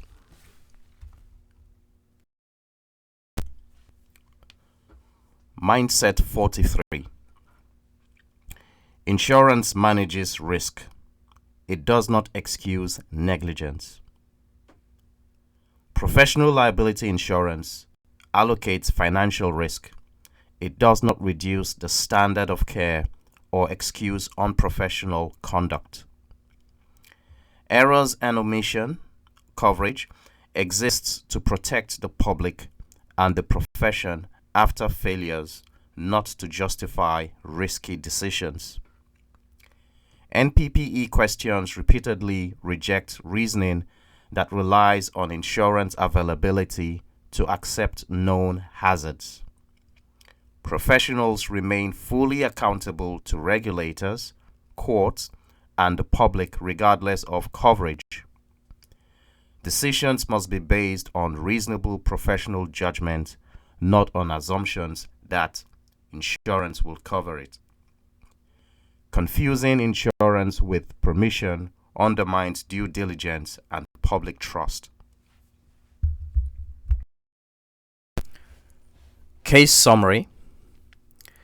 A practical Canadian illustration of professional liability is the Hollow Core versus Visochi 2015, an Ontario Superior Court of Justice case involving an engineering firm's design dispute. The case demonstrates how errors and omissions insurance operates under the law. A structural engineering delay and subsequent design disputes led to substantial financial losses for the project. The court focused heavily on standard errors and omissions policy exclusions. The ruling clarified that while errors and omissions coverage protects firms from the financial fallout of honest technical mistakes, it does not rewrite contracts, excuse systemic performance delays, or shield practitioners from their core professional negligence and liabilities under the Provincial Engineering Acts. How the issues could have been avoided. To avoid costly litigation and potential coverage gaps, the engineering team needed to treat errors and omissions insurance strictly as a financial safety net rather than an excuse for looser management controls. The issue could have been avoided by establishing realistic project schedules, documenting design changes transparently, and actively monitoring contractual timelines to prevent unexcused delays. Under Canadian professional regulations, engineers must exercise a standard of care based on proactive risk management, not a reliance on liability coverage. Maintaining early communication regarding technical limitations and establishing rigorous internal quality control reviews ensure that professional performance remains defensible regardless of insurance policy exclusions.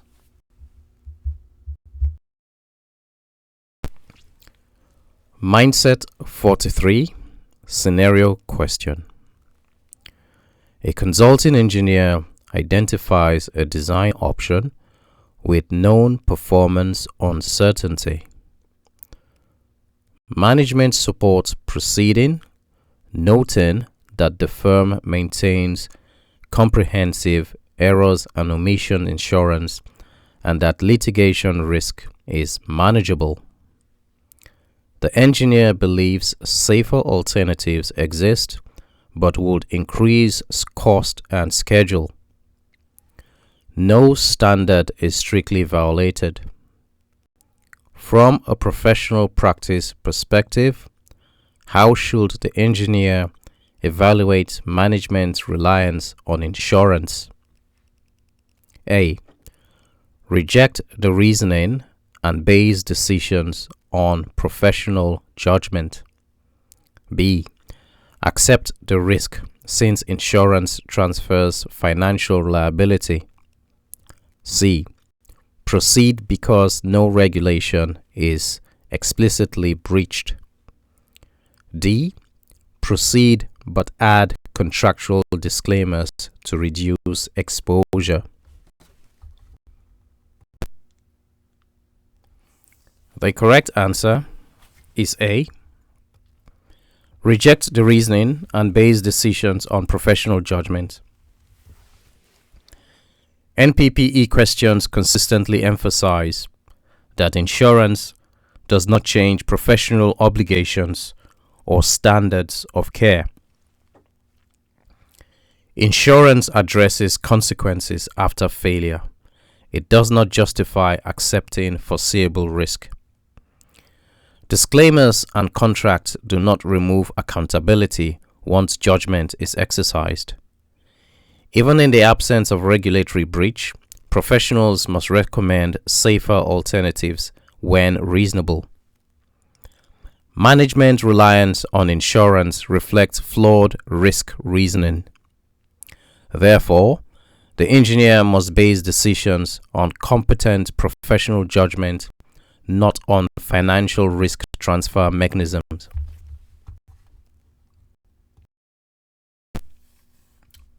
Mindset 44. Expert witness duty is to the truth, not the client. When acting as an expert witness, a professional's primary duty is to the court or tribunal, not to the retaining party. Independence, objectivity, and impartiality are essential. Advocacy disguised as expertise constitutes professional misconduct and may attract discipline. NPPE questions test whether candidates improperly apply client loyalty logic in legal contexts. Fees, pressure from counsel, or reputational concerns never justify biased testimony. Expert participation is an extension of professional responsibility to society and the justice system. Credibility depends on neutrality, not alignment.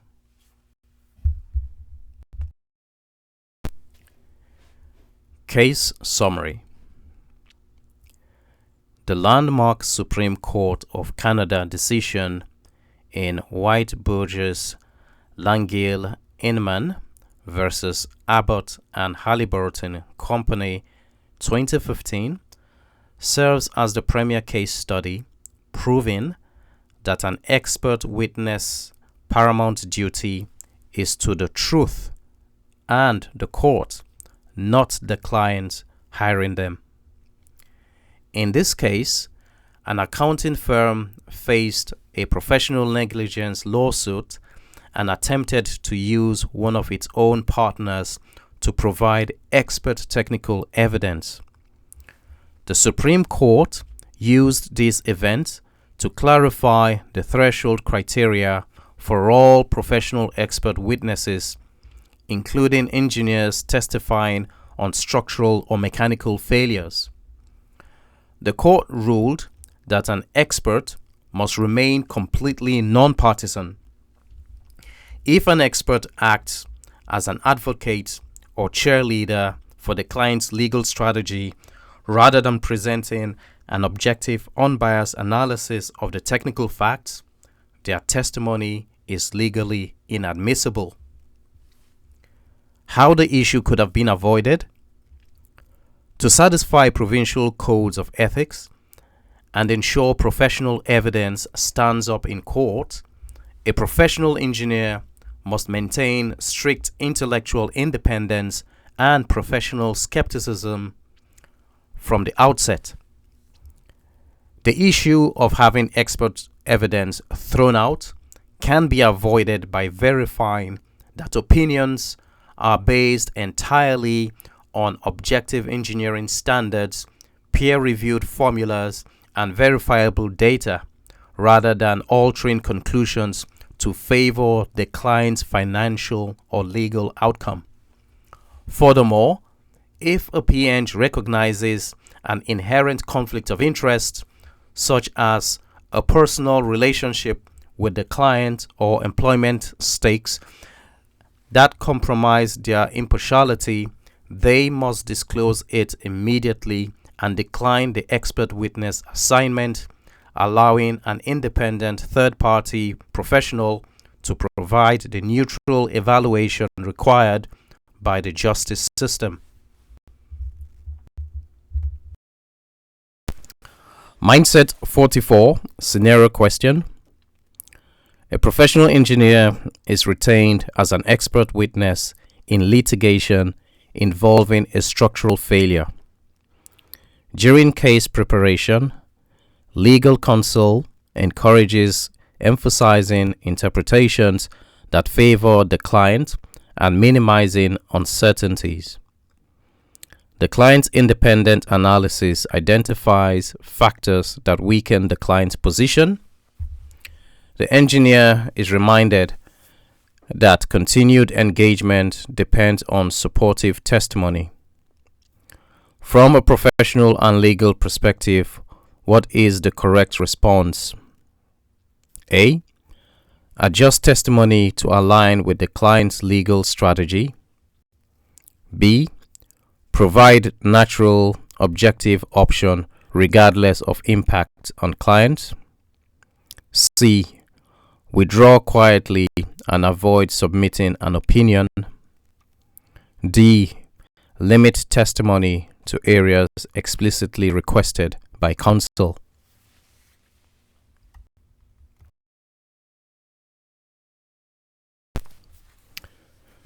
The correct answer is B.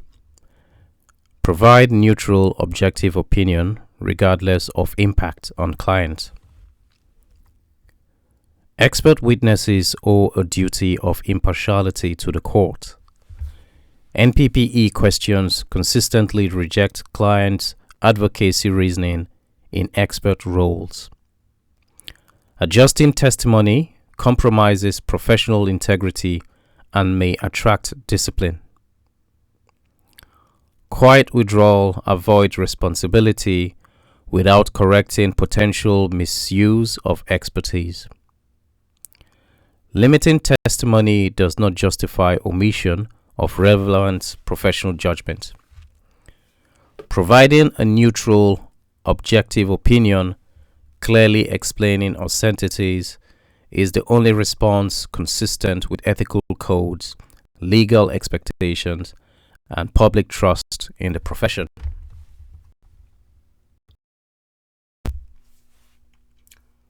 Mindset 45. Digital tools increase responsibility, not reduce it. AI, automation, and digital tools assist professional judgment. They do not replace it. Responsibility for outputs remain with the licensed professional who selects tools, defines inputs, and applies results. NPPE questions reflect growing scrutiny of digital practice, including cybersecurity, algorithm bias, and validation of outputs.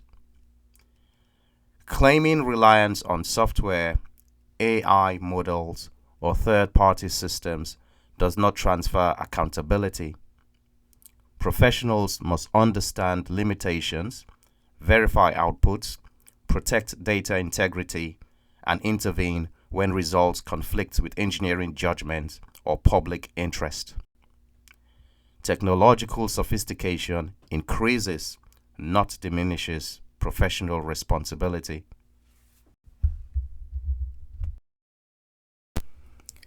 Case summary.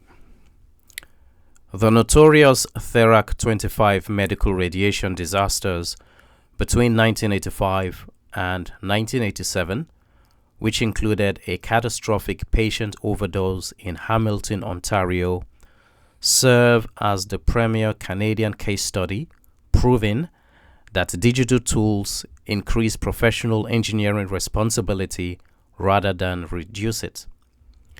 Atomic Energy of Canada Limited, AECL, manufactured a software-controlled radiation therapy machine that relied entirely on automated code for safety interlocks, omitting the physical hardware backups used in previous models. Due to a coding bug known as race condition, The machine delivered lethal doses of radiation to multiple patients. The engineering team fell victim to overconfidence in software reliability, repeatedly dismissing early error codes and operator warnings because they assumed the computer program was incapable of mechanical failure. How the issue could have been avoided?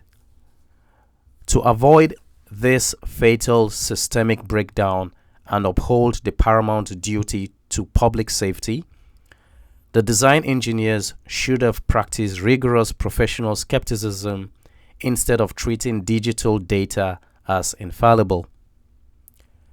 The issue could have been prevented by implementing defensive engineering principles, ensuring that safety-critical software was paired with independent mechanical or hardware safety interlocks that physically prevented a radiation overdose regardless of code input. Furthermore, the development team had an ethical obligation to execute thorough multi-scenario testing, maintain transparent system error logs, and actively investigate field failures such as the initial patient injury in Hamilton, rather than blindly trusting automated software routines over real-world clinical warnings.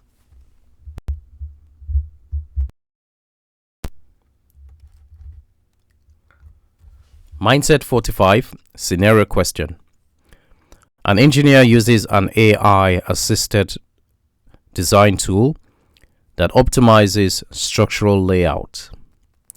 Under schedule pressure, outputs are accepted without independent verification.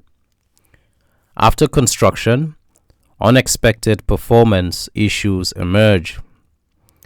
The engineer argues that the AI tool was industry approved and widely used. From a professional practice standpoint, how should responsibility be assessed? A. Responsibility lies with the AI developer. B. Responsibility remains with the engineer who applied the tool. C. Responsibility is shared equally among all project participants. D. Responsibility is limited because AI tools are inherently uncertain.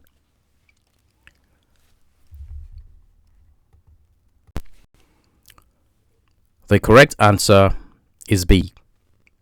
Responsibility remains with the engineer who applied the tool. NPPE questions consistently assign responsibility to the professional exercising judgment, not to tools or vendors. AI outputs require validation, understanding of assumptions, and independent review. Industry use does not eliminate professional duty. Uncertainty increases the need for verification. It does not excuse failure to act. Responsibility remains with the engineer who relied on unverified results in a public-facing application. Therefore, the engineer is professionally accountable for the outcome.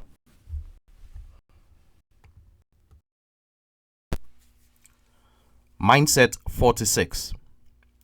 Electronic seals carry full legal and ethical weight. Electronic seals and digital authentication convey the same professional responsibility as physical stamps. Applying a digital seal signifies full review, control, and acceptance of accountability. Convenience, informal workflows, or remote work environments do not reduce obligations. NPPE questions explicitly reject assumptions that electronic documentation is preliminary or less binding. Professionals must ensure secure control of digital seals, proper version management, and clear authorization before authentication. Improper use exposes professionals to discipline and liability equal to traditional sealing misconduct.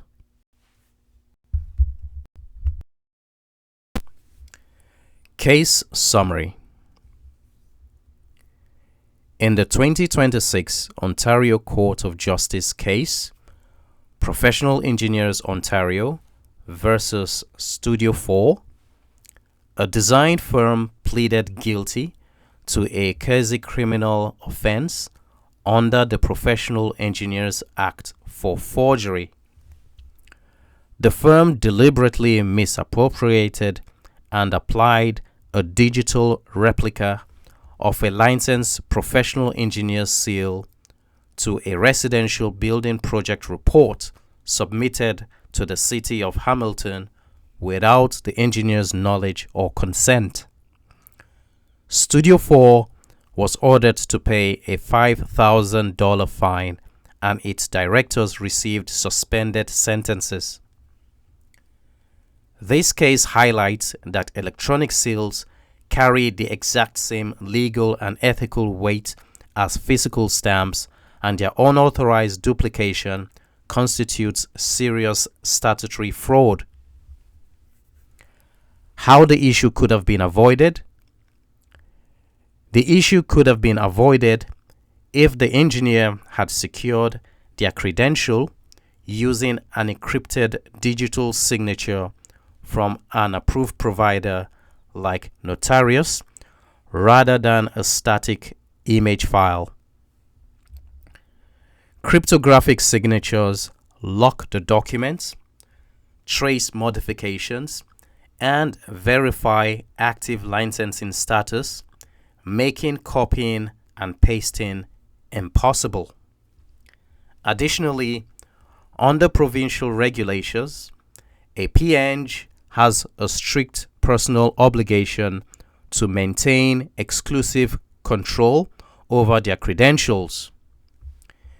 Engineers must never store raw seal images on shared corporate servers or provide password access to employers or draftsmen, completely eliminating the opportunity for unauthorized misappropriation and safeguarding public safety. Mindset 46 Scenario question. A professional engineer applies an electronic seal to final drawings submitted through a digital project platform. Review time was limited, and another team member made last-minute changes after sealing. Issues are later discovered. Management argues that e-sealing is a procedural formality and that responsibility is shared by the team. From a professional responsibility standpoint, what is correct? A. Sealing signifies full responsibility regardless of format. B. Electronic sealing carries reduced responsibility. C. Responsibility transferred when others modified the file. D. Responsibility lies with the platform administrators. The correct answer is A.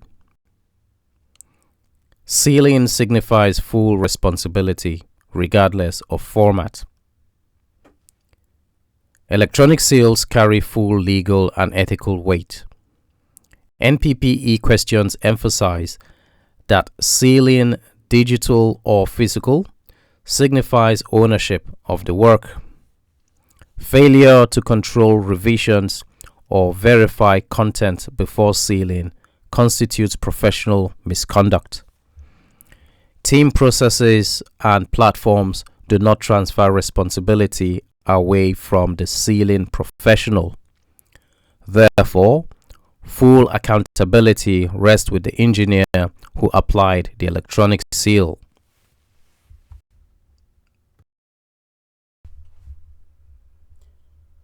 To win the game, you must speak the language of the law. We strip away the legal jargon and give you the 50 essential keywords that dominate the NPPE syllabus.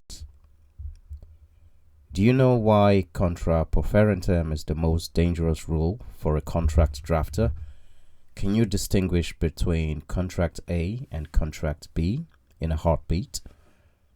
From the 10% statutory holdback to the nuance of quantum merit and vicarious liability, we break down the terms that often confuse candidates. We link every keyword to real-world engineering practice, ensuring you understand the financial and legal safeguards that protect you and your clients. This isn't just vocabulary, it's your armor against professional negligence claims.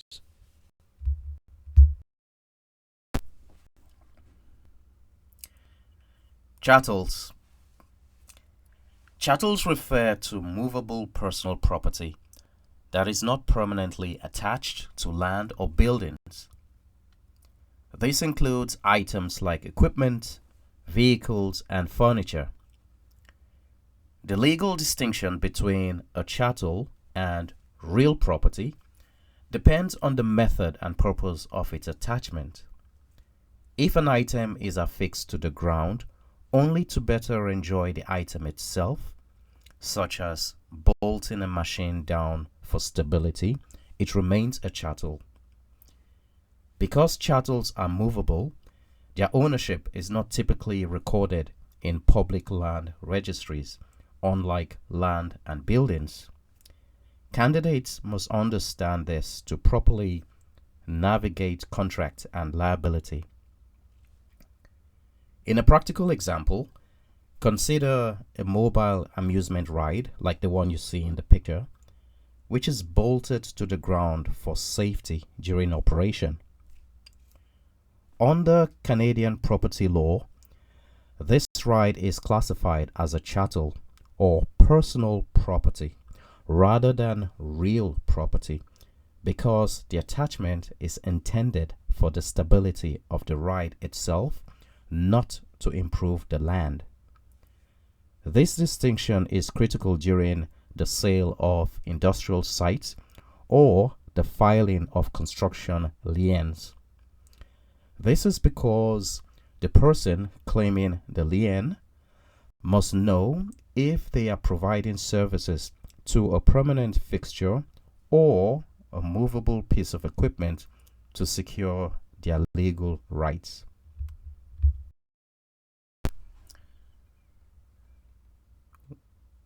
Next is real property. Real property, often called real estate, refers to land and anything permanently attached to it, such as buildings, structures, or fixtures like foundation and fences. It is governed by complex laws frequently derived from concepts developed in the feudal England. Unlike movable items like chattels, ownership of real property must be formally recorded in public land registries to verify legal title and claims. The legal distinction depends on the degree and purpose of attachment. If an item is affixed to the land to improve the property permanently, it is classified as real property, whereas items attached only for their own stability remain chattels. A significant Canadian event involving real property is the 2012 Algo Centre Mall roof collapse in Elliott Lake, Ontario. Now, this piece of real property suffered a catastrophic structural failure when a portion of the rooftop parking deck fell, killing 2 people. The failure was caused by decades of salty water leaking into the structure, which severely corroded a welded connection between a beam and a column. This tragedy underscores the engineer's duty to maintain and inspect real property fixtures to minimum safety standards, as deficiencies in such permanent structures can lead to devastating public safety consequences.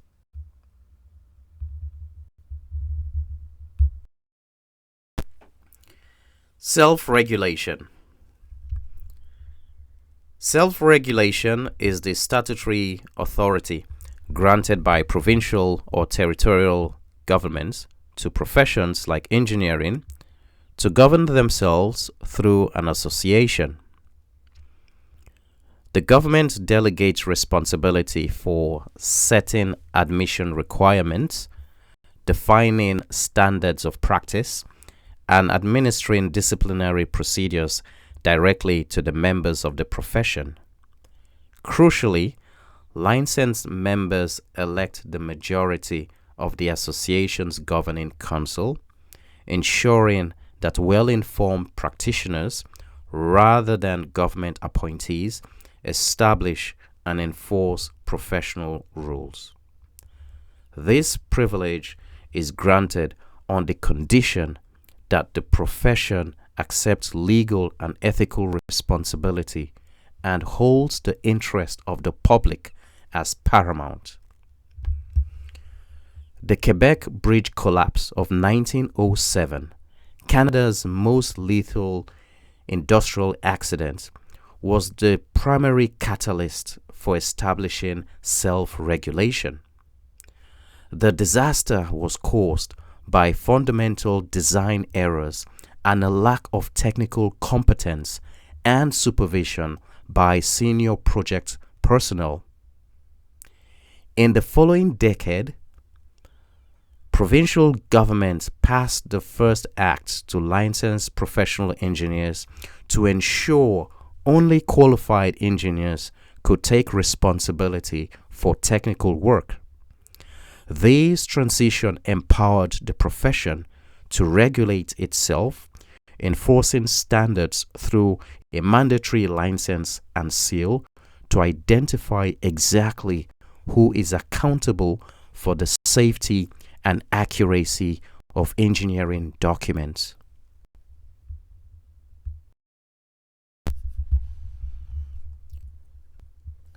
The Code of Ethics is a mandatory set of moral principles and rules of conduct established by provincial or territorial association to define high standards of professional behavior. Its primary purpose is to protect the public by ensuring that engineers and geoscientists act with integrity, honesty, and competence. It outlines specific duties owed to society, employers, clients, colleagues, and the profession itself. While details vary slightly by jurisdiction, every code of ethics establishes that the health, safety, and welfare of the public are paramount, taking precedence over all other interests. The 2012 Algo Center Mall roof collapse in Elliott Lake, Ontario, serves as a tragic example of failing to uphold the code of ethics. The inquiry revealed that the structural failure resulted from decades of neglect and cursory inspections that ignored severe corrosion. Commissioner Belanger stated that some engineers forgot the moral and ethical foundation of their vocation by prioritizing client sensitivities over their professional obligation to report dangerous conditions. This breach of the paramount duty to the public safety led to 2 deaths and multiple injuries, highlighting that technical competence must always be guided by unwavering ethical standards to protect lives.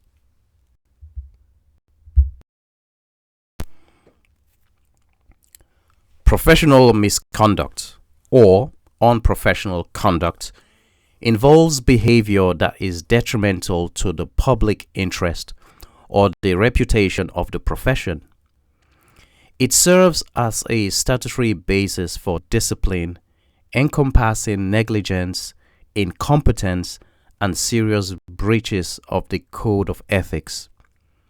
Specific acts such as sealing a final drawing, not actually prepared or checked by the practitioner, are codified as misconduct in many jurisdictions.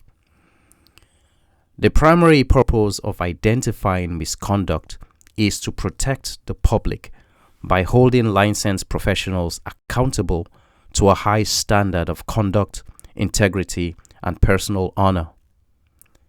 The 2012 Algo Centomore collapse in Elliott Lake highlights professional misconduct regarding the improper authentication of reports. Licensed engineer Gregory Saunders was disciplined by Professional Engineers Ontario for signing a structural inspection report without conducting a thorough review.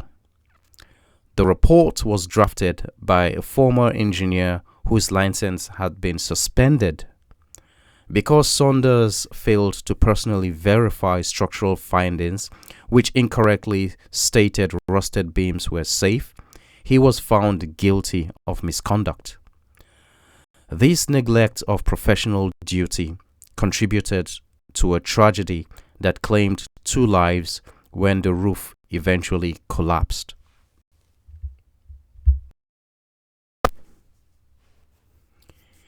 Incompetence is a lack of knowledge, skill, or judgment, demonstrating that a professional is unfit to perform their duties. By law, practitioners must only work within their limits of competence. If a member moves into a new field without adequate training or experience, they risk being disciplined for incompetence. While negligence often stems from carelessness, incompetence is a fundamental lack of ability or failure in professional judgment. Licensed associations use this concept as a primary cause for discipline to ensure every professional remains capable of protecting public safety. The 1907 Quebec Bridge collapse, which is Canada's deadliest industrial disaster, was caused largely by engineering incompetence. The Royal Commission found that Edward Hoare, the chief engineer on site, was not technically competent to manage the work. Despite his personal integrity, Hoare lacked the specific skills to identify that the bridge design and fundamental errors and that the stresses were miscalculated based on inaccurate dead weight. This failure in judgment and technical oversight resulted in 75 fatalities. The tragedy proves that technical competence is mandatory. A professional must seek assistance if a project demands expertise beyond their ability.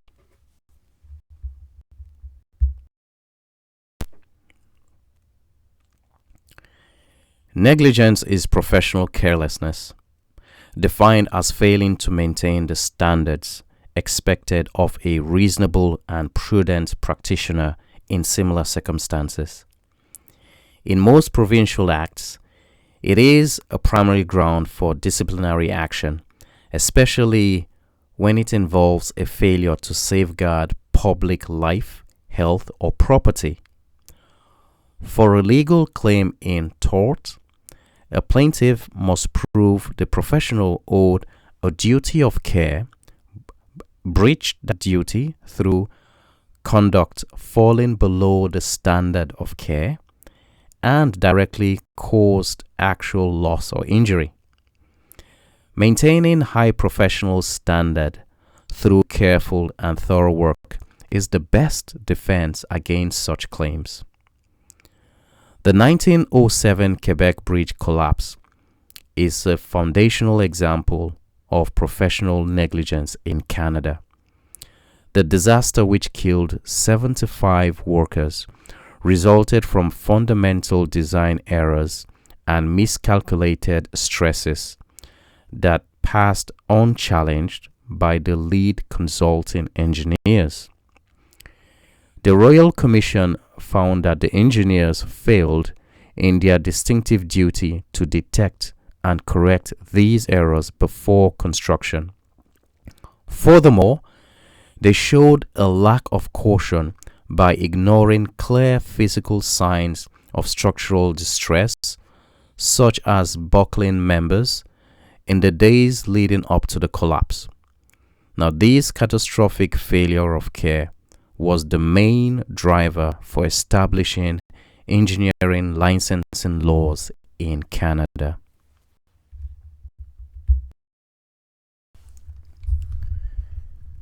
Duty of care is a legal obligation to avoid conduct that could reasonably be foreseen to cause harm to others.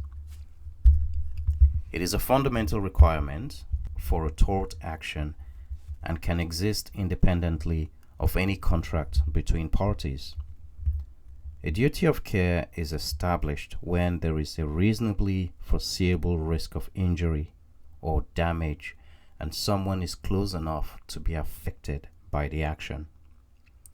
For professionals, this duty extends to anyone who may suffer from the harmful effects of their technical decisions or omissions, or even that harm occurs many years after the services were originally performed.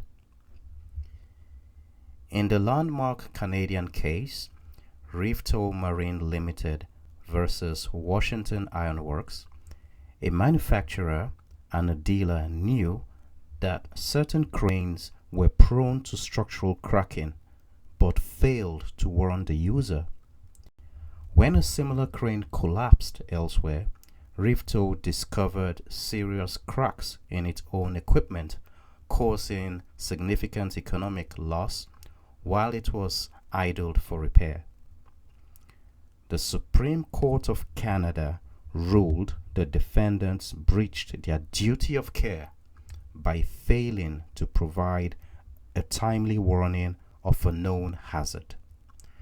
This illustrates that a professional's duty goes beyond simple contract terms.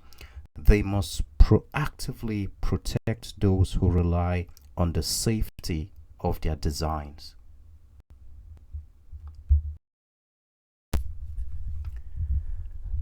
The standard of care is the level of skill, knowledge, and diligence expected of a professional with ordinary competence in similar circumstances. It serves as the primary legal benchmark to determine if a practitioner's conduct was negligent. Importantly, the law does not demand perfection or infallible judgment. Rather, it applies a reasonable person test, asking what a prudent professional would have done given the scientific knowledge available at the time. While practitioners are not expected to be perfect, they must adhere to established best practices, and those who claim to be specialists are held to a higher standard. The 2012 Algo Center Mall roof collapse in Elliott Lake, Ontario, is a tragic example of failing to meet the standard of care. For 30 years, various engineers performed inspections that were often visual and cursory, failing to identify severe corrosion in structural steel connections caused by salty water leaks. One engineer was disciplined for professional misconduct after signing off on an inspection report without a thorough review. The Commission of Inquiry concluded that the professionals involved fell below the expected standard by prioritizing client sensitivities over their paramount duty to protect public safety, leading to 2 fatalities.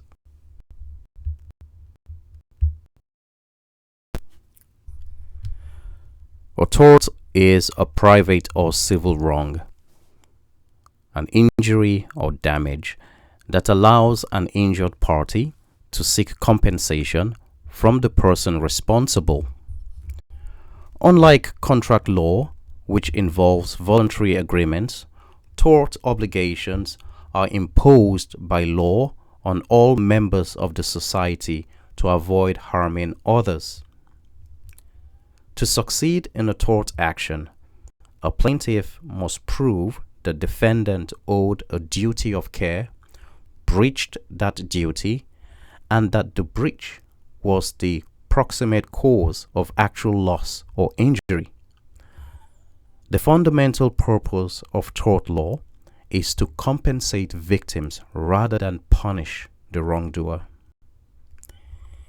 In the landmark Canadian case, Rivetow Marine Limited versus Washington Iron Works, a logging company sued a crane manufacturer and dealer for negligence.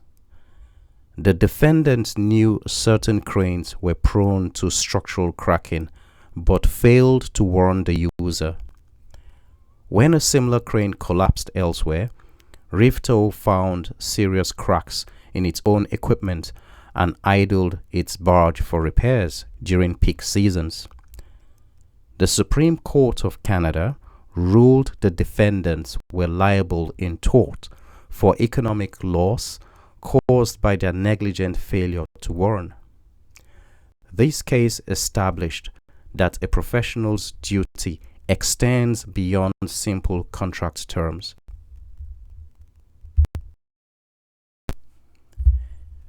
Vicarious liability is a legal principle that holds an employer responsible for the torts or the civil wrongs committed by an employee while they are acting within the scope of their employment. This doctrine is fundamentally based on the deep pocket theory, which presumes that the employer is in a better financial position to provide compensation to an injured party than an individual worker. Since employers benefit from the work performed by their employees, the law requires them to also bear the financial risk if that work causes harm or loss to others. This principle ensures that victims of negligence have a reliable means of obtaining restitution. In the significant Canadian case, Edgeworth Construction Limited versus ND Lear and Associates Limited, a contractor sued an engineering firm for financial losses resulting from errors in construction drawings and specifications. The contractor had relied on these faulty documents to bid on a road construction project and subsequently suffered economic damage. The Supreme Court of Canada ruled that the engineering firm was liable for the negligent misrepresentations provided by its staff. These illustrate vicarious liability because the firm accepted legal responsibility for its professional work product, while the individual employee engineers who signed the drawings were generally protected from personal liability.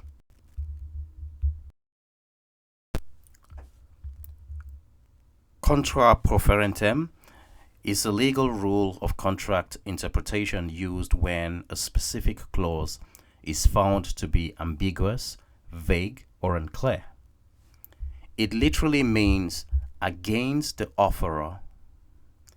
If a contract term can be reasonably interpreted in more than one way, a court will select the interpretation that favors the party that did not draft the provision. This rule encourages clarity in drafting and ensures that the party responsible for wording cannot benefit from their own lack of precision. It is frequently applied to exemption clauses where one party attempts to limit their professional liability.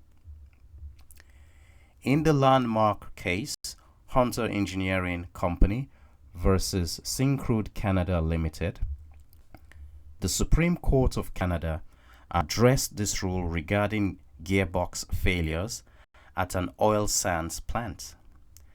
Syncrude sued for the cost of rebuilding faulty gearboxes, and the dispute centered on whether warranty and liability limitations clauses applied.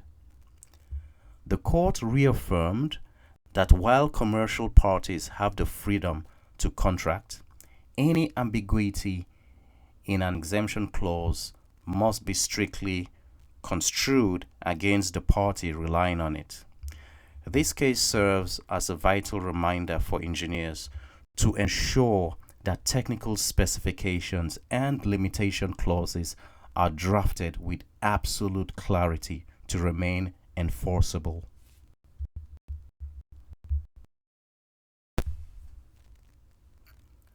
Quantum merit. Quantum merit is a legal principle, meaning as much as he has deserved. It stipulates that if a party receives the benefit of work or materials provided by another, they are legally obligated to pay a reasonable amount for those services, even if no formal contract or specific price was ever established. This doctrine is intended to prevent unjust enrichment where one party gains at the expense of another without fair compensation. In professional practice, this often applies when services are requested urgently to address an emergency or when a contract is terminated before a final price is agreed upon. In a practical scenario, Top University hired Amazon Disaster Cleanup, ADCU, to clean a building's flooded basement. Now, due to the emergency, ADCU began work immediately without a formal contract or agreed upon payment terms. After the job was finished, the university refused to pay the invoice, claiming no legal obligation existed without a contract. The court enforced the principle of quantum merit, ordering the university to pay the full amount because it was reasonable for the work performed. This confirms that professionals are entitled to fair compensation for the value they provide, even in the absence of a written agreement.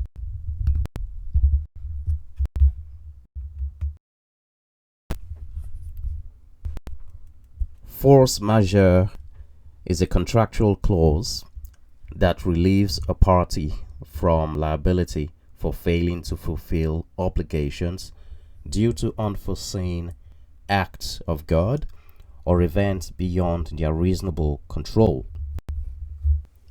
Common examples include earthquakes, severe flooding, pandemics, and labor strikes. Unlike the doctrine of frustration, which may automatically terminate a contract when performance becomes impossible, a force majeure clause typically allows for an extension of the project's deadline. While the contractor is granted more time to finish the work, they are generally not entitled to additional payment for the cost incurred during such uncontrollable delays. A practical example of the need for force majeure is seen in bridge construction projects in Sycamores, British Columbia. This region has a history of severe flooding and mudslides, which can halt work indefinitely. Without a force majeure clause, a contractor could be held liable for liquidated damages, often reaching $30,000 per day, if these natural disasters prevent them from meeting the project deadline.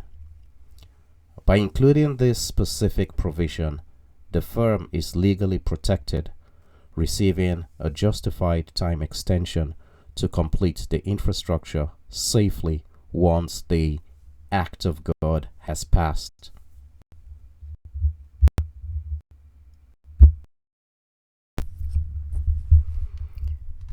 Indemnification is a contractual agreement where one party, the indemnitor, promises to directly compensate or reimburse another party, the indemnity, for specific losses, damages, or legal costs incurred.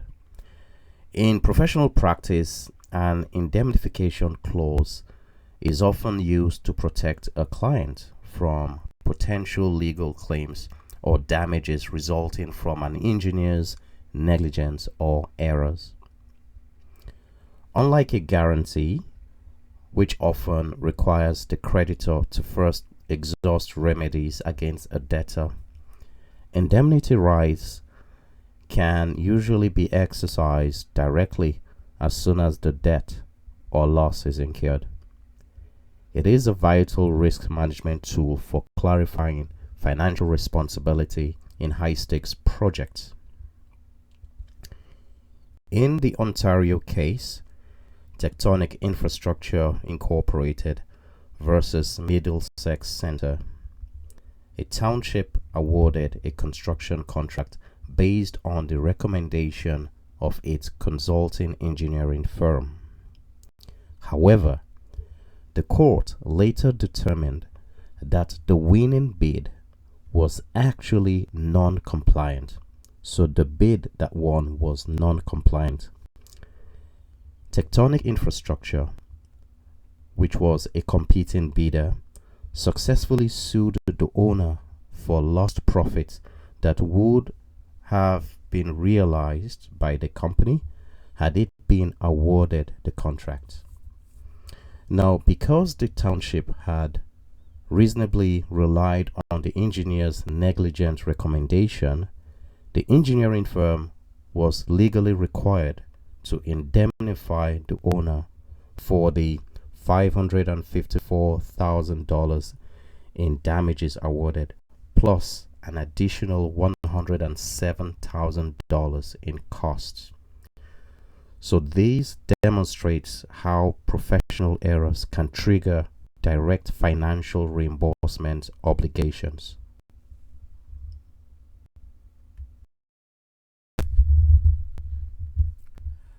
A dispute resolution board, DRB, is a project-based alternative dispute resolution method where a panel of neutral experts, typically 3 of them, is selected by the owner and contractor before construction begins. Unlike litigation or arbitration, which occur after a conflict escalates, the Dispute Resolution Board remains active throughout the project's duration. Board members conduct periodic site visits to maintain familiarity with technical progress and contract documentation. Their mandate is to provide immediate recommendations or binding decisions on technical issues as they arise, aiming to resolve disputes quickly, informally, and cost-effectively before they lead to expensive legal delays. A prominent Canadian example of Dispute Resolution Board application is the Northumberland Strait Crossing Project, commonly known as the Confederation Bridge. During the project's massive scale and technical complexity, the development contract specifically provided for the resolution of technical disputes through a technically qualified dispute review board. This proactive approach allowed engineers to assess specialized structural and environmental challenges in the harsh maritime climate without halting construction for protracted court proceedings. By using a dispute resolution board, the parties ensured that experts familiar with the project's unique specifications could provide rapid resolutions, contributing to the successful completion of this 12.9-kilometer landmark in 1997.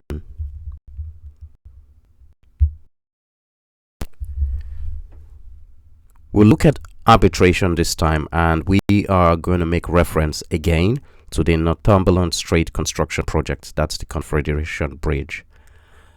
Arbitration is a private, quasi-judicial method of resolving disputes where parties submit their conflict to a neutral third party known as an arbitrator for a final and binding decision.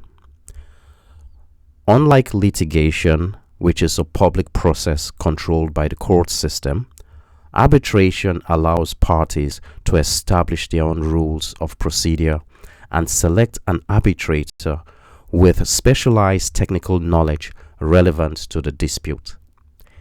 It can be mandatory if specified in the original contract, or voluntary if agreed upon after a dispute arises. This method is often preferred in engineering for its confidentiality and efficiency. The other thing to add again is, to a point, it's flexible. However, the outcome is usually binding.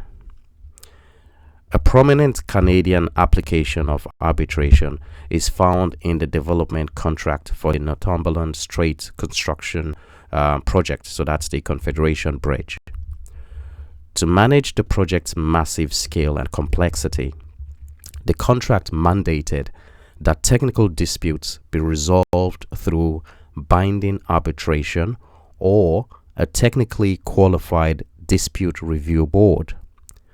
This allowed specialized structural and environmental disagreements to be handled by experts familiar with the project's unique challenges, avoiding the public exposure and protracted delays of the traditional court system.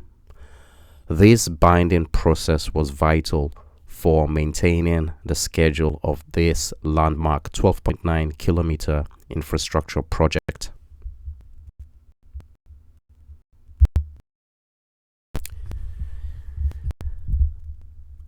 Mediation is a voluntary, non-binding alternative dispute resolution process where a neutral third party called a mediator helps disputing parties reach a mutually satisfactory settlement. Unlike arbitration or litigation, the mediator does not act as a judge or make a final decision. Instead, they facilitate direct communication and encourage compromise by identifying shared interests. Because it is non-binding, parties remain in control of the outcome, and if a settlement is not reached, the discussions remain confidential and privileged. This method is often preferred for its lower costs and its ability to preserve professional relationships. So mediation is less restrictive and less formal when it's compared with arbitration. But at the end of the day, it's always better to use the alternative dispute resolution methods instead of going to the courts, because it helps to preserve relationships amongst businesses or between one business and another business. In a Canadian context, the Ontario Professional Engineers Act specifically establishes a fees mediation committee to resolve technical and financial disagreements between practitioners and clients. For example, if a client refuses to pay an invoice claiming the engineer's site inspections were excessive, the parties can meet with a mediator to reach a settlement. Through this confidential process, they might agree on a compromised fee without the public exposure of a courtroom. This practical application of mediation allows licensed members to resolve contractual overlaps or minor ethical concerns informally. This process ensures the dispute does not escalate into a formal disciplinary hearing or expensive civil litigation.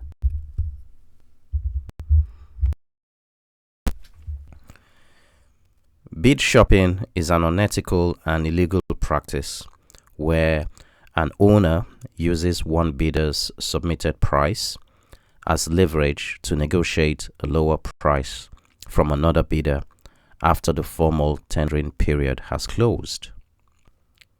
In Canada, this conduct is strictly prohibited because it violates the implied duty of fairness established under the tendering contract, which is known as Contract A.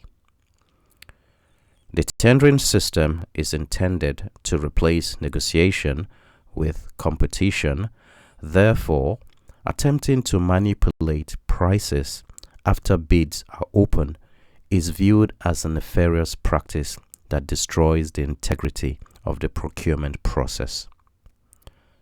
Unless specifically permitted by express contract terms, post-closing price negotiation is legally indefensible. In the landmark case Stanco Projects Limited versus British Columbia, an engineering firm managing a water system upgrade discovered technical defects in the tender document after bids were already closed. Rather than cancelling the process, the engineers asked the two lowest bidders for revised pricing on specialized vendors' reservoirs, which the court classified as a prohibited rebid. The original low bidder sued for breach of the tender contract and was successful. The court ruled this after tender negotiation was unfair bid manipulation and a breach of the duty to act fairly under Contract A, requiring the engineers to indemnify the ministry for the damages awarded.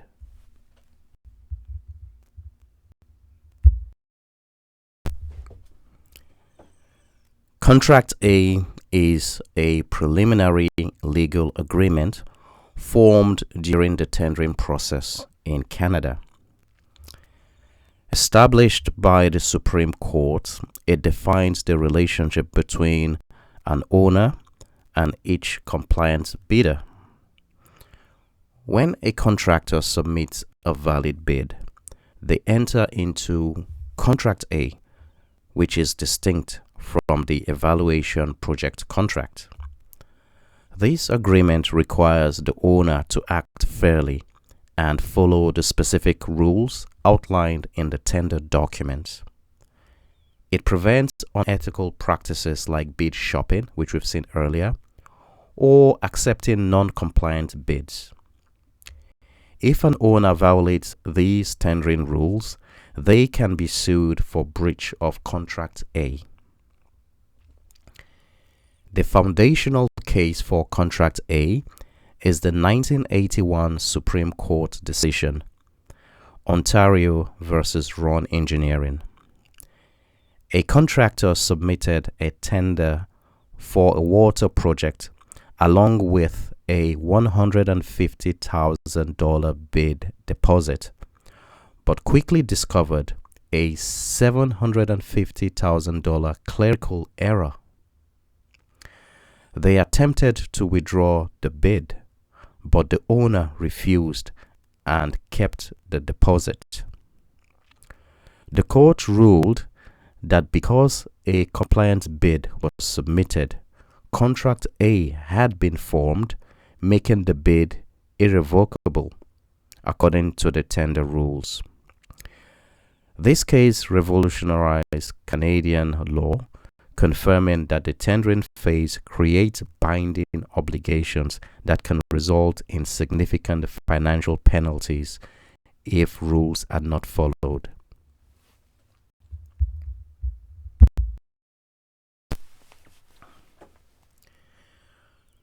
Contract B is the legal agreement formed when an owner awards a project to the successful bidder. While Contract A governs the rules and fairness of the bidding process and is formed with every compliant bidder, Contract B is the actual performance contract, such as for construction, design, or equipment supply. It defines the specific technical requirements, payment schedules, and overall obligation of the parties involved in the project.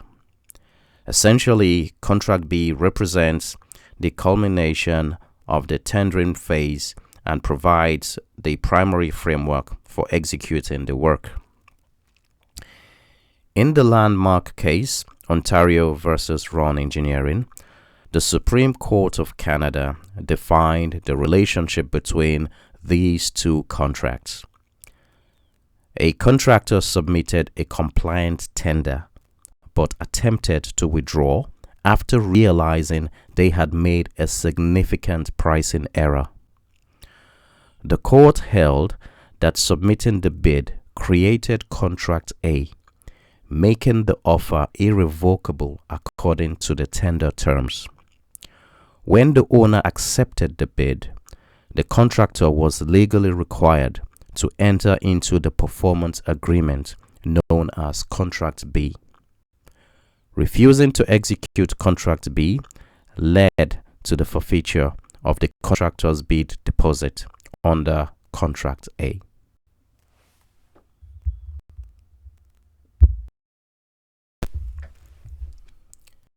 Due diligence is a risk management strategy that involves taking all reasonable precautions to prevent harm, accidents, or statutory violations.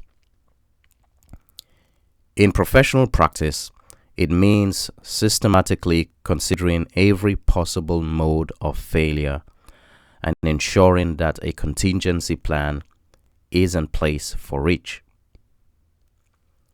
It is the primary legal defense for professionals and corporations facing strict liability offenses, such as environmental or occupational health and safety violations. By demonstrating that every reasonable step was taken to satisfy legal obligations, a practitioner can avoid being found guilty of negligence. In an environmental context, consider Justin, a P.Eng, a senior engineer for a motor oil company, under investigation for an illegal tree removal during a warehouse expansion. To defend the company, Justin presents a detailed binder containing all environmental policies, records of internal meetings, and specific mitigation programs implemented to minimize business impact on the local habitat. By proving the company took all reasonable steps to satisfy its statutory obligations and prevent unauthorized removal, Justin demonstrates due diligence. This comprehensive documentation serves as a shield, showing that the company was proactive rather than negligent in its duties.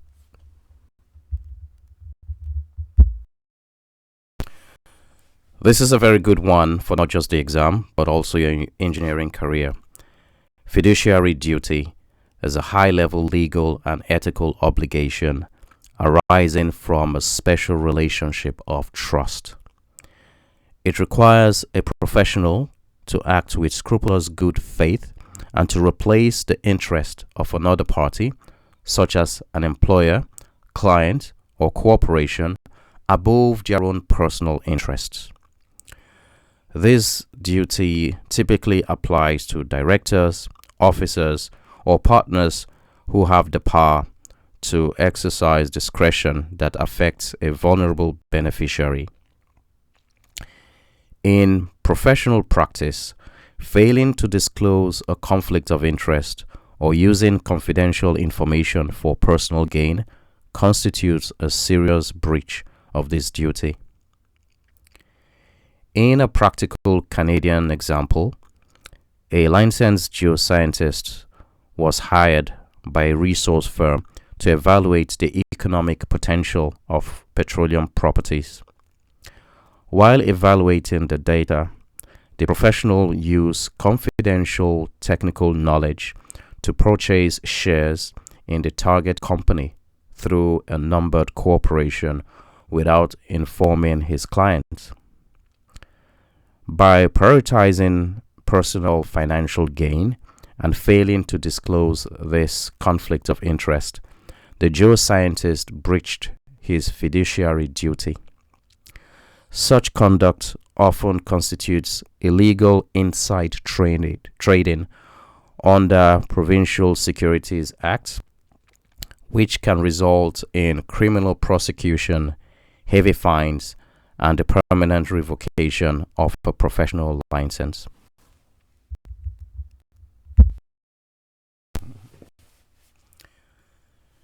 The discoverability concept is a legal principle that dictates a limitation period. So the limitation period is basically the time window to file a claim.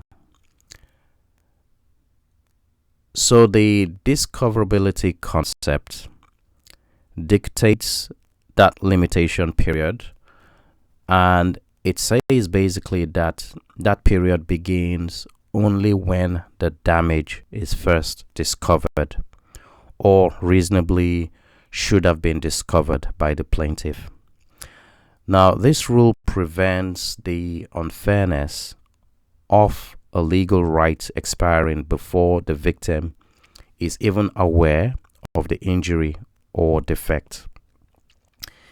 In the context of engineering and geoscience, this is particularly significant because errors in design or construction, such as foundation issues or environmental contamination, may not become apparent until many years after the professional services were originally provided. The landmark case, City of Kamloops versus Nielsen in 1984, illustrates this principle. A building inspector failed to enforce a stop work order regarding faulty foundations, and the owner proceeded to finish the house illegally. 2 years after a new purchaser moved in, they discovered the foundations were subsiding, causing massive structural damage. The Supreme Court of Canada ruled that the limitation period did not begin when the inspector was negligent, but rather when the subsidence was discovered. Consequently, the municipality was held liable for its portion of the economic loss discovered years after the construction was completed.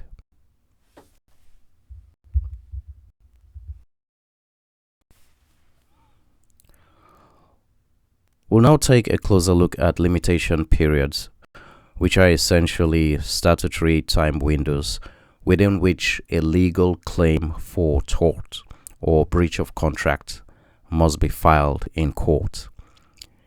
If a claim is filed after this window expires, it is considered statute barred and will normally fail. Most common law provinces such as Ontario utilize a two-tier system.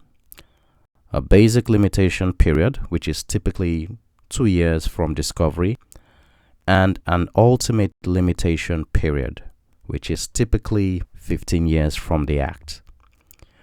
Because these periods vary between provinces, engineers must confirm the specific status or statutes in their jurisdiction to ensure their legal rights remain enforceable. In the case of Acme Masonry Limited versus Bird Construction Limited in 1986, a subcontractor involved in a courthouse project faced delays but failed to submit a detailed claim within the time frame required by their agreement. The British Columbia Court of Appeal ruled the claim was statute barred because the subcontractor did not meet the deadline relative to the final certificate. While this case involved a contractual deadline, it illustrates the strictness with which courts apply time windows. Missing such a period, whether statutory or contractual, results in the extinguishment of the claim, regardless of its technical merit.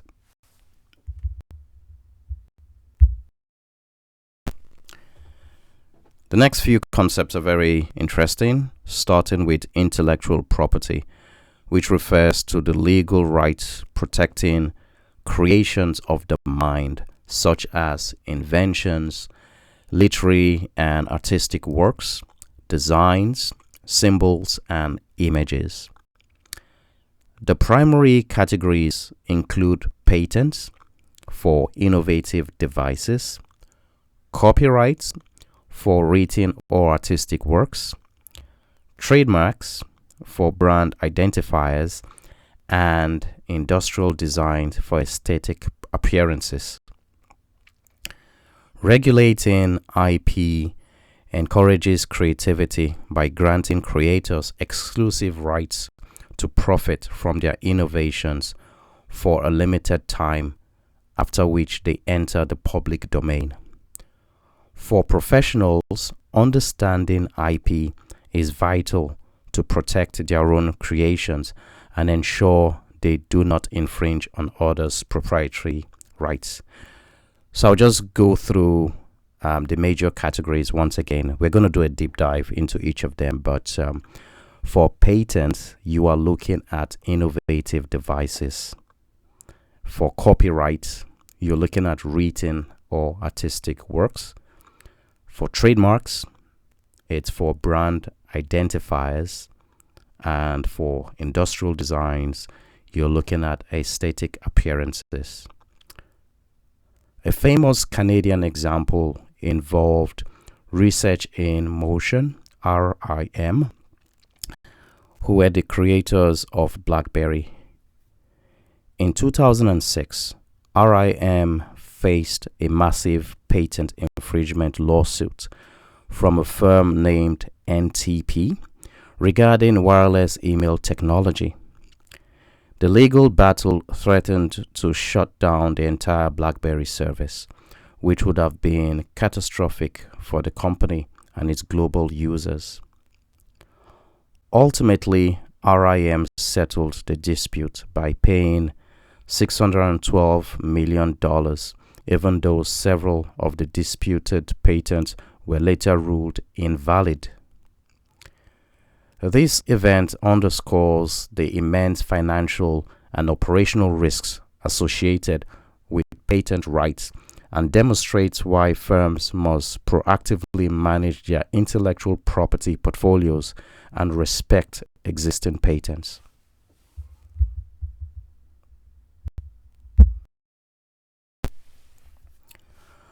A patent is an exclusive legal right granted for a new, useful, and innovative invention, machine, process, or composition of matter. To be patentable in Canada, an invention must demonstrate three core characteristics: novelty, meaning it does not already exist; utility, meaning it works and has a functional purpose; and ingenuity, meaning it is non-obvious to a person skilled in the field. A patent provides protection for 20 years from the application date, granting the owner the power to exclude others from making, using, or selling the invention. This system encourages innovation by allowing creators to profit from their disclosure to the public. In a Canadian legal dispute, an inventor patented a specialized winch for construction sites. The rights were sold to a firm that manufactured the winch Atomic. A former partner later launched a rival device called the lift-to-drome, which was essentially identical except that a key component was inverted. The court ruled that this was patent infringement, not a new invention. It determined that simply turning a mechanism upside down does not change its kinematic classification or function.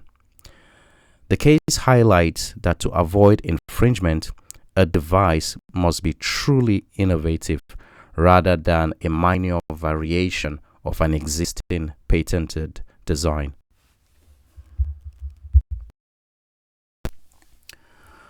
Copyright is the exclusive legal right to produce, reproduce, or publish an original work, including written literature, artistic creations, and computer software. In Canada, this protection exists automatically upon the work's creation, while registration with the Canadian Intellectual Property Office, the CIPO, is optional. It serves as valuable evidence of ownership in legal disputes. For individual creators, the standard duration of copyright protection is the life of the author plus 70 years. This ensures creators or their heirs retain control over their intellectual property before it eventually enters the public domain for free use. In a practical scenario, Rory, a software engineer in New Brunswick, developed an advanced program to calculate forest biomass. To prevent unauthorized copying, she relied on the Copyright Act, which treats software as a literary work. Under the Canada-United States-Mexico Agreement, COSMA, the duration of her software's protection was confirmed as her lifetime plus 70 years. This example illustrates how engineers can protect their professional work products from piracy. It highlights that international trade agreements directly influence Canadian law, extending the period during which an engineer's technical innovation remain legally protected.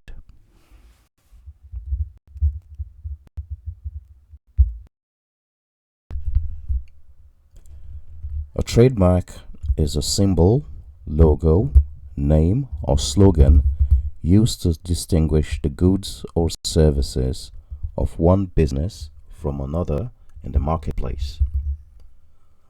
While ownership can be established through consistent use under common law, registration with the Canadian Intellectual Property Office, the CIPO, grants exclusive rights across Canada. Since 2019, trademark protection lasts for 10 years and is renewable indefinitely for subsequent 10-year periods.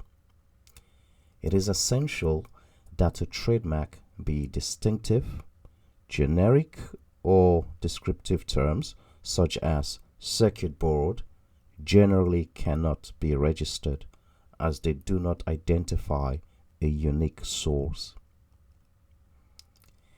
In 2003, the University of Waterloo faced a trademark challenge when launching its mechatronics engineering program. Although the university coordinated with Engineers Canada, the registered trademark holder of professional titles like professional engineer, they neglected to search for the specific term mechatronics. They were surprised to discover a German firm had already registered it in Canada as a trademark. This oversight demonstrates the importance of searching the CIPO database before advertising new services. While the university successfully negotiated a settlement, the event highlights how existing trademarks can legally restrict the branding professionals use for their innovative programs or products.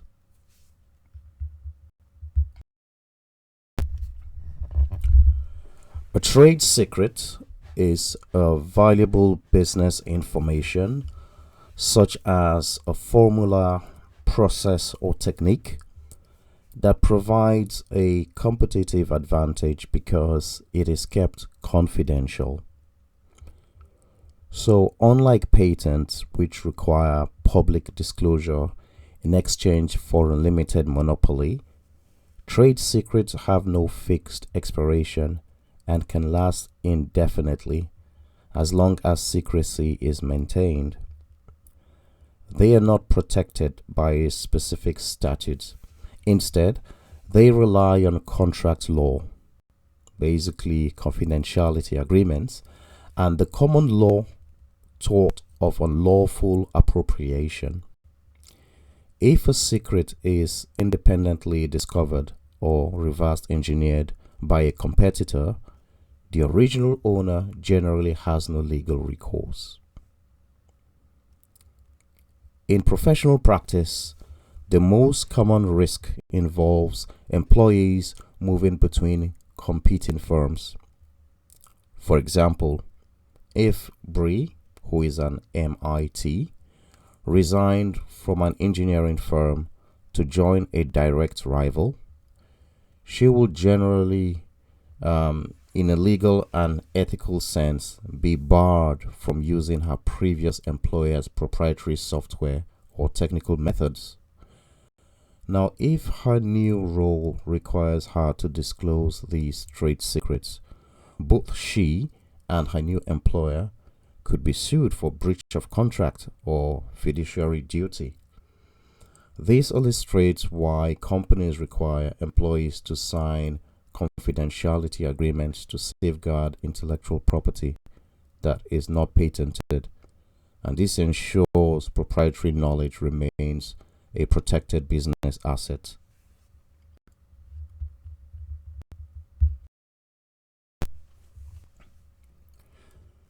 Strict liability is a legal doctrine where a party is held responsible for their actions or the consequences of those actions, regardless of their intent or negligence. Unlike standard torts, the plaintiff does not need to prove that the defendant failed to meet a specific standard of care. This principle is frequently applied to environmental offenses and statutory violations where public safety is at high risk. For professionals facing strict liability charges, the primary legal defense is due diligence, which involves proving that all reasonable precautions were taken to prevent the harm. The foundation of strict liability in common law is often traced to the rule in Rylands and Fletcher case. So it was Rylands versus Fletcher. This principle applies when a defendant brings onto their land something that is likely to do mischief if it escapes, such as stored water or contaminants. If that substance escapes and damages a neighbor's property, the owner is strictly liable for the loss, regardless of whether they were negligent. This highlights that managing inherently dangerous materials require extreme caution, as the law may assign liability based purely on the harmful outcome rather than the practitioner's level of care.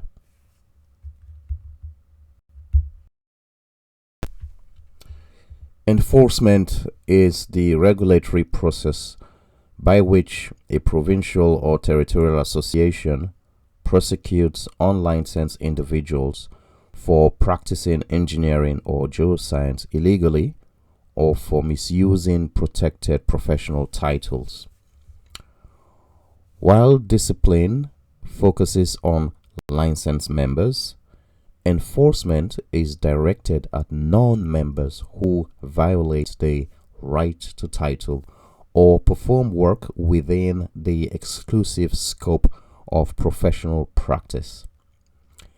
Associations typically investigate complaints and gather evidence against offenders who are practicing without authorization. If the authorized practice persists after warnings, the association pursues prosecution through the provincial court system, where judges can impose penalties ranging from fines to imprisonment. A significant Canadian example of enforcement involves the Microsoft Certified Software Engineer (MCSE) title.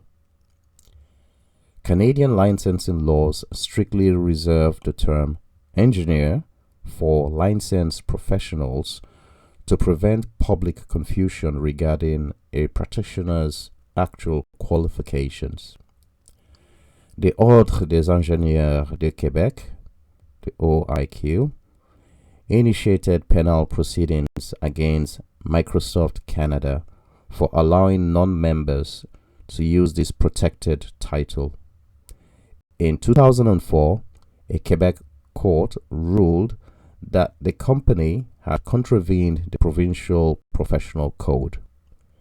The judgment was later upheld by the Superior Court of Quebec, reinforcing the principle that only licensed professionals can legally use engineering titles in Canada to protect the public interest.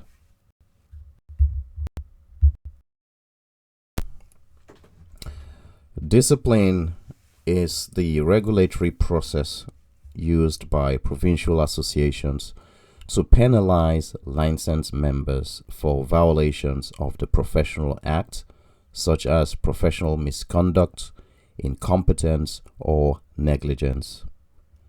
Unlike enforcement, which targets non-members, discipline ensures authorized practitioners maintain high ethical and technical standards. The process typically follows 3 stages. The first is gathering evidence. The second is an independent investigation by a complaints committee. And the third is a formal hearing before a discipline committee. Potential penalties are varied, ranging from reprimands and fines to the suspension or permanent revocation of the member's license to practice. In a Canadian example from New Brunswick, a professional engineer named Drew inspected a structural beam for a friend without a building permit. Trusting his friend's work, Drew authenticated a report without properly verifying the beam's size or its installation. When the beam later collapsed, causing significant damage, the association found Drew acted incompetently because he lacked the necessary judgment and skill for the task. This case illustrates that the discipline committee can penalize members who fail to exercise adequate care, regardless of personal relationships, to ensure professional accountability and protect the public interest.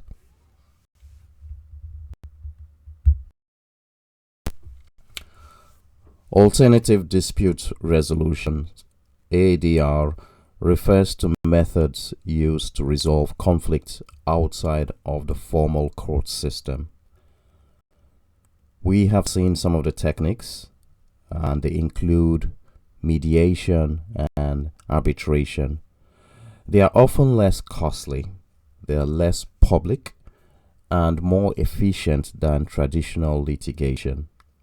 Mediation, like we've seen earlier, is a voluntary process where an impartial third party helps the disputing parties reach a mutually satisfactory negotiated settlement. In contrast, arbitration involves a third party making a final binding decision through a process of adjudication. Professional associations often use ADR to resolve fee disputes or minor grievances without resorting to formal disciplinary hearings. So that way, business relationships can actually be maintained, and a certain level of privacy is enforced. In the Northumberland Strait Crossing project, the Confederation Bridge, we've seen this earlier, the development contract included a non-traditional approach to resolving technical issues. The parties agreed that disputes will be settled through binding arbitration before a single agreed upon arbitrator or a panel of technically qualified dispute review board. This allowed specialized experts to address complex engineering disagreements without the delays of the provincial court system. Using ADR in massive infrastructure projects help maintain team spirit and ensures that technical matters are judged by those familiar with the specific industry.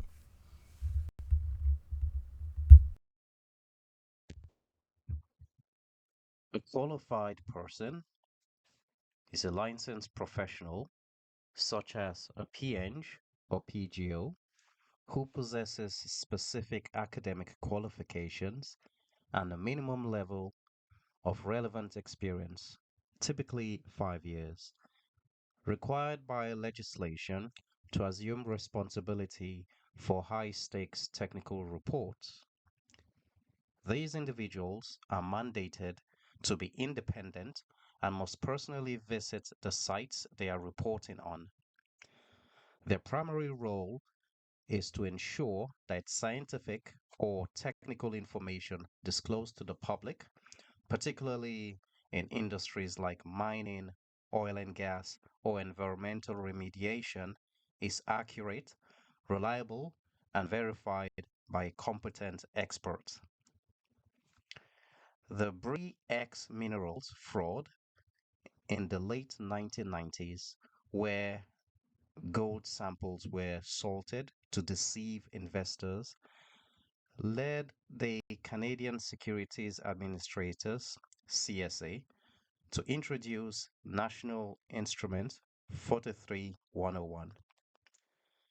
This regulation mandates that technical disclosures for mineral projects must be prepared or supervised by a qualified person. The qualified person acts as a safeguard against fraudulent reporting by ensuring rigorous standards for sampling and analysis. In the Bre-X case, the lack of independent oversight by a qualified professional allowed a multi-billion-dollar fraud to go undetected, highlighting why qualified persons are now essential for public protection.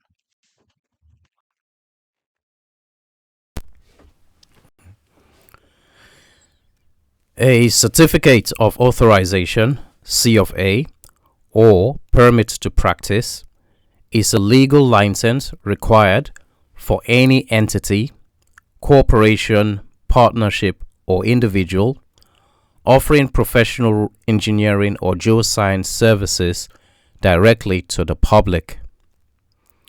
while an individual license, P.Eng, proves personal qualification, this permit regulates the business entity.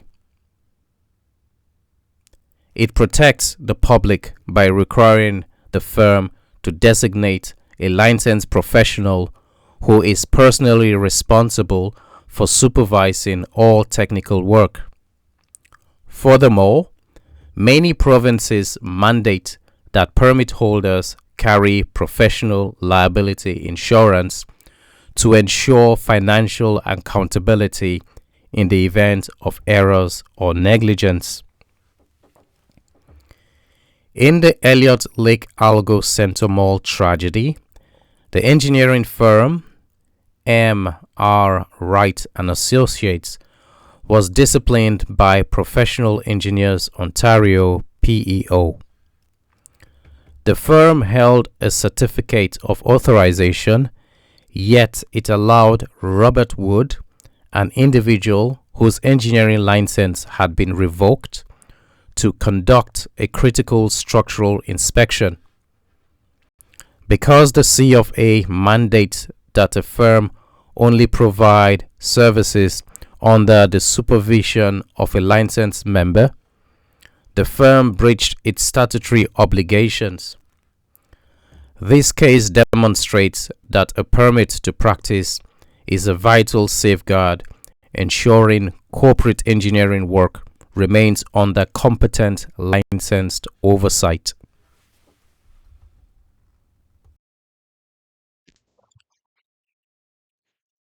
Right to title is the exclusive legal privilege granted by provincial legislation to licensed professionals to use protected designations like P.Eng, PGO, or professional engineer.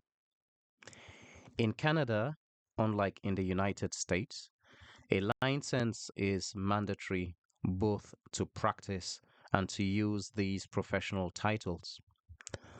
This protection ensures the public can identify individuals who have met strict academic and experience requirements. Using the word engineer or its variations in a business or occupational title without a license is a provincial offense, and regulatory associations actively pursue enforcement against such unlicensed usage. The Microsoft software engineer dispute in the late 1990s is a landmark case for this concept.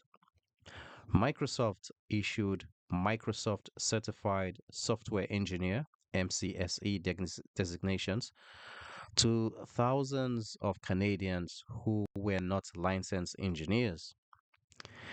The Ordre des Ingénieurs du Québec, OIQ, and other provincial associations challenged this, arguing the title could mislead the public regarding the holder's qualifications. The Superior Court of Quebec upheld the association's right, ruling that the title engineer is reserved exclusively for licensed members. Today, Canadian MCSE holders typically use the acronym only, avoiding the full protected title.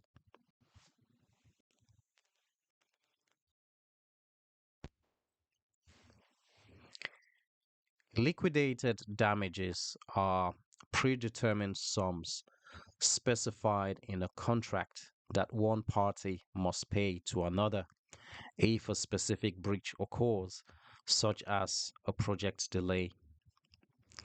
For these clauses to be enforceable in Canadian law, the amount must represent a genuine pre-estimate of the actual loss expected to result from the breach at the time the contract was formed. If the sum is deemed excessive or intended to punish the breaching party, courts may classify it as an unenforceable penalty clause. These damages provide financial certainty and avoid the high costs of litigation, actual losses after a breach. In a bridge construction project in Sycamore, British Columbia, a contract mandate included a liquidated damages clause requiring the contractor to pay $30,000 per day for failing to deliver the project on time. This significant daily rate reflects a genuine pre-estimate of the economic loss to the community and owner resulting from a delay in essential infrastructure.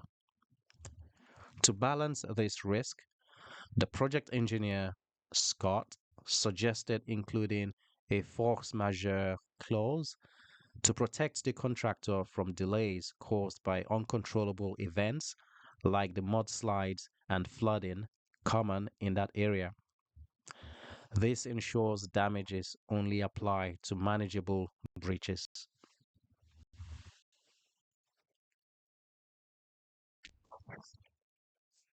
Equitable estoppel, otherwise known as promissory estoppel, is a legal principle designed to prevent unfairness when a party makes a gratuitous promise, which is essentially a promise made without an exchange of value, that another party relies upon to their detriment.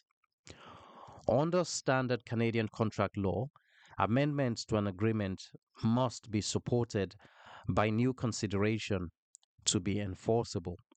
However, if one party, through words or conduct, leads another party to reasonably assume that strict contractual rights will not be enforced, the court may stop, meaning they may prevent the first party from reverting to the strict rights if doing so would produce an inequitable and unfair outcome. In the landmark case, Commonwealth Exploration Co. Limited versus Latane in 1963, a mining contractor held an option to acquire mining claims provided they performed specific exploration services by a deadline. Before the expiry, the landowner, who is the optioner, implied that the time for fulfillment would be extended, even though no formal written record or payment was exchanged for this extension. When the contractor finished the work during the extension, the landowner tried to revert to the original contract terms to deny the acquisition. The Supreme Court of Canada ruled it would be inequitable to permit this, enforcing the extension through equitable estoppel.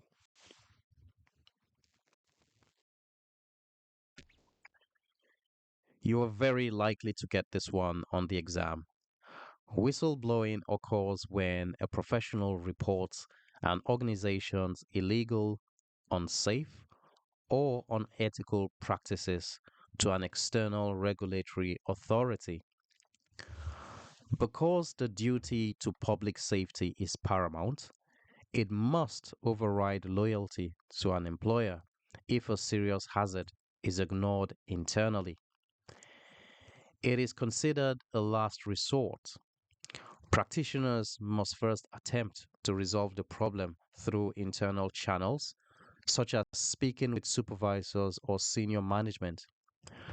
Whistleblowing is a responsible disclosure where the professional openly accepts responsibility for their judgment, often risking their own job security to protect the public welfare. In the West Ray mine disaster in Nova Scotia in 1992, 26 miners died in a predictable methane and coal dust explosion. The inquiry found that management ignored safety standards, tampered with monitors, and prioritized production over lives. While employees feared retaliation for reporting infractions, the failure to stop these illegal practices highlights the ethical necessity of whistleblowing when internal warnings are ignored. If a professional had effectively alerted external authorities about these systemic violations, the catastrophe could have been prevented. This tragedy led to Bill C-45, amending the criminal code to hold those directing work criminally liable for safety.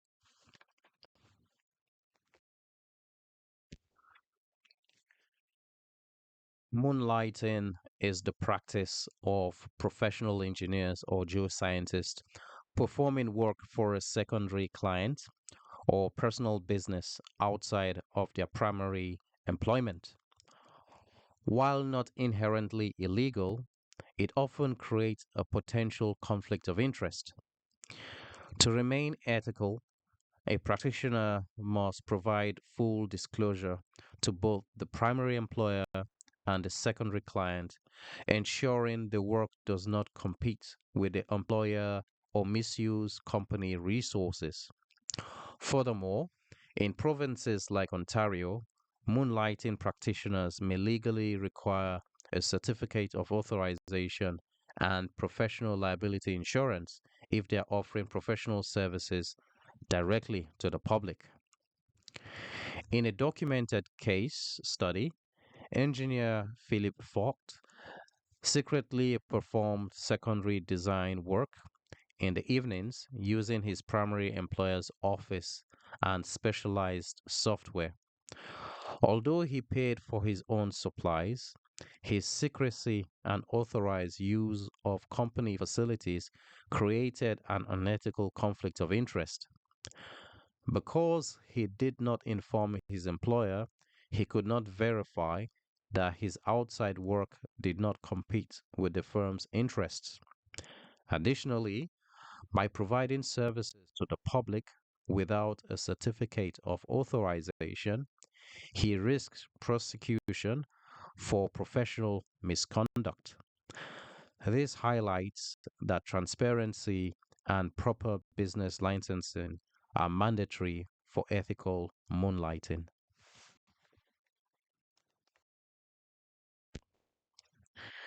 An anticipatory breach occurs when one party to a contract communicates through words or behavior that they will not fulfill their obligations before the performance deadline arrives. This is a specific form of breach that allows the innocent party to take legal action or adjust plans immediately rather than waiting for the actual date of the default to occur. When this happens, the non defaulting party has a choice. They can treat the contract as terminated and sue for damages right away, or they can wait for the performance date to see if the other party eventually complies. In a hypothetical industrial construction project, a contractor was hired to deliver specialized structural steel by a firm deadline. However, weeks before the delivery date, the contractor notified the project manager that supply chain issues made it impossible to provide the required material. This advance notification constitutes an anticipatory breach.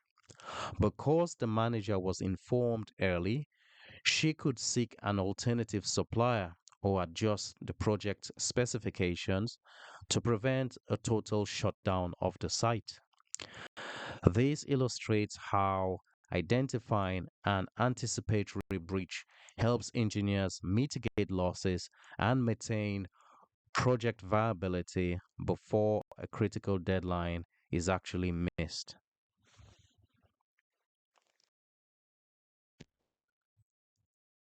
Secret commission is an illegal bribe, gift, or kickback offered to an agent, such as an engineer, to influence their professional judgment without the knowledge or consent of their principal, who is either the employer or the client.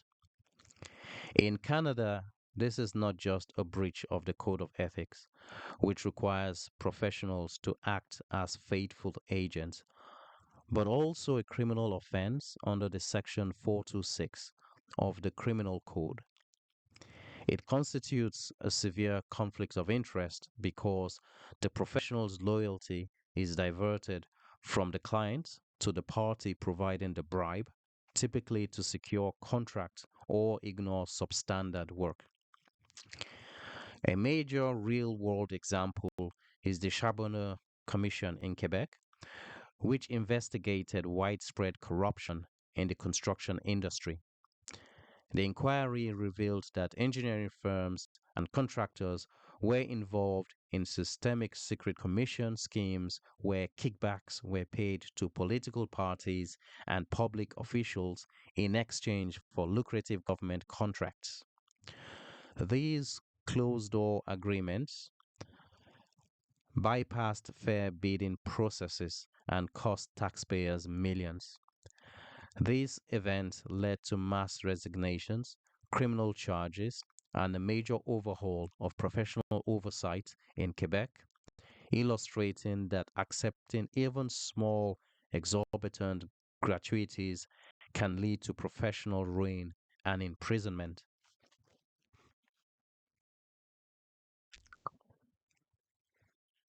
Peer review. This is very important. You can be guaranteed at least 2 questions on this one in the exam. I think it's almost impossible not to be tested on this one. So pay special attention to this.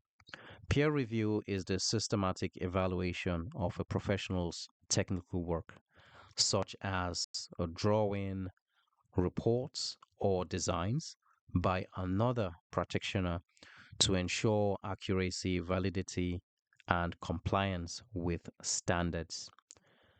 In Canada, it is considered a normal courtesy and required obligation to notify the original professional before beginning a review of their work.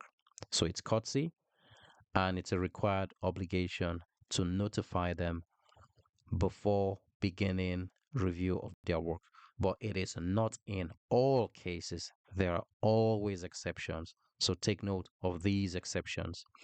Now, this notification allows for open communication regarding underlying assumptions and gives the original designer a chance to respond to criticism. While exceptions exist for urgent public safety or legal confidentiality, the reviewer generally acts to maintain the integrity of the profession by providing independent verification. So there are exceptions, okay? Be very, very mindful of this in the exam. Now, in a disciplinary case involving an engineer, peer review was used as a vital remedial tool. So the engineer had sealed inadequate drawings for a massive 2,000 meter cube water storage tank that failed catastrophically upon being filled. Now, because the investigation revealed missing design data and a failure to conduct a proper concept review, the disciplinary panel ordered the engineer to have all his future professional services peer reviewed by another engineer for 1 year. Now, this case demonstrates that peer review is not just a standard quality control practice, but also a mandatory safeguard used by associations to ensure public safety when a member's competence is in question. A fundamental breach is a violation which is so severe that it goes to the root of the contract. It denies the innocent party the essential benefit that they bargained for. Following such a breach, the non-defaulting party can choose to terminate the contract and seek damages. Historically, Canadian courts used the doctrine of fundamental breach to strike down clauses that limited a party's liability. However, the Supreme Court has since retired this doctrine in favor of a true construction approach. This means clearly drafted exclusion clauses are generally enforced unless they are unconscionable or against public policy. In the landmark case, Tercon Contractors Limited versus British Columbia, the province issued a request for proposals for a highway construction project. The province ultimately awarded the contract to an ineligible bidder that had teamed up with another firm in a joint venture. Tercon, a qualified proponent, sued for damages, claiming the province's actions constituted a fundamental breach of the bidding rules according to Contract A. While the province relied on a clause excluding all claims for compensation, the Supreme Court of Canada ruled in Tercon's favor. The court determined the exclusion clause did not apply to these specific egregious breach.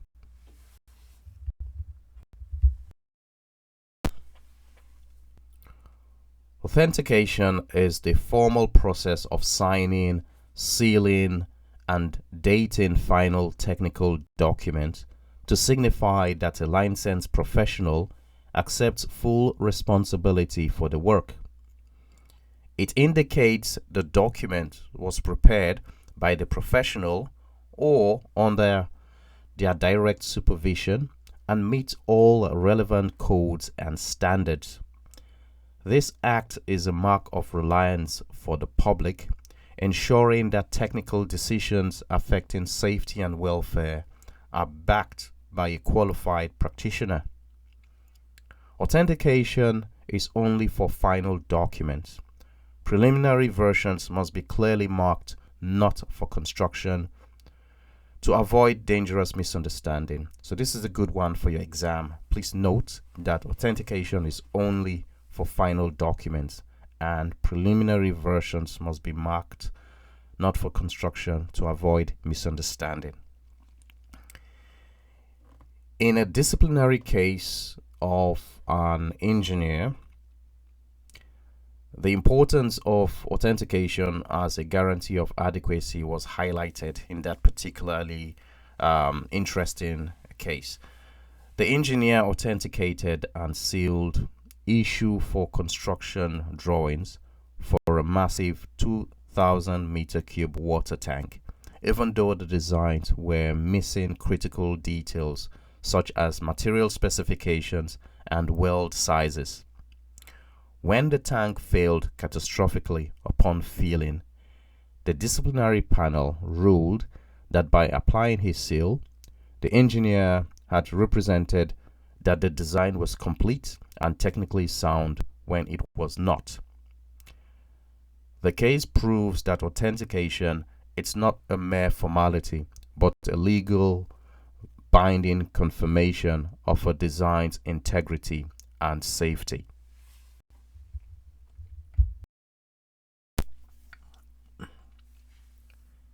An industrial design is a type of intellectual property that protects a finished product's unique aesthetic or ornamental appearance rather than its function. This protection applies to the shape, configuration, pattern, or ornamentation of the article, particularly those mass-produced by machine, such as the decorative pattern on silverware. In Canada, a design must be registered with the Canadian Intellectual Property Office, the CIPO, to receive legal protection. Once registered, the proprietor holds exclusive rights for a term of 10 years. This ensures that a product's signature look cannot be copied, maintaining its competitive advantage in the market. In the landmark example of this concept, There was a legal dispute between Apple and Samsung. Apple utilized several industrial design registrations known as design patents in the US to claim that Samsung's Galaxy smartphones and tablets infringed on the distinctive visual features of the iPhone and iPad. The registrations protected the overall outer shape and even the graphical user interface. Initially, a jury awarded Apple $1.05 billion in damages for these infringements. This case demonstrates that industrial design is a vital tool for engineers and firms to safeguard the commercial value tied to a product's physical and digital appearance.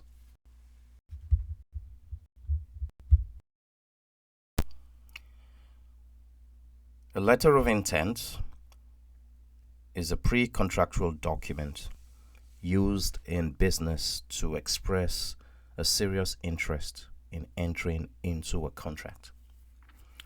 Often issued by a project owner to a contractor, it serves as an interim measure to approve the start of work while formal contract documents are being finalized and signed.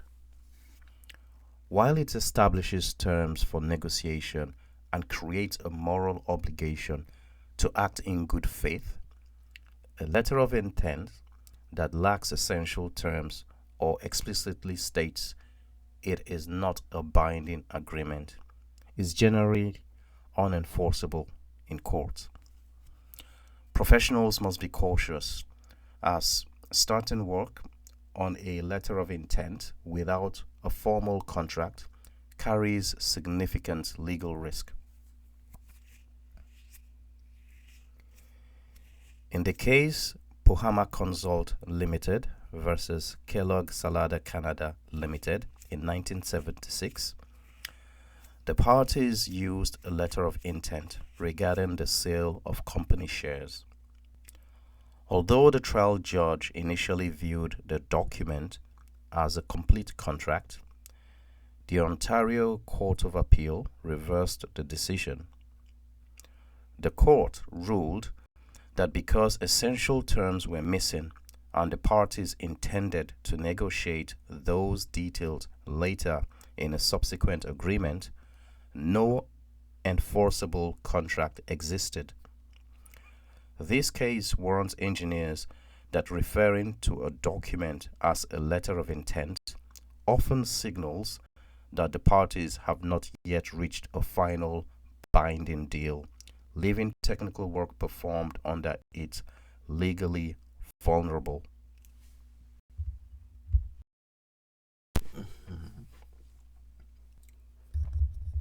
Fidelity to public needs is a fundamental duty specified in provincial codes of ethics that requires professionals to act with loyalty to the public interest at all times. While practitioners owe duties to their employers and clients, the obligation to hold the health, safety, and welfare of the public as paramount is their highest priority. This means that technical judgment must never be compromised by personal gain or corporate interest. Essentially, the professional serves as a guardian of public safety, ensuring that all engineering and geoscience work provides the greatest benefit to society while strictly preventing harm to people and the environment. The Quebec Bridge collapse of 1907 provides a stark example of failing to uphold fidelity to public needs. The lead engineer, Theodore Cooper, allowed construction to continue based on his own preliminary design estimates, even when band structural members indicated that the bridge's deadweight was higher than predicted. Cooper's refusal to halt construction and verify the design prioritized his personal professional pride and project schedule over the life of the workers, resulting in 75 deaths. This tragedy demonstrated that ignoring societal safety for project goals is unethical and dangerous, directly catalyzing the creation of professional licensing laws in Canada to regulate the profession. A holdback, also known as statutory holdback, is a mandatory requirement in Canadian construction law where an owner must withhold a specific percentage, typically 10% of the contract price, from the prime contractor as work progresses. Now, this fund serves as a security pool for potential construction liens filed by the subcontractors or suppliers who have not been paid by the prime contractor for materials or services they provided. Essentially, the holdback limits the owner's total financial liability for these liens to the specific amount withheld, and it ensures that everyone in the construction chain has a chance to receive payment even if the prime contractor defaults. Imagine your construction firm, say P.Eng Incorporation, wins a competitive bid to supply sections for a new natural gas pipeline. You hire a subcontractor called We're Nuts to provide the essential nuts and bolts to fasten the pipes together. If P.Eng Incorporation encounters financial trouble and fails to pay We're Nuts for their delivered hardware, the subcontractor can use lien legislation to sue against the owner's property.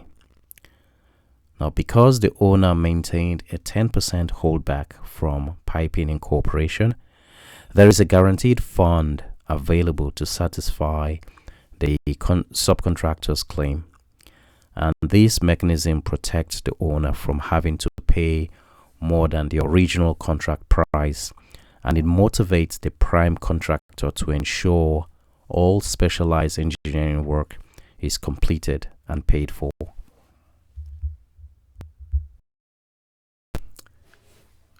Okay, exam day tactics and pep talk. It is game day and you are in the chair, so this is your final tactical recap. We reveal the 60-second exam routine, basically a disciplined rhythm to identify risk, eliminate weak answers, and choose the protective action within 1 minute. We also address the one thing no one talks about, which is normalizing exam anxiety. Feeling nervous means you care, but it doesn't mean you are unprepared. You have the logic, you have the mindset, and you have the vocabulary. Society trusts professionals because we earn the trust through self-regulation and unwavering ethics. So trust the framework we've built together. You're ready to uphold the honor of your profession and pass this exam with total confidence. So let's go get those results.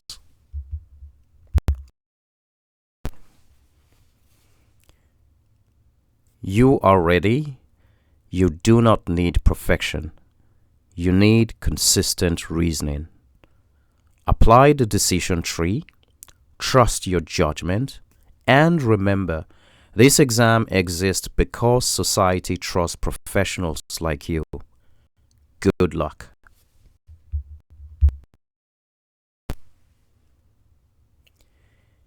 A calm mind for NPPE Day. Take a breath. If you are watching this, you have already done the hard work. This video is not about memorizing anything. It's about calming your mind so you can perform the way you already know how. The NPPE does not require perfection. It requires steady, disciplined thinking, and you are capable of that today. Normalizing exam anxiety. Feeling nervous does not mean you are failing. It means you take professional responsibility seriously. Everyone walking into the NPPE feels some amount of uncertainty. The difference between passing and failing is not confidence, it's process. So today, you don't need to feel confident. You just need to think clearly, one question at a time.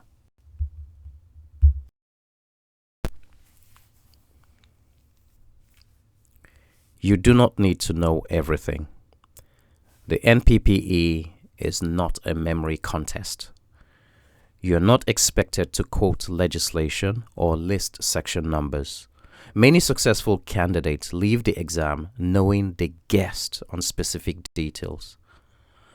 What they did correctly was identify risk, respect authority, and protect the public. If you ever feel stuck, remember, the exam rewards how you think, not what you memorize.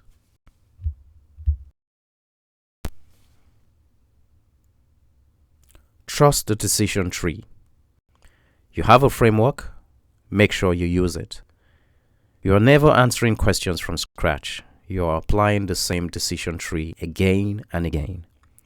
When your mind feels cluttered, return to the steps. So identify the risk, identify the authority, identify responsibility, escalate when necessary, and act to protect the public. The tree will carry you even when your confidence wobbles.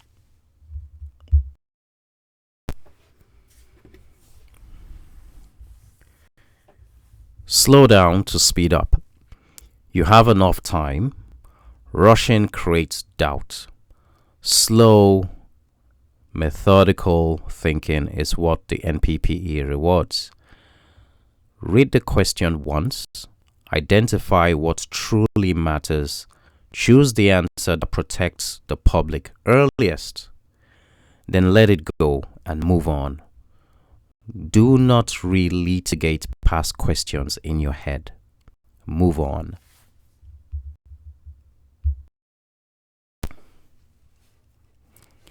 Discomfort is a good sign. Many correct NPP answers feel uncomfortable. They involve speaking up, refusing approval, escalating concerns, or challenging authority. That discomfort is not a warning sign. It is often confirmation that the answer aligns with professional duty. Comfort protects the individual. Discomfort often protects the public.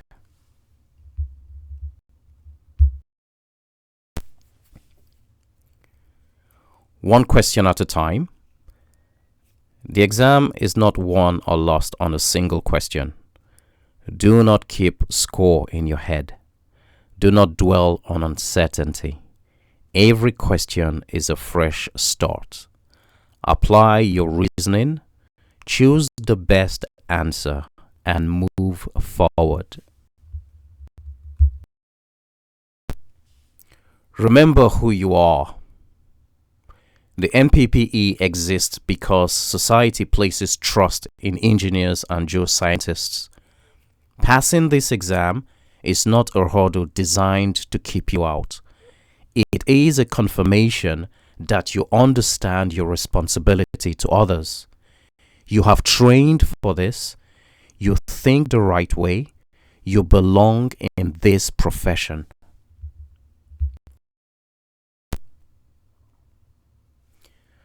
I'll leave you all with these final words. Walk into the exam calmly. Take the first question as it comes. Apply the process you know. You do not need brilliance. You need steadiness. Trust yourself. You are ready. All the very best.